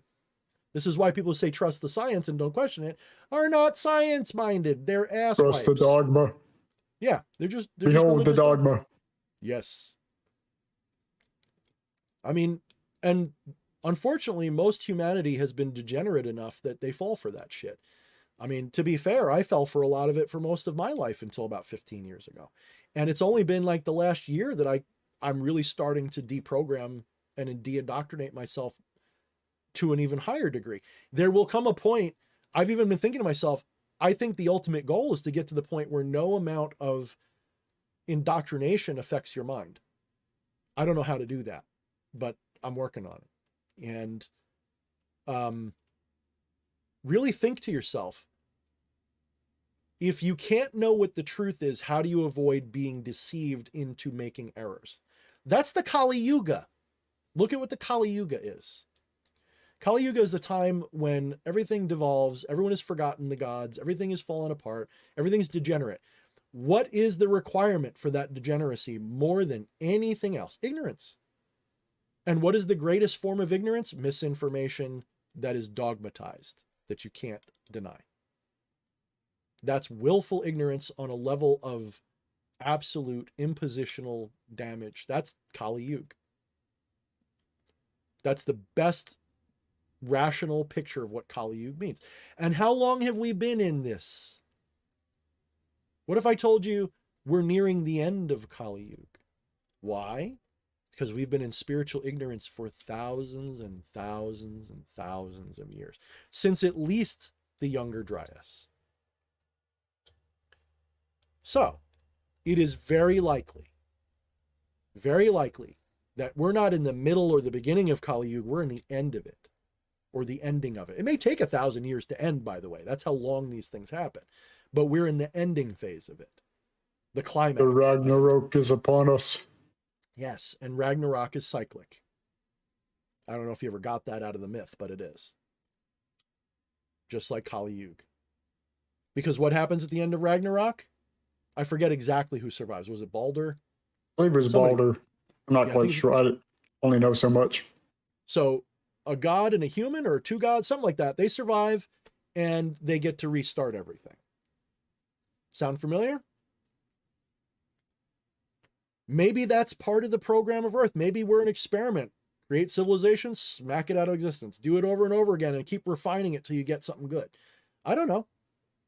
Maybe this is a zoo, maybe it's a petri dish, maybe it's both, maybe it's a prison planet, maybe it's all three. Maybe it's Casablanca in space. Maybe it's everything that we imagine it is to somebody, you know? We could be some sandbox species that observed and watched, and once certain requirements are met, the powers that be resets the species. Yeah, it could be. Did you ever see the movie Dark City? I have not personally. Go watch Dark City. You just described Dark City in a way. I'm serious. Go watch Dark City. That one will fuck your brain up. Now, when it comes to like the whole starseed thing, I see people talking about that. And by the way, what's up, Make Money 99? Wisdom 777 says, I am a starseed. They came and told me, then left after a year or two. My thing about starseeds is that what some people call starseeds, I just call reincarnation. If reincarnation is valid, and if reality is bigger than what we think, in other words, it's like a multiverse or something, just, you know, who knows what, it could theoretically be that, you know, you could be what we would call a starseed, but I have a suspicion that the starseed concept may be a hijacked concept used by nefarious agents. I don't know why I get that feeling. Because, hear me out here. I've had past life regressions that only make sense in the starseed context. That is to say, in a past incarnation, the traveler, the mind that is incarnate in this body right now, was once a draconian human or draconian Nordic hybrid of some kind. And literally had draconian family and was primarily created to do war, to destroy. And took part in whatever the battle between Tiamat and Marduk was that destroyed Tiamat, Kingu, and all that. Because when I was channeling things as a teenager, I channeled roughly that story slightly differently, but from a perspective that I was in. And at that age, I had never heard of that myth. In other words, when I was telling this story and I woke up out of the trance, I thought I made it all up. I thought it was just a fanciful explanation for why there was no planet between Mars and Jupiter. That's what I thought it was. About 10, 15 years later, I started hearing about the Sumerian myths. And I was like, I'm just crazy. You know, I didn't put two and two together. I've started to put two and two together for real now. I'm starting to realize that it is possible. I don't make claims because I can't prove it. But subjectively, I'm kind of in the point now where I believe that I am whatever this being is that is incarnating in this, whatever the traveler is, whatever that is. I think we're all travelers, probably. Whatever the traveler is, whatever I am, was one of them, was probably a draconian starseed. And not the problem is that this is where I think it may be corrupted. And just hear me out. And this is where I might be on board with Dr. Greer a little bit. We have been taught that aliens are pretty much always bad guys, right? At least by pop culture. In the New Age movement, every alien is good except reptilians and draconians. They're just bad. No hope. Bad. David Icke, they're bad. They're all bad. What if I told you that there are potentially the bad ones are the extra dimensional ones, or that there's a bad faction of them? I am inclined to believe that completely. Why? Because you can feel it. You can feel malevolent presences. You can feel it. If you're sensitive at all, you can feel malevolent entities. There's no doubt. They don't technically have power over you, by the way, unless you give it to them. This is not just Christians saying. This is most traditions will tell you, because otherwise medicine men couldn't do anything, right? You can have power over them. It's more a matter of intent and will and purity and a lot of other. By purity, I don't mean like you're moral. I mean you're aware. You're aware of yourself. If you know you're the divine, they can't touch you. They can kill your body, but they can't touch you, and you know that. So you're not an easy mark for them. If you want to be fed upon by these negative entities, you've got to be feedable. You've got to be eatable. You've got to be easily, and they probably do. They probably feed even on me just with this New World Order shit. Who knows? Maybe they're like, have you checked Twitter today to see what the people are saying about, conspiracy theories and making fun of, and it just feeds that negative in me. It's possible. I don't discount it. That's what shadow work is for. You have to keep looking. But so I do believe in the concept, but I think it's been co-opted, corrupted, and perverted somewhere. And I do think that they know that some of us are like this. And I think that here's the thing. Let's say starseeds are true. Let's say that there are beings that incarnate here intentionally to try to help humanity. That's possible. Would then not the bad guys want to corrupt that and do everything in their power to lead people astray? Wouldn't they want to confuse potential starseeds into falling for egoistic traps? Why is it starseeds are always amazing? How come they never have baggage? How come they're always love and light? I don't mean you, Winter, by the way. I'm just saying in general. Go out and go YouTube starseeds and go watch what you see. Do you see anybody talking about a balanced approach to morality no, it's all love and light and I know I'm a starseed. I am a queen from another dimension. It's always something like that. It's never that's an old joke about reincarnation. You ever notice that a lot of people don't claim to be a short order cook in the 50s? No, they're always like a prince. They're always Napoleon or something, right? Go do some research on the subject, and 90% of it is egocentric, nihilistic, false love and light. Reptilians are evil. We must destroy them. Draconian starseeds can't be trusted. They're evil. But there are a few uplifted ones occasionally you'll hear them say. And it strikes me as a psyop. It strikes me as no different than flat Earth. But that doesn't mean there are no starseeds or that there aren't aliens or anything like that. It just means that just like flat Earth is probably a corruption of something important, like hollow Earth, like they don't want you to, they use that to hide something else. Maybe they're using this to hide something else. So all I would urge people is, obviously, Winter Lion, if you believe that you were directly contacted, you go with what you believe in that case. If they showed up for you in some way, like they showed up, whatever that gray was that appeared to James, if you had an experience like that, do not worry about my opinion. You do you. But if you're someone who watched a YouTube video and said, I'm a starseed because of these things, because this person had this list of reasons, and I think it's me, and then you go and you go lay down and you do some meditation, and you suddenly have visions of you being a Lyran lion prince that was a king of the... Do some shadow work. Please do some shadow work. You're probably, on the barest minimum, you may still be getting deceived by yourself. I'm not even saying that's not true. I'm just saying be careful, because that sounds like what I was going through. I think when I was younger, my ego was taking those past life regressions, turning them into some kind of narrative that made me a demigod or something. And that was really bad for me. So make sure you check your ego and do your shadow work if you're getting into the starseed thing, because it is thick. Just like law of attraction shit, it is thick with this false love and light, this false, I'm putting up a red flag. Watch out, because there's something about it. It's too mainstream. It's too big. It's too accepted. You get a lot of charlatans and grifters playing with it. That's not to say everybody who thinks it is wrong, or that you hear what I'm saying. So I'm trying to be nuanced, and I'll shut up. There's a lot of just programming time and time again to be afraid of dragons. And it's really weird to me, because dragons are always, in the past anyway, seen as bearers of particular elements, and particularly bearers of knowledge itself. Yeah. And they run the gamut between good and evil, right? Like in the West, they're usually evil. And in the East, they go both ways, but they're more revered than they are feared, but they're a little bit of both, but it's almost like Atlantis was anti-dragon and Lemuria was pro-dragon. That's almost what it seems like, doesn't it? It does.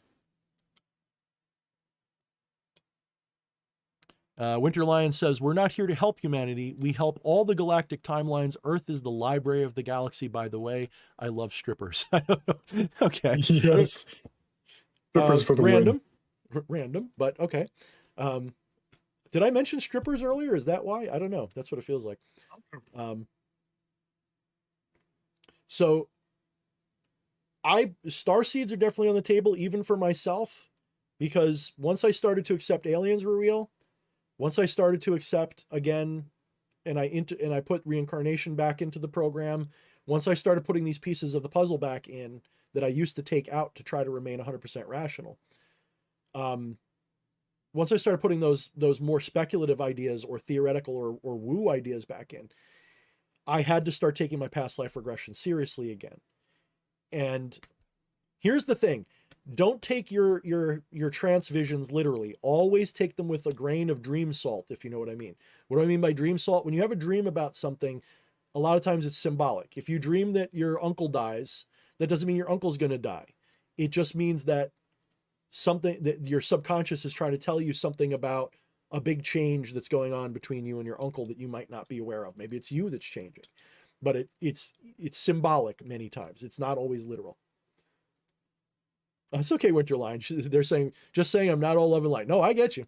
I definitely get you. I think that's the point I'm making, is that is not only that I agree with you, I think that's the point I'm trying to make, is that this idea that it's all one or the other, I think is bullshit. And I think that anybody who comes at you with that binary, they are not evolved spiritually as much as they think. People who really lean hard into good versus evil, good must win, evil must lose, those people are very spiritually immature.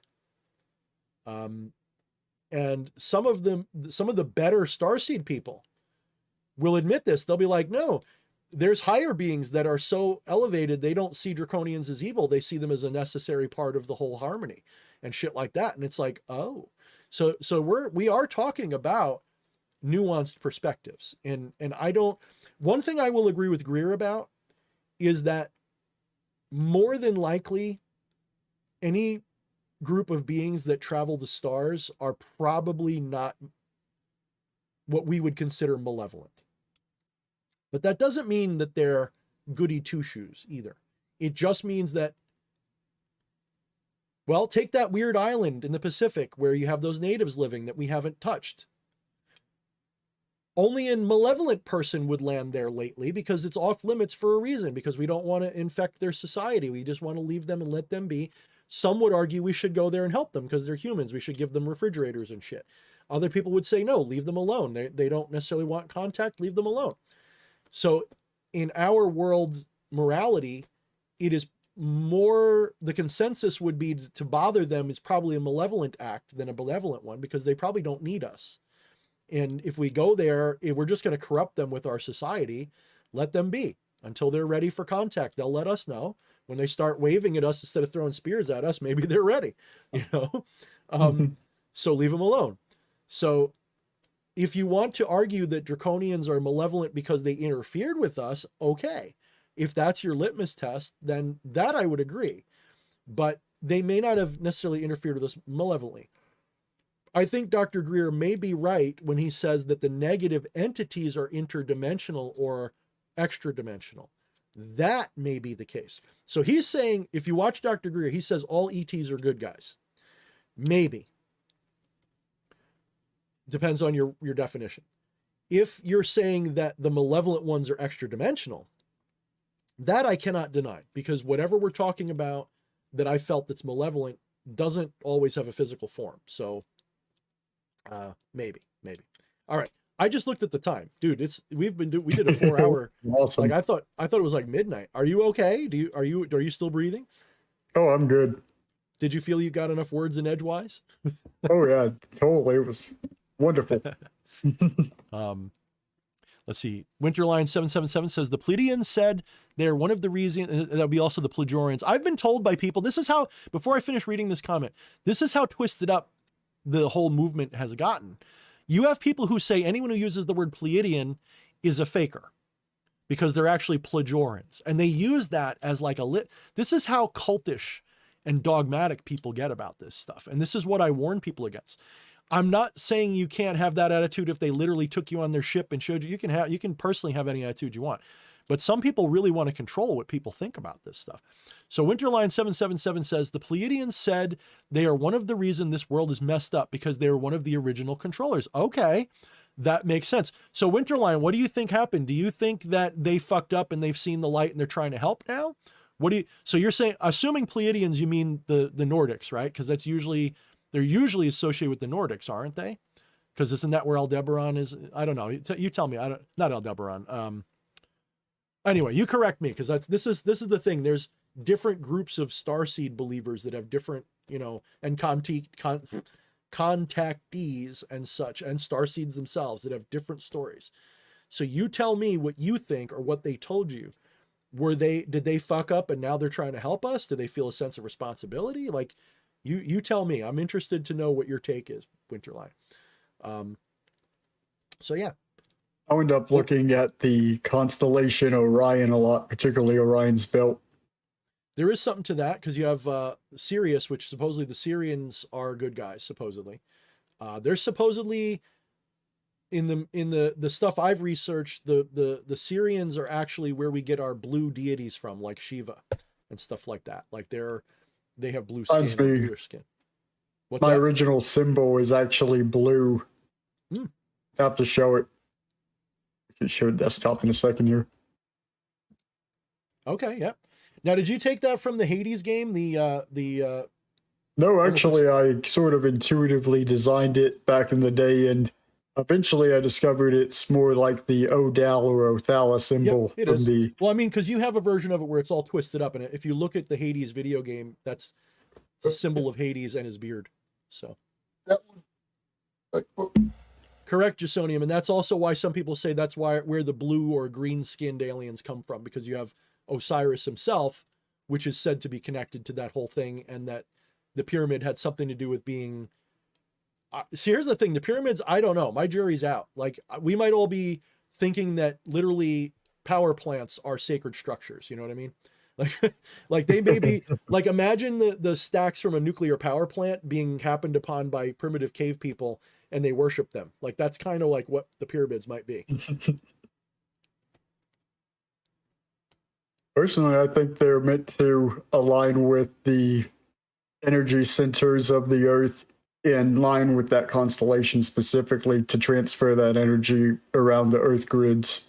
Sure, that's good enough explanation. I mean, it could be. There's pyramids everywhere. I mean, there's millions. I forget how many are in China, but there's a lot of them. And if I remember correctly, I'd have to do research on this. I've heard, I haven't confirmed, that many of them have similar alignments and similar, at least the ones that go back far enough, like the ones that are really mysterious.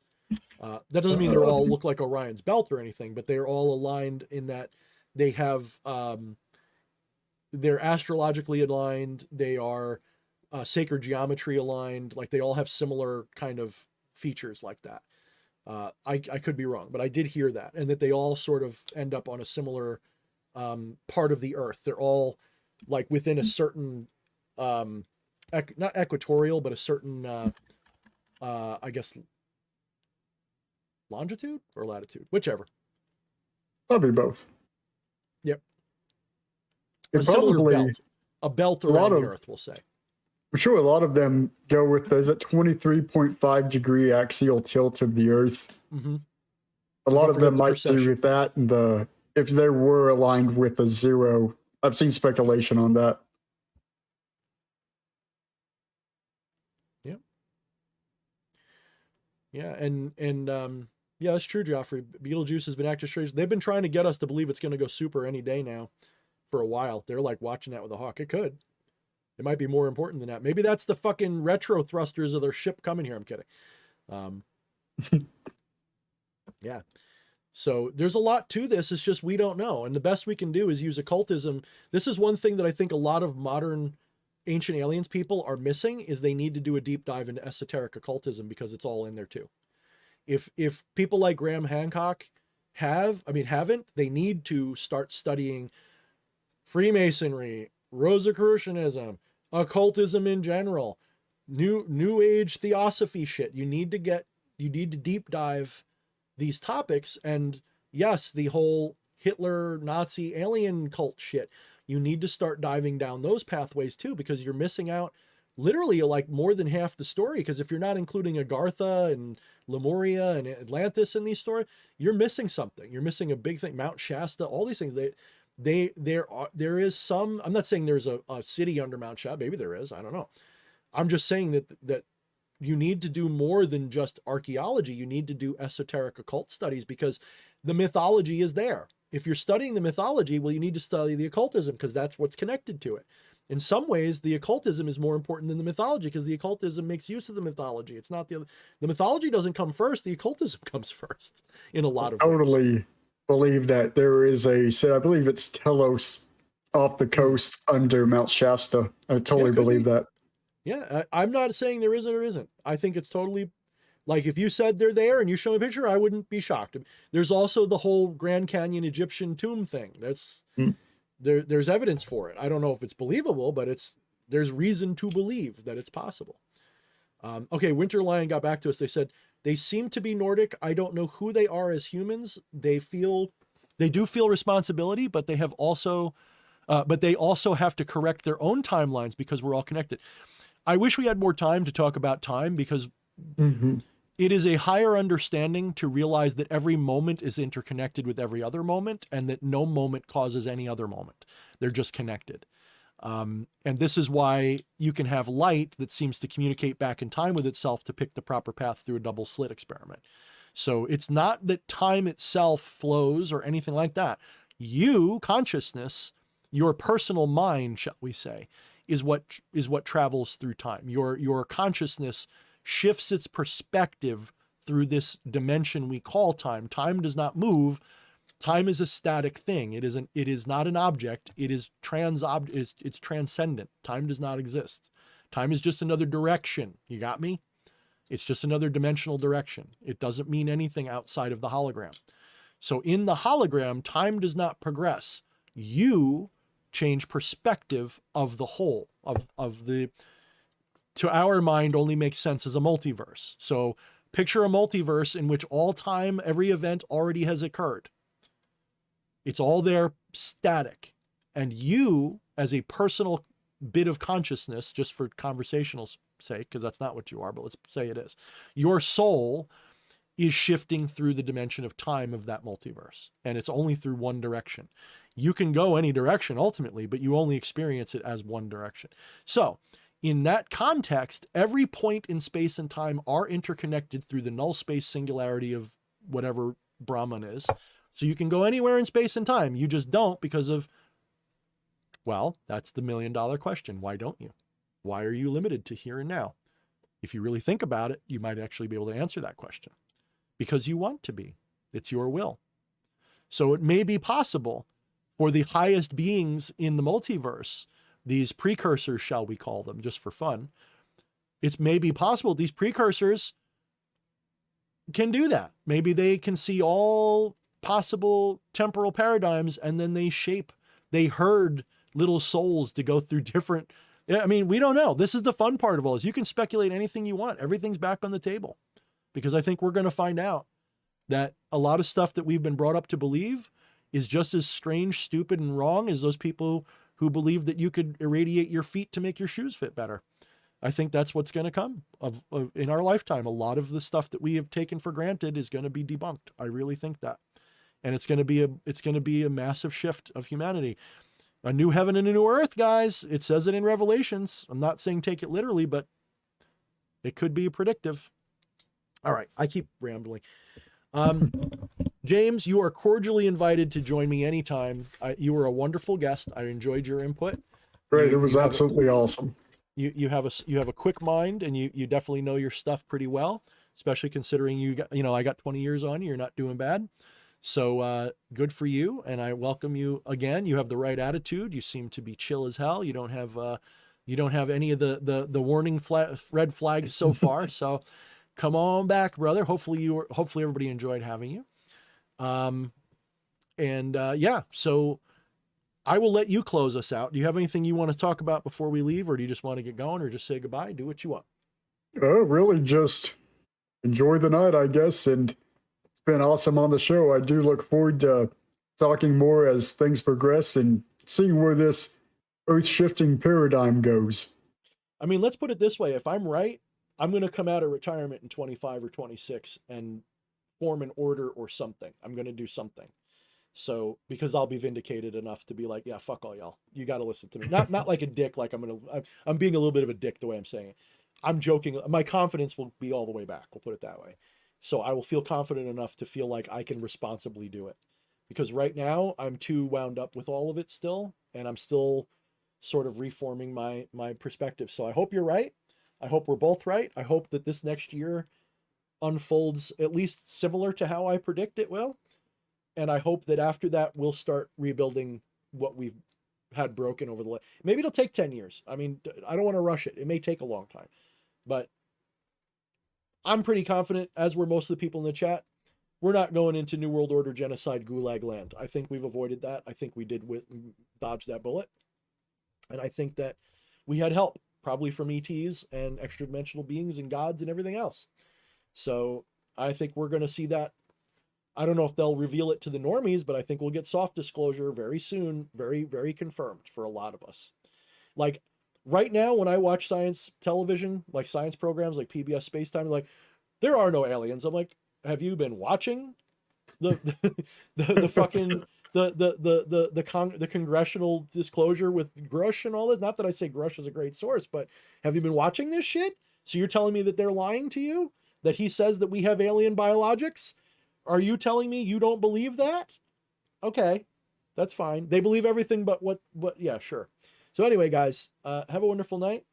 And Winterlion has one more comment that I want to read because they've been a good source here. We need to understand our consciousness. Thank you, guys. Good conversation. Much better than Tucker Carlson, although I'm not against him. I would agree. I agree with you. Tucker Carlson is the mouthpiece for the coming world order. I guarantee it. He's going to be important going forward. And some people will hate that and some people will love it. I'm sort of in the middle because he's an excellent propagandist, whether you like him or not. So, all right, guys, Love you all. I appreciate you all. Thank you for the super chats. We didn't get enough to pay my friend here, but we'll pay him in good words, right? So, all right. All right, let me end the stream. Goodbye. Say goodbye, James. Goodbye. See you. All right.